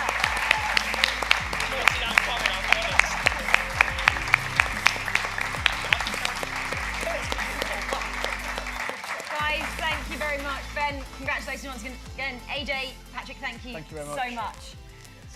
Well, we do have the small task of a grand final as well. We do, yeah. Congratulations once again to Ben Slater. Grand final, though, is coming your way imminently. The players are getting ready behind us. They're getting ready to walk out one final time here at the Confetti X Arena. Let's just remind you guys at home who those two players are. This is how they got here. If you can have a deep dive into the bracket, Owen Larney with a great performance against one of the favourites in Jay Pateman earlier on today, and then eliminating Ragnar. And it was a great comeback from Ragnar, but just one goal too many. Owen going through. On the other side of the bracket, Kai Rowley, unbeaten in this entire process, beating B. Slater, who just received that award before knocking down Dylan Wright in emphatic fashion. Kai Rowley versus Owen Larney is going to be your final, and it's right around the corner, Rachel. It is indeed. So, without further ado, shall we welcome our two grand finalists and their creators to the stage for one final time here. So, ladies and gentlemen, in the arena as well, I'm talking to you now. Please put your hands together for our grand finalists. Let's welcome our first, Kyle Rowley, to the stage with his creator, Shauna Games.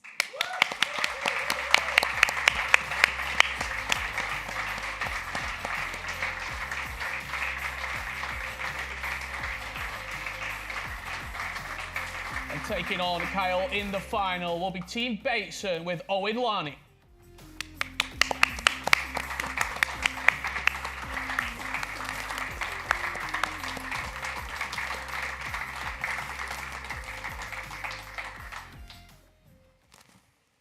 Might be needing these, like a There you quick go. word. This is a big moment, guys. How are the nerves feeling, Ed? I'm not nervous, to be honest. Just, I don't know, I'm going to try my best and hopefully win. Same question, Carl. Yeah, I'm alright. I'm fine. Yeah, just Oh, relax now. so chilled. I was Relax. hoping there'd be some nerves between the two No, of you. relax, relax. I've got one sort of tactical in-game question. It's Cal for you first. Defensively, are we going to see that performance? You've been talking about it all tournament long. If there's ever a time to keep a clean sheet, it's now. Yeah, do you know what? I'm quite happy with the way I defended in the last game, in the last round.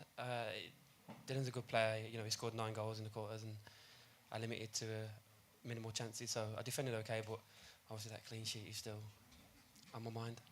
And Owen, for you, how are you going to try and deal with the nerves, the pressure? He's been here before. He's been on this stage in big games. For yourself, first big final. What's it feeling like? Yeah, a lot of pressure, but I know if I play my FIFA, I can win. So I'm just going to try and stick to my roots, play my game, and just go from there. Best of luck. I've asked you this before. Final words have got to go to each other. Kyle to Owen, then Owen to Carl. Have you got anything to say to each other before this one? Same as the last. I said in the last round. All the best. You play your own game, play FIFA, and whatever happens, happens. The best man wins. Owen? Exactly, he's a good lad, so it's either way. Like, I'll be happy if he wins, but if I win, obviously I want to win. But you know, if I lose to him, he's a good lad. You know, it's. Well, this is the time for the Game Save Cup, the grand final. Please take your Thank you. seats. Good luck, both of Good you. luck. Have fun as well. Of course, this is for an important cause. If you guys have been watching us, it's all about raising money for the NSPCC. So do please donate. It's not long now to go. So anything, any little pennies help, of course, for this. Rich, time is now, though, isn't it? Yeah, it certainly is. It's a big game, and They're friendly as well. They're friendly, but you know that, unfortunately, only one of them's going on with top prize. I think both of them, it's a huge opportunity. I mean, when you talk about the big picture, if Kyle Riley were to win, it potentially propels the content game. I know Owen's been streaming himself as well, so this could be the thing that springboards him to a brand new audience. It's big, it feels big, and getting that win under your belt at a LAN event is massive. Bragging rights as well for Shauna and Bateson here. Yeah, massive. You remember Shauna when she was on the stage? She said yesterday, I just want to beat Bateson. I just want to beat Bateson, so this is the chance. Well, this is the chance. This is the final of the Game Safe Cup, the first ever Game Safe Cup. It's between Kyle Rowley and Owen Larney. May the best player win. The time is now, Richard Buckley. I'm going to throw it over for one final time to Brandon and Ryan. Guys, have fun. Thank you very much. We certainly will indeed. We hope this grand final will deliver the punch that I think it's been building up to, Ryan. Yeah, absolutely. I feel as if we've had the expectation on Karate's shoulders from the get-go. Before you even came today, he was one of the favourites coming into it. And for Owen, I would say after the first game, because we had the pleasure of watching him, he conceded early on in the very first game, 2 minutes in. Yeah. And we thought, okay, this could be dangerous for him. Well, you know, we said he's going to lose 4-1. Yeah, and he ended up turning it around, putting in a great display, and he's bounced on it ever since. Absolutely, and what an opportunity as well for these two to basically get streaming and making content as well. We know obviously competing's a massive part of, you know, trying to be a competitor in esports, but the content that comes with the social media, just as important. You're literally giving a full game in setup. Yeah, exactly. There's no excuses now. I know Kyle, as he's saying, he wants to get started with the streaming, so this will give him the guarantees that he has it right in front of him. Just winning this final gets him that. So, yeah, it's a huge game ahead. Win it, get the PC, get home and get live. Yep. You've got 20 games of champs to do when you get home. 2 legs of EAFC coming up for this grand final, of course.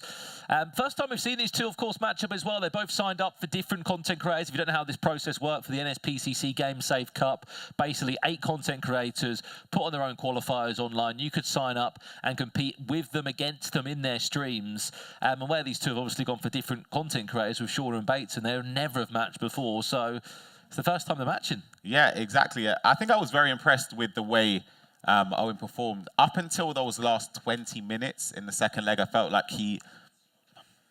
I wouldn't say let it slip because he didn't, but it felt as if he allowed Ragnar to get back into the game. Whereas for Cal, we've seen him in the reverse of it. When he tends to take the lead, he sort of sees the game out completely. There's no chance of a comeback. And he's so calm as well, Kyle, isn't he? Yeah. Also, we've seen him in a handful of E-Premier Leagues where he's represented the likes of Aston Villa and Arsenal in past years as well. Yeah, the actual football clubs in the Premier League. And I think we are slowly but surely loading into our first leg of the action here today. But, I mean, look, great opportunity for Owen, especially. First time we've sort of seen him on the big stage. He's been so calm as well.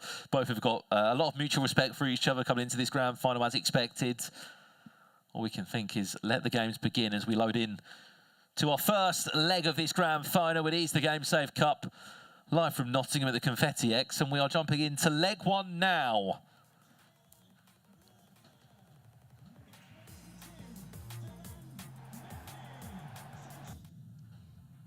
And as always, as we used to do, Ryan, into a pause.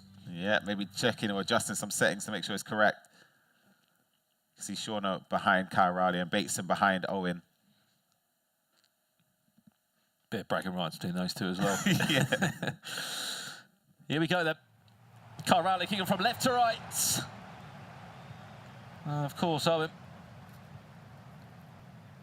Larney kicking from right to left. Let's smash out this grand final and some extra donations as well from those at home. £220 away from hitting that goal. Let's make it happen. Scan the QR code on the screen on your phone. Get yourself a shout out on stream alongside supporting a fantastic charity. As we look to get an early start, it's the first shot fired. Owen's goalkeeper defended and saved well. It's important to start that early, right? Just get a couple of shots out your locker. Test the goalkeeper from angles, just to say that, look, I'm a bit of a perfectionist in the final third, but I'm not also afraid to take those 60-70% chance of scoring. Yeah, I think with the build-up play we've seen from Kai throughout, it's not just the finesse shots from the edge of the box, the Travellas. He's also got across to the back post in his locker, the intricate passes as well. Whereas Owen likes the byline a lot. We're seeing Kyle building up, trying to cross as well. Blocked for the first or second corner in this game. Corner play towards the back post. Well, I think one of the big differences we have to speak about straight away with these two is there's no Erling Haaland on the side of Owen. Ryan, I mean, he's been a key figure in all moments of the pitch, whether it's defensively going forward, that back post cross, the switch of play. It's not part of Owen's plans. And look, don't get me wrong, it's got him this far into a grand final. But certainly, it's got to be part of the game plan for Kyle Rowley. Yeah, absolutely. I think just having him, you don't necessarily have to play the certain way to implement him to get the most effectiveness. It's just him being on the pitch, though, yeah, isn't it? It's just that outball, just that option. If a situation arose where you can just dink it to the back post, you can win it down, he could flick it down, or header directly at goal. I just think that option is always useful.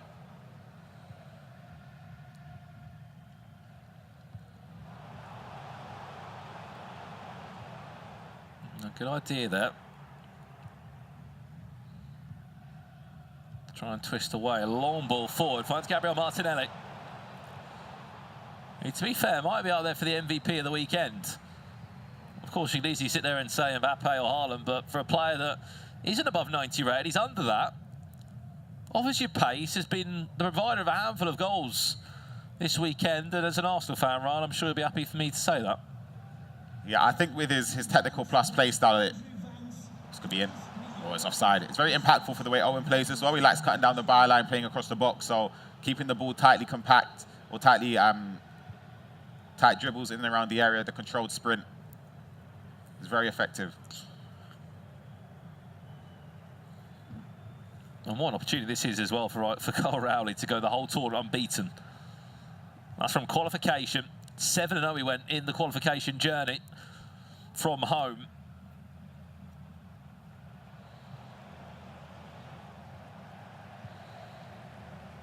As we say, he's got quite a unique story, Kyle Rowley. Formerly of Walsall, still playing semi-pro now. Amongst grinding out many of weekend leagues. And he said that he would love to get streaming. This could be his chance if he wins this Game Safe Cup today. With all the prizes that he will win, thanks to the Overclockers X-Rocker and many more partners here have helped put this NSPCC Game Safe Cup on. Big thank you to Vodafone as well for their support throughout. And all my days, we've just had a big donation, Ryan.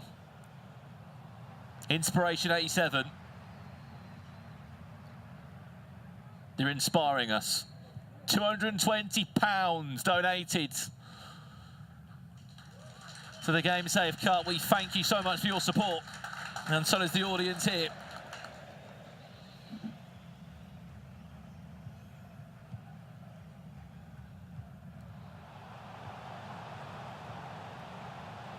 Mateus looking for a cutback.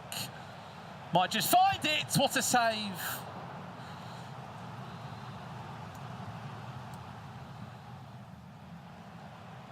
Dinked in. Haaland's there in the air. Of course he is. It's on target, but not more than that. I think the scariest thing is when you see the mismatch at the back post, you just know there's nobody really in the game, unless it's Haaland himself, that can defend against those headers aerially. It's pretty much unstoppable. That's why I think sort of having him in and around the team, even if he's not starting, even if it's another version of him, is very effective in game. Well, I mean, the best example of that is Virgil van Dijk, Ryan, isn't it? Doesn't matter what version you use of the defender, he's a complete joke. There's Haaland. Got to be a gift. Has to be, will be. He just fell so kindly in the back post for Alex Mateus. Just before the 40th minute mark, it is Kyle Rowley that does break the deadlock, the goal-scoring machine. That he is. Adds another one onto his tally.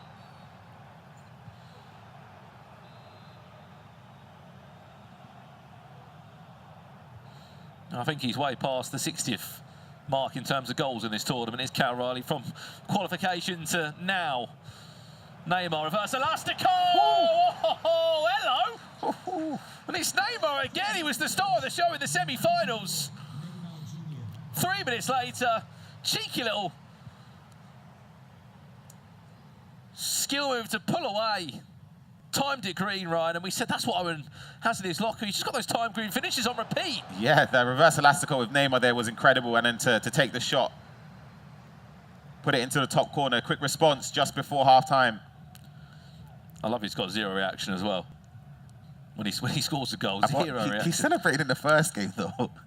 But ever since then, I haven't really seen him give anything. Well, half-time between the two, you were spoiled with 2 late goals.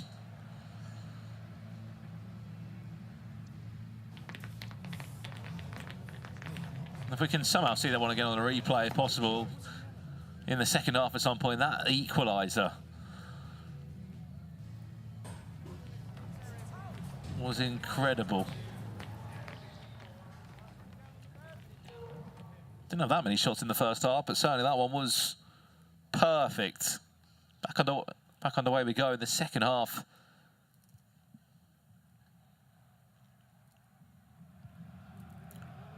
And the Game Save Cup.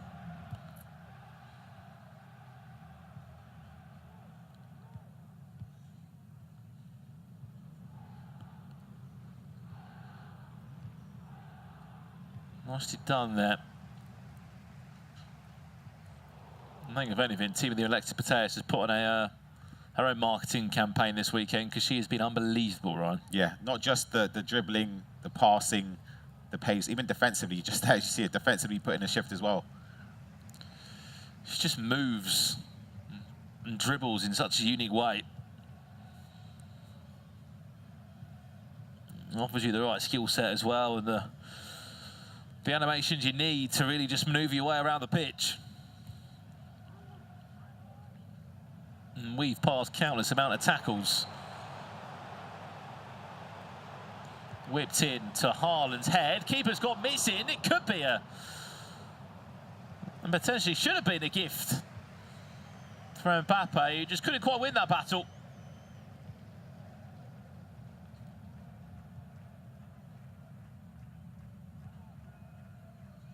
There's Pele in angle. There's Alphonso Davies. There's the one more pass off the back of the player. You can call it fortunate or not, but clever from Kyle Rowley. Still just to track the run. Yeah, this was the goal we were talking about, the first one from the first half. He plays it in, reverse elastical, green on Neymar's weaker left foot, 5-star weak foot, of course, into the top corner. Almost found himself goal number 2 if it wasn't blocked off the line there from Kyle Walker. Just to get himself in that place, though, from Kyle Rowley. He was just hedging his bets, wasn't he, that he could do enough to stop the shot coming in. And it was the back of Kyle Walker that did enough. Corner to come in now. An area where Owen has been pretty dangerous throughout this tournament. Ball roll, scoop turn. Nearly could have went down there for a penalty.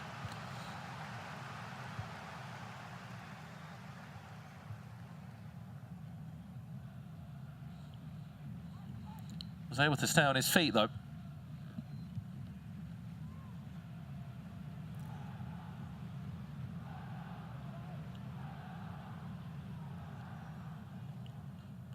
William Saliba in action. Here's honourable mention.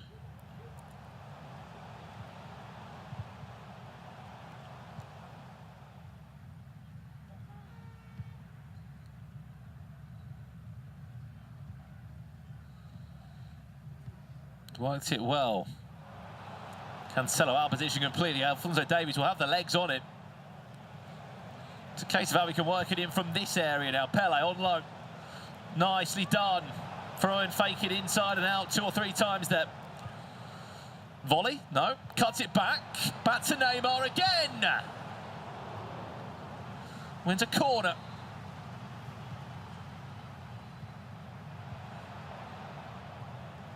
So much space on the edge of the box. Van Dijk, not the man you want to fall to. Van Dijk's been pulled out of position. If you can try and catch him out. There's a long ball there along the line. Flick on Colin Mawani. Wow. Into Mbappe. He's just moving so quickly.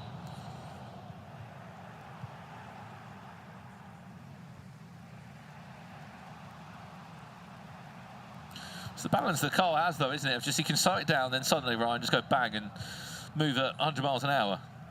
I think he's very unpredictable going forward as well. He would comfortably say that attacking is definitely his biggest skill set compared to defending, but I feel like this game, ever since he scored the first goal, he's sort of taken his foot off of the gas, or maybe Owens upped the tempo a little bit and started controlling the game. Has had the fair share of chances since then as well.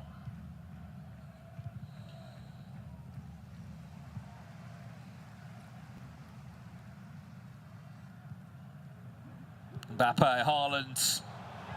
Two Tivia players trying to link up again. Just does enough.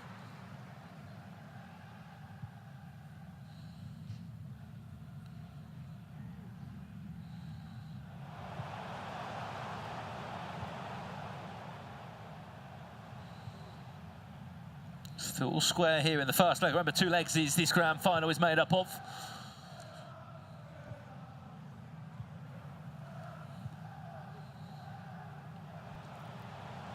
There's Haaland in the box at the back post. Oh, he's on the edge of the box.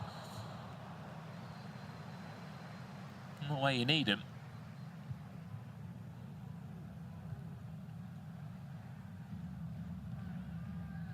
Oh, it's a big mistake. In though, it's a great bit of press, isn't it?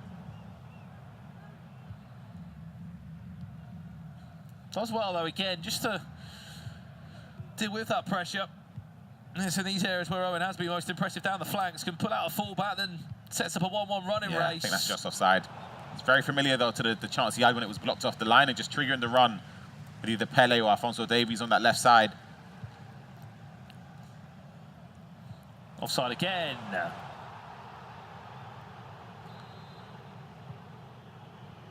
Both players keeping the Linos busy.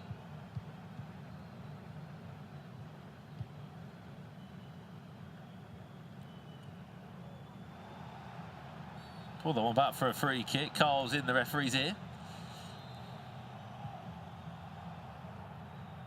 You weren't too happy with that one.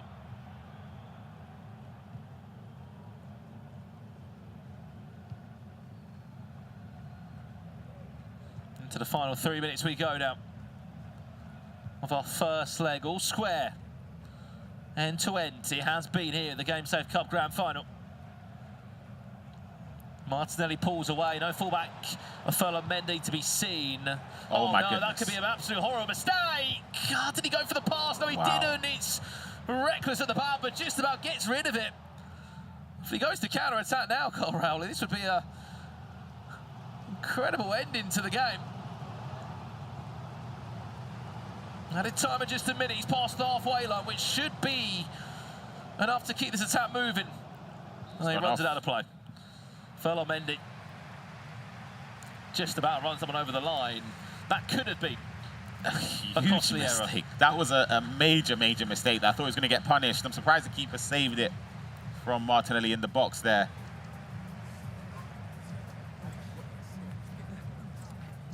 I think Owen's been on top. I'll be honest, I think he's had the fair share of chances compared to Kyle. I think Kyle will be a little bit disappointed with giving up that last-minute chance, although he didn't get punished by it. We still have a second leg to be played, drawing 1-1 in the first leg.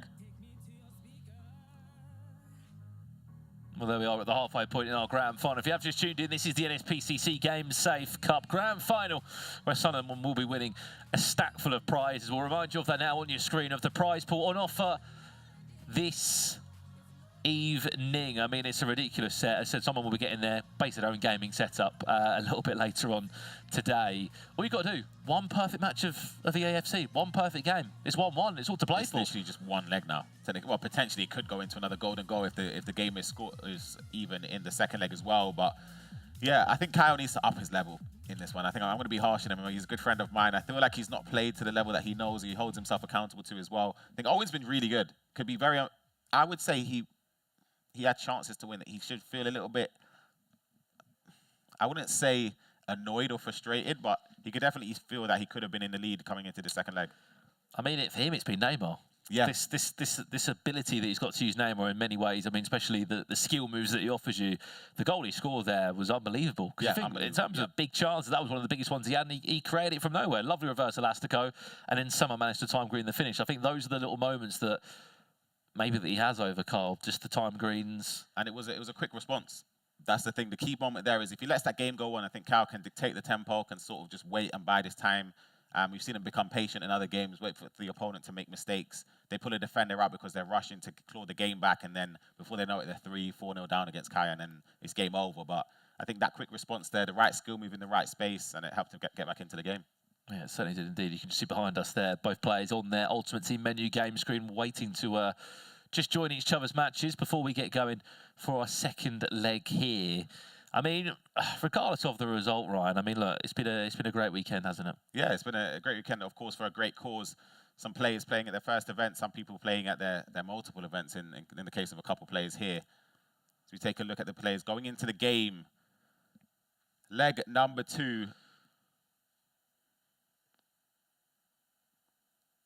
It's just a one and done, isn't it? Yeah. One and done shootout. Who's going to come out on top? Team Shorter Games or Team Bateson in this grand final? We are loading into it.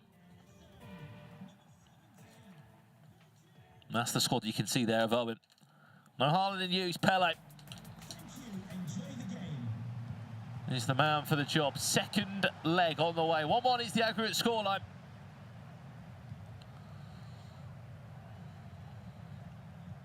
Owen Lani kicking from left to right in that dark strip.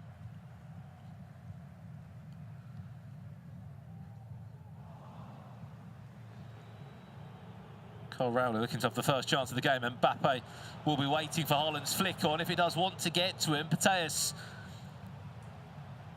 still. Look how compact it is in there from Owen. Nicely done, punched into Mbappe, and there was just a coming together there of a few players. Bellingham able to do enough. Suddenly the break is there. Alphonso Davies is just bursting away. Only as far as João Cancelo. Might be the only player you can see us as well, Kyle Riley. He's been in the team for him. Long ball forward.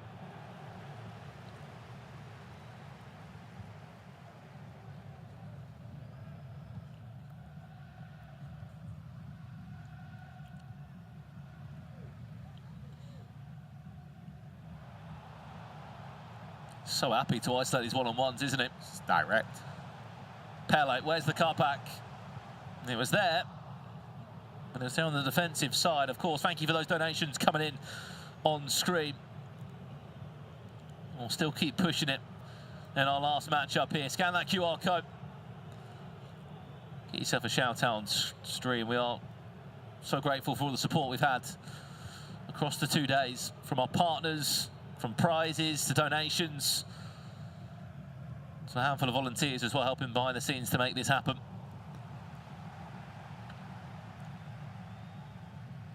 Bellingham or Trent, they don't fancy a shot either them. Pateus might do instead before Pele comes all the way back to defend it. That's a great ball through to Mbappe. For Kyle Rowley, the angle was always asking a lot.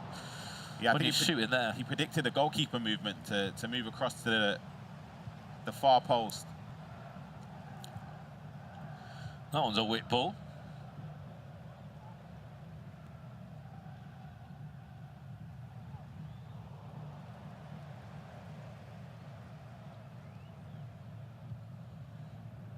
Should be through. Koulibaly. Still onside. Back it will go. Pateus. One more Mbappe. There might have even been a one more pass there to Haaland. Can't breathe at the moment, Owen. He's getting a lot of pressure. Falling his way from Kyle. Pateus can't find a clear ball. Bellingham.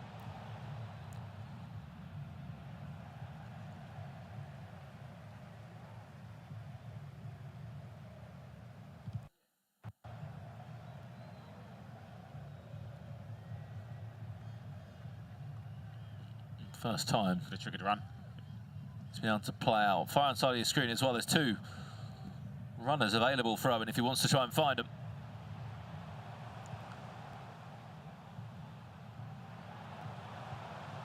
Another £10 donation coming in from the Wash Hound. Thank you for your support. Remember, any donation that comes in, it is ×2. That £220 donation was ×2 straight away. Massive thank you to Saf for doubling that donation.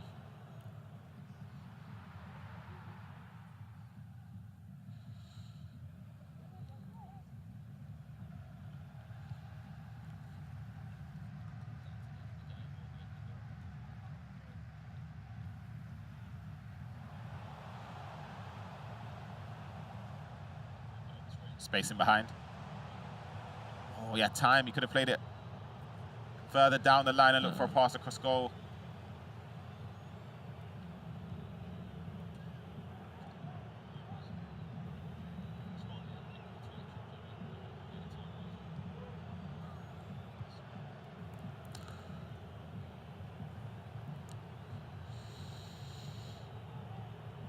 We've heard there's a timer of just under 6 minutes left of the double donations before that runs out.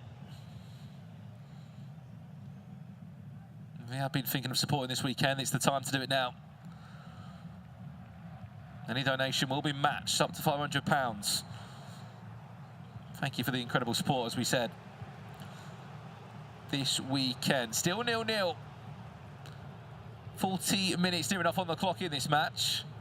This is our grand final, our last match of the Game Safe Cup, the first ever time it has run. It will be the first name on the trophy. At the moment, this half's been all about Carl Rowley. Great ball. Knocking on the door, trying to find a way through. Where's his answer? Colin Mawani might just be that guy to do so. Goes out for a corner. So much pressure, Ryan, just can't find an answer for it. Poor pass there, Mateus just stitching up Carl Walker. There's a running race to be had with Pele and Trent Alexander-Arnold, who's happy to come back.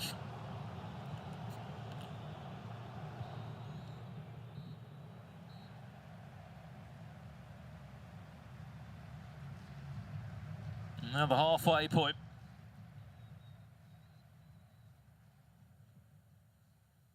Still all square.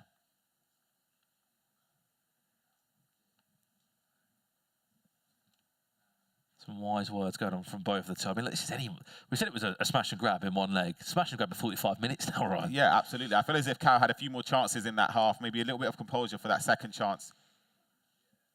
And he could have found a way to break the deadlock.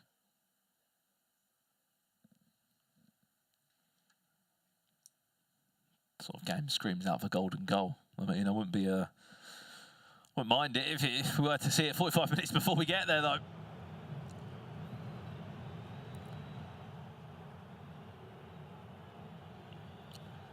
A half to play your best FC 24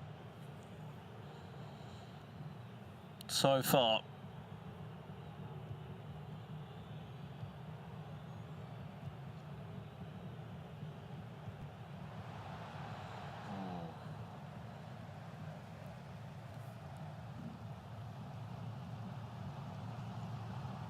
Fullback could be on for a run. Nicely done there by Owen. It's a huge lofted ball. I don't know where he's going there. Maybe trying to get the right winger involved.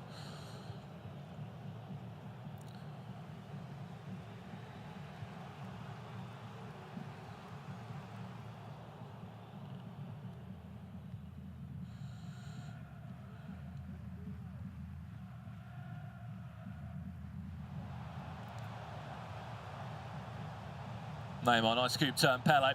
Two Brazilians linking up.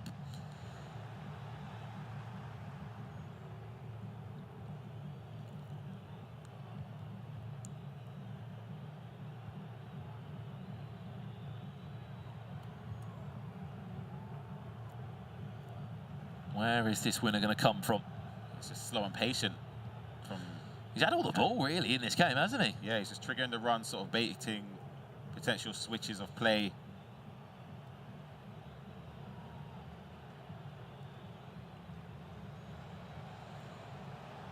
Back post. It's a huge interception in the air there from Virgil.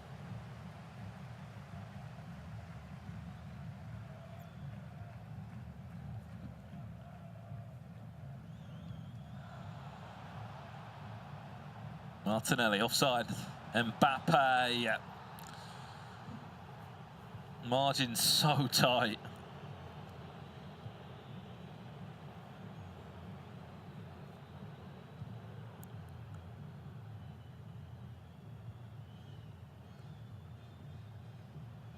Keep an eye on the back post as numbers start to queue up. Haaland needs to get himself in the box. He's sort of pinned off a little bit too wide. Wants the cross from that side, which he's working for now, is Carl Rowley. He needs to loft the cross. If he lofts it, I think it works a bit better. Potential opportunity in the outside the box there. He's trying to step over inside with Putellas. We know he's have finesse shots as well. Trevellas from the outside, always dangerous.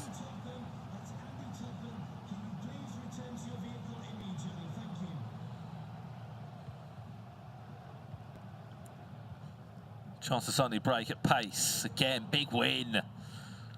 Into our final 20 minutes before we're edging towards golden goal for a winner.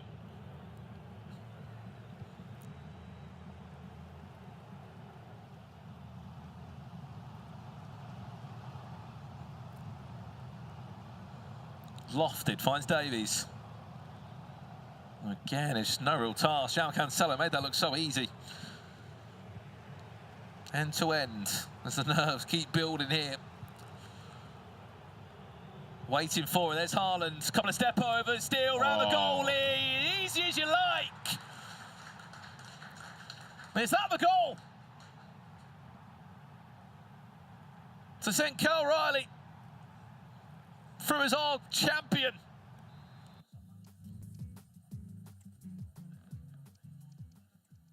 Of this year's NSPCC Game Save Cup. I mean, look, the composure there, Ryan, in that area, the skill moves are brilliant, but then to still have enough composure just to take it around the goalkeeper. Yeah, exactly. Got through there with Haaland, sort of bundling through the defender, but when the keeper came out, he could have easily just pressed shoot and just hoped and prayed, but he bided his time, waited to round the keeper and give himself a guaranteed goal.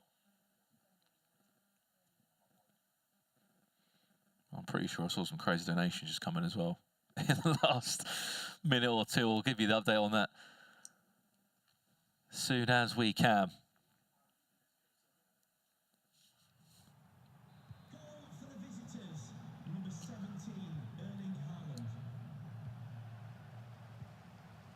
Well, there it is.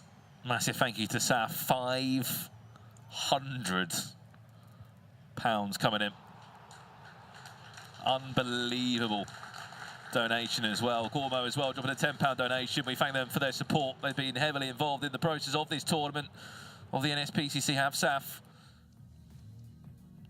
And in their esports angle too, making this event all possible alongside some crazy support with the donations there, which has allowed us to smash our stream donation goal. Of course, we'll give you the final amount towards the end of the stream that we've raised throughout this whole NSPCC Game Safe Cup journey, but some incredible generosity coming through to round out what has been a superb weekend and week of the Game Safe Festival, rounding out with this EAFC tournament this weekend. I mean, is that done enough, that goal? There's going to be a lot of pressure coming at him, Ryan. Yeah, absolutely. I feel as if 15 minutes is a lot of time. Yeah, it's a very, very long time in terms of when you're trying to defend a lead. Here he is going forward, though. He gets one more now. It could all be said and done. Haaland was so close. Just poking that one into the goal. That was brave from Owen. Nearly lost possession to Colin Mawani. Owen hasn't had a shot in this entire second leg. Oh, it's a big tackle. That's a Carl Rowley tackle, that is.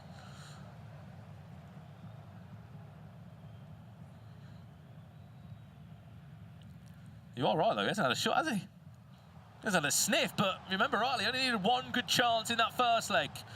With Neymar, somehow does enough, pushes him off the ball. Yes, Kim Min-jae, not the person you want in that position. I don't know why he was there. Big win, goes back again, possession. Falls in. We jump back to another pause now. 10 minutes. Tactical changes now. 4-2-4. Let's just go for it. I think he has to. Let's put bodies forward.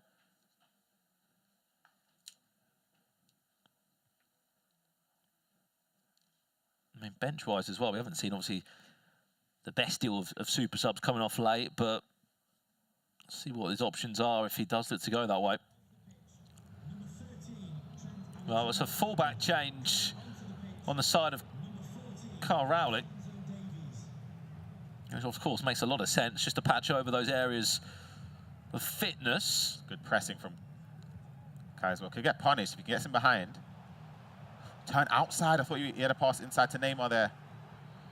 These are the spaces. Drive away. Haaland doesn't need anyone else. Look at him go on his own. Alphonso Davies fresh off the bench. There's the cutback. Sort of play. Has to score. He will. And that goal there from Kolo Muani might just settle it. In this year's Game Safe Cup Grand Final. As it looks like it will be Team Shorter Games that comes out on top this year. And her player, Kyle Rowley, who's not done yet by any means, 4-1. And suddenly this game just comes to life for him. Yep, space is opening up. He make the most of them, and the moment Owen had to put bodies forward, he knew he was going to get punished if he didn't capitalize on his attacks. And look, it's a hard one to take by any means. It was a really tightly contested grand final for at least the first leg and more than 2/3 of this second game. But there was just moments where both players had to be composed, decision-making had to be intact, and Kyle Rowley has just been able to come out on top of that in terms of decision-making and just being relaxed. There's the full-time whistle. We can confirm that Kyle Rowley will be this year's and this PCC Game Safe Cup champion. And Riley So gets a huge round of applause from the room here at Confetti X in Nottingham. Not just this year's champion, not just the first name on the trophy, Ryan, but also collecting an incredible list of prizes, which will be coming back with him later on today. I mean, obviously a grand final to remember. Commiserations to Owen. Look, that was so hard to call, but that second leg, Kyle Rowley did not put a foot wrong. Yeah, exactly. He didn't let him do anything. He controlled the game. I think Owen was suppressed heavily offensively, didn't give him too many options to go forward, and it sort of made him rush, because when you're getting limited that much offensively, when you finally get the ball back from your opponent keeping possession, you tend to just rush and force an attack. And for Owen, it just didn't work out. It didn't. Actually, he just really did struggle, didn't he? And I think what we saw from Kyle Rowley there was just composure. Yeah. You saw it in the second goal that he scored. Without chance when he got through with Haaland, couple of skill moves in there, a couple of step overs, got around the goalkeeper, and then was just able just to build into it, manage certain moments. You saw him at times slowing down possession, keeping it in his own half, and then suddenly speeding up when he needed to. You could argue that's been coming a long time for Kyle Rowley. He's been always in the conversation. He's always qualifying for those UK events where we see him. Now he's got a bit of silverware for his efforts. Yeah, he'll be delighted. Of course, it's been a great weekend for everyone involved, and I think for Kyle, that game he'll be very happy with, because he spoke about defensive performance. He wanted to see more of that from himself. He sort of honed in on the fact that he's conceding too many goals, so to limit Owen to few chances, let alone goals, is, yeah, it's a big accomplishment. I mean, he did get it in the first leg, but He'll take a clean sheet in that one, won't he? Yeah, exactly. Second leg was a dominant display. I mean, he's been asking for clean sheets in his defensive performance. One thing we can confirm, that Kyle Rowley went unbeaten the whole tournament. Wow. Through qualification online, to group stages yesterday, to knockout play today. This guy is 16 games. Top scorer as well, of course, going to most goals as well, so he's been unbelievable. And I think in the qualification, he scored like 40-plus goals, didn't he? Yeah. 40-plus goals there. Scored 17 in the group stages yesterday, and then today he's just been on goal scoring form throughout as well. An incredible performance, and I think even when he wants a level of defensive performance from him, he scores goals. Yeah. Scores so many of them. He's been incredible, genuinely, and I think the win this final tops off a great weekend from him. Yeah, absolutely. Well, hundreds, as we said, signed up. Only 16 can make it to Nottingham. There's one man that remains, and it is, of course, Team Shorter Games' player in Kyle Rowley. I believe he's down on the stage speaking to Rachel and Rich. Brandon Ryan, thank you so much. We will get his thoughts in a few moments' time. But once again, Rich, congratulations there to Kyle Rowley and Shorter Games. They are our first ever Game Safe Cup champions. What a moment for him. We kind of teased that we thought he was the man to watch, and he's gone and done it, which is so much more difficult than being an underdog. It's always tough when you come in as a favourite, because you've got that target on your back. Everyone expects certain qualities, they expect certain achievements from you, and he's delivered every single step of the way, from the groups going through efficiently to the knockouts. He's just got over the line at every single hurdle, and huge congratulations to him. I'm looking forward to seeing what he does with those prizes as well. Exactly. Loads of prizes which he has won, which we've been talking about the whole day, of course. But let's just remind you guys at home exactly how he got here and became our champion this weekend as well. Well, cast your eyes down a little bit in terms of the bracket. He obviously defeated Corny earlier, and then Dylan, and then finally in that grand final, Owen was who he came up against and who he managed to overhaul to become our Game Safe Cup champion. And he overcame every single obstacle in his own gameplay as well. Styles. He spoke about the defensive kind of side of things which he was lacking here, and he managed to just build on that every single day, probably with the help of Shauna as well, Rich. He got better and better throughout the tournament. I think that's something that is super important for him. And you got to look at his individual performances throughout the day. He has been really, really impressive and a deserved champion. Exactly. And also what's impressive as well is how much you guys at home and everybody here at the Confetti X have donated over the course of the last 2 days as well. Total amount, Richard Buckley, £7,201. So thank you so much for all your support. It really does mean so much to the NSPCC. And talking of that, we are very pleased to say we have Joe Swinhoe from the NSPCC here to award the trophy to Carl Rowley and Shauna Games. Go ahead. What an achievement to you both. Game Safe Cup champions.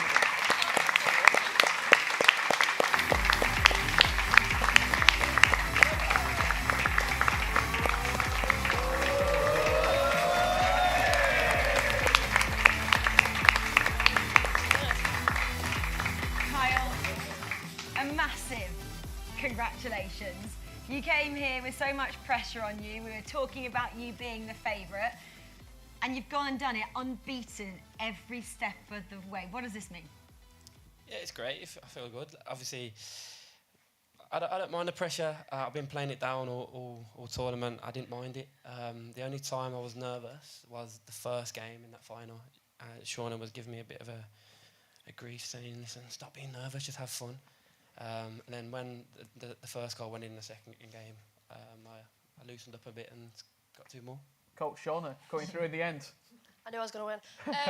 No, the rumours, I suppose he's the best FC player here, so well done. Kyle, what's next for you as well? Obviously, this is a massive accolade to add to what you've achieved so far in your career. Obviously, a lot of people know you as an EAFC player, but what does this mean going forward in your career as well? Where are we going to see you next? Firstly, I'm going to go and do a 5K run tomorrow, just in case my gaffer's watching, because I didn't do any fitness over the weekend. And then just wait for this PC to come and hopefully get up my stream running. Yeah, big content coming up from you. The world's your oyster. Good at the game, good at football. Let's see some content. Yeah, we'll see what I can do. See what happens from here. Where's this going to live as well? Are you going to take it back to the football clubhouse for you as well and share it with all the boys? I think we're going to dedicate it to my bodyguard over there. That's there now. I dragged him out of a bed this weekend to come along with me, so he might go in and he's top shelf. Well, Carl Rowley, congratulations once again. Thank you. Game Safe Cup champion for 2024. Carl Rowley, everybody.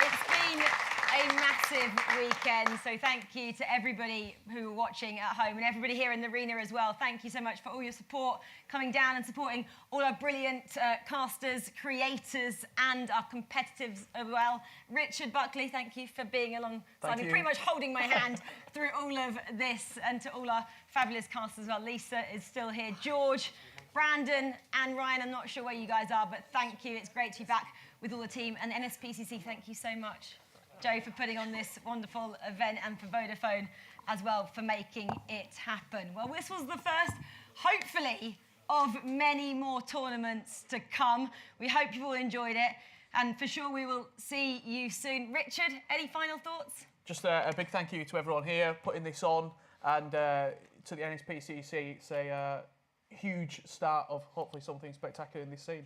Well, one final time before we say goodbye. Kyle, lift the trophy aloft. Kyle Rowley!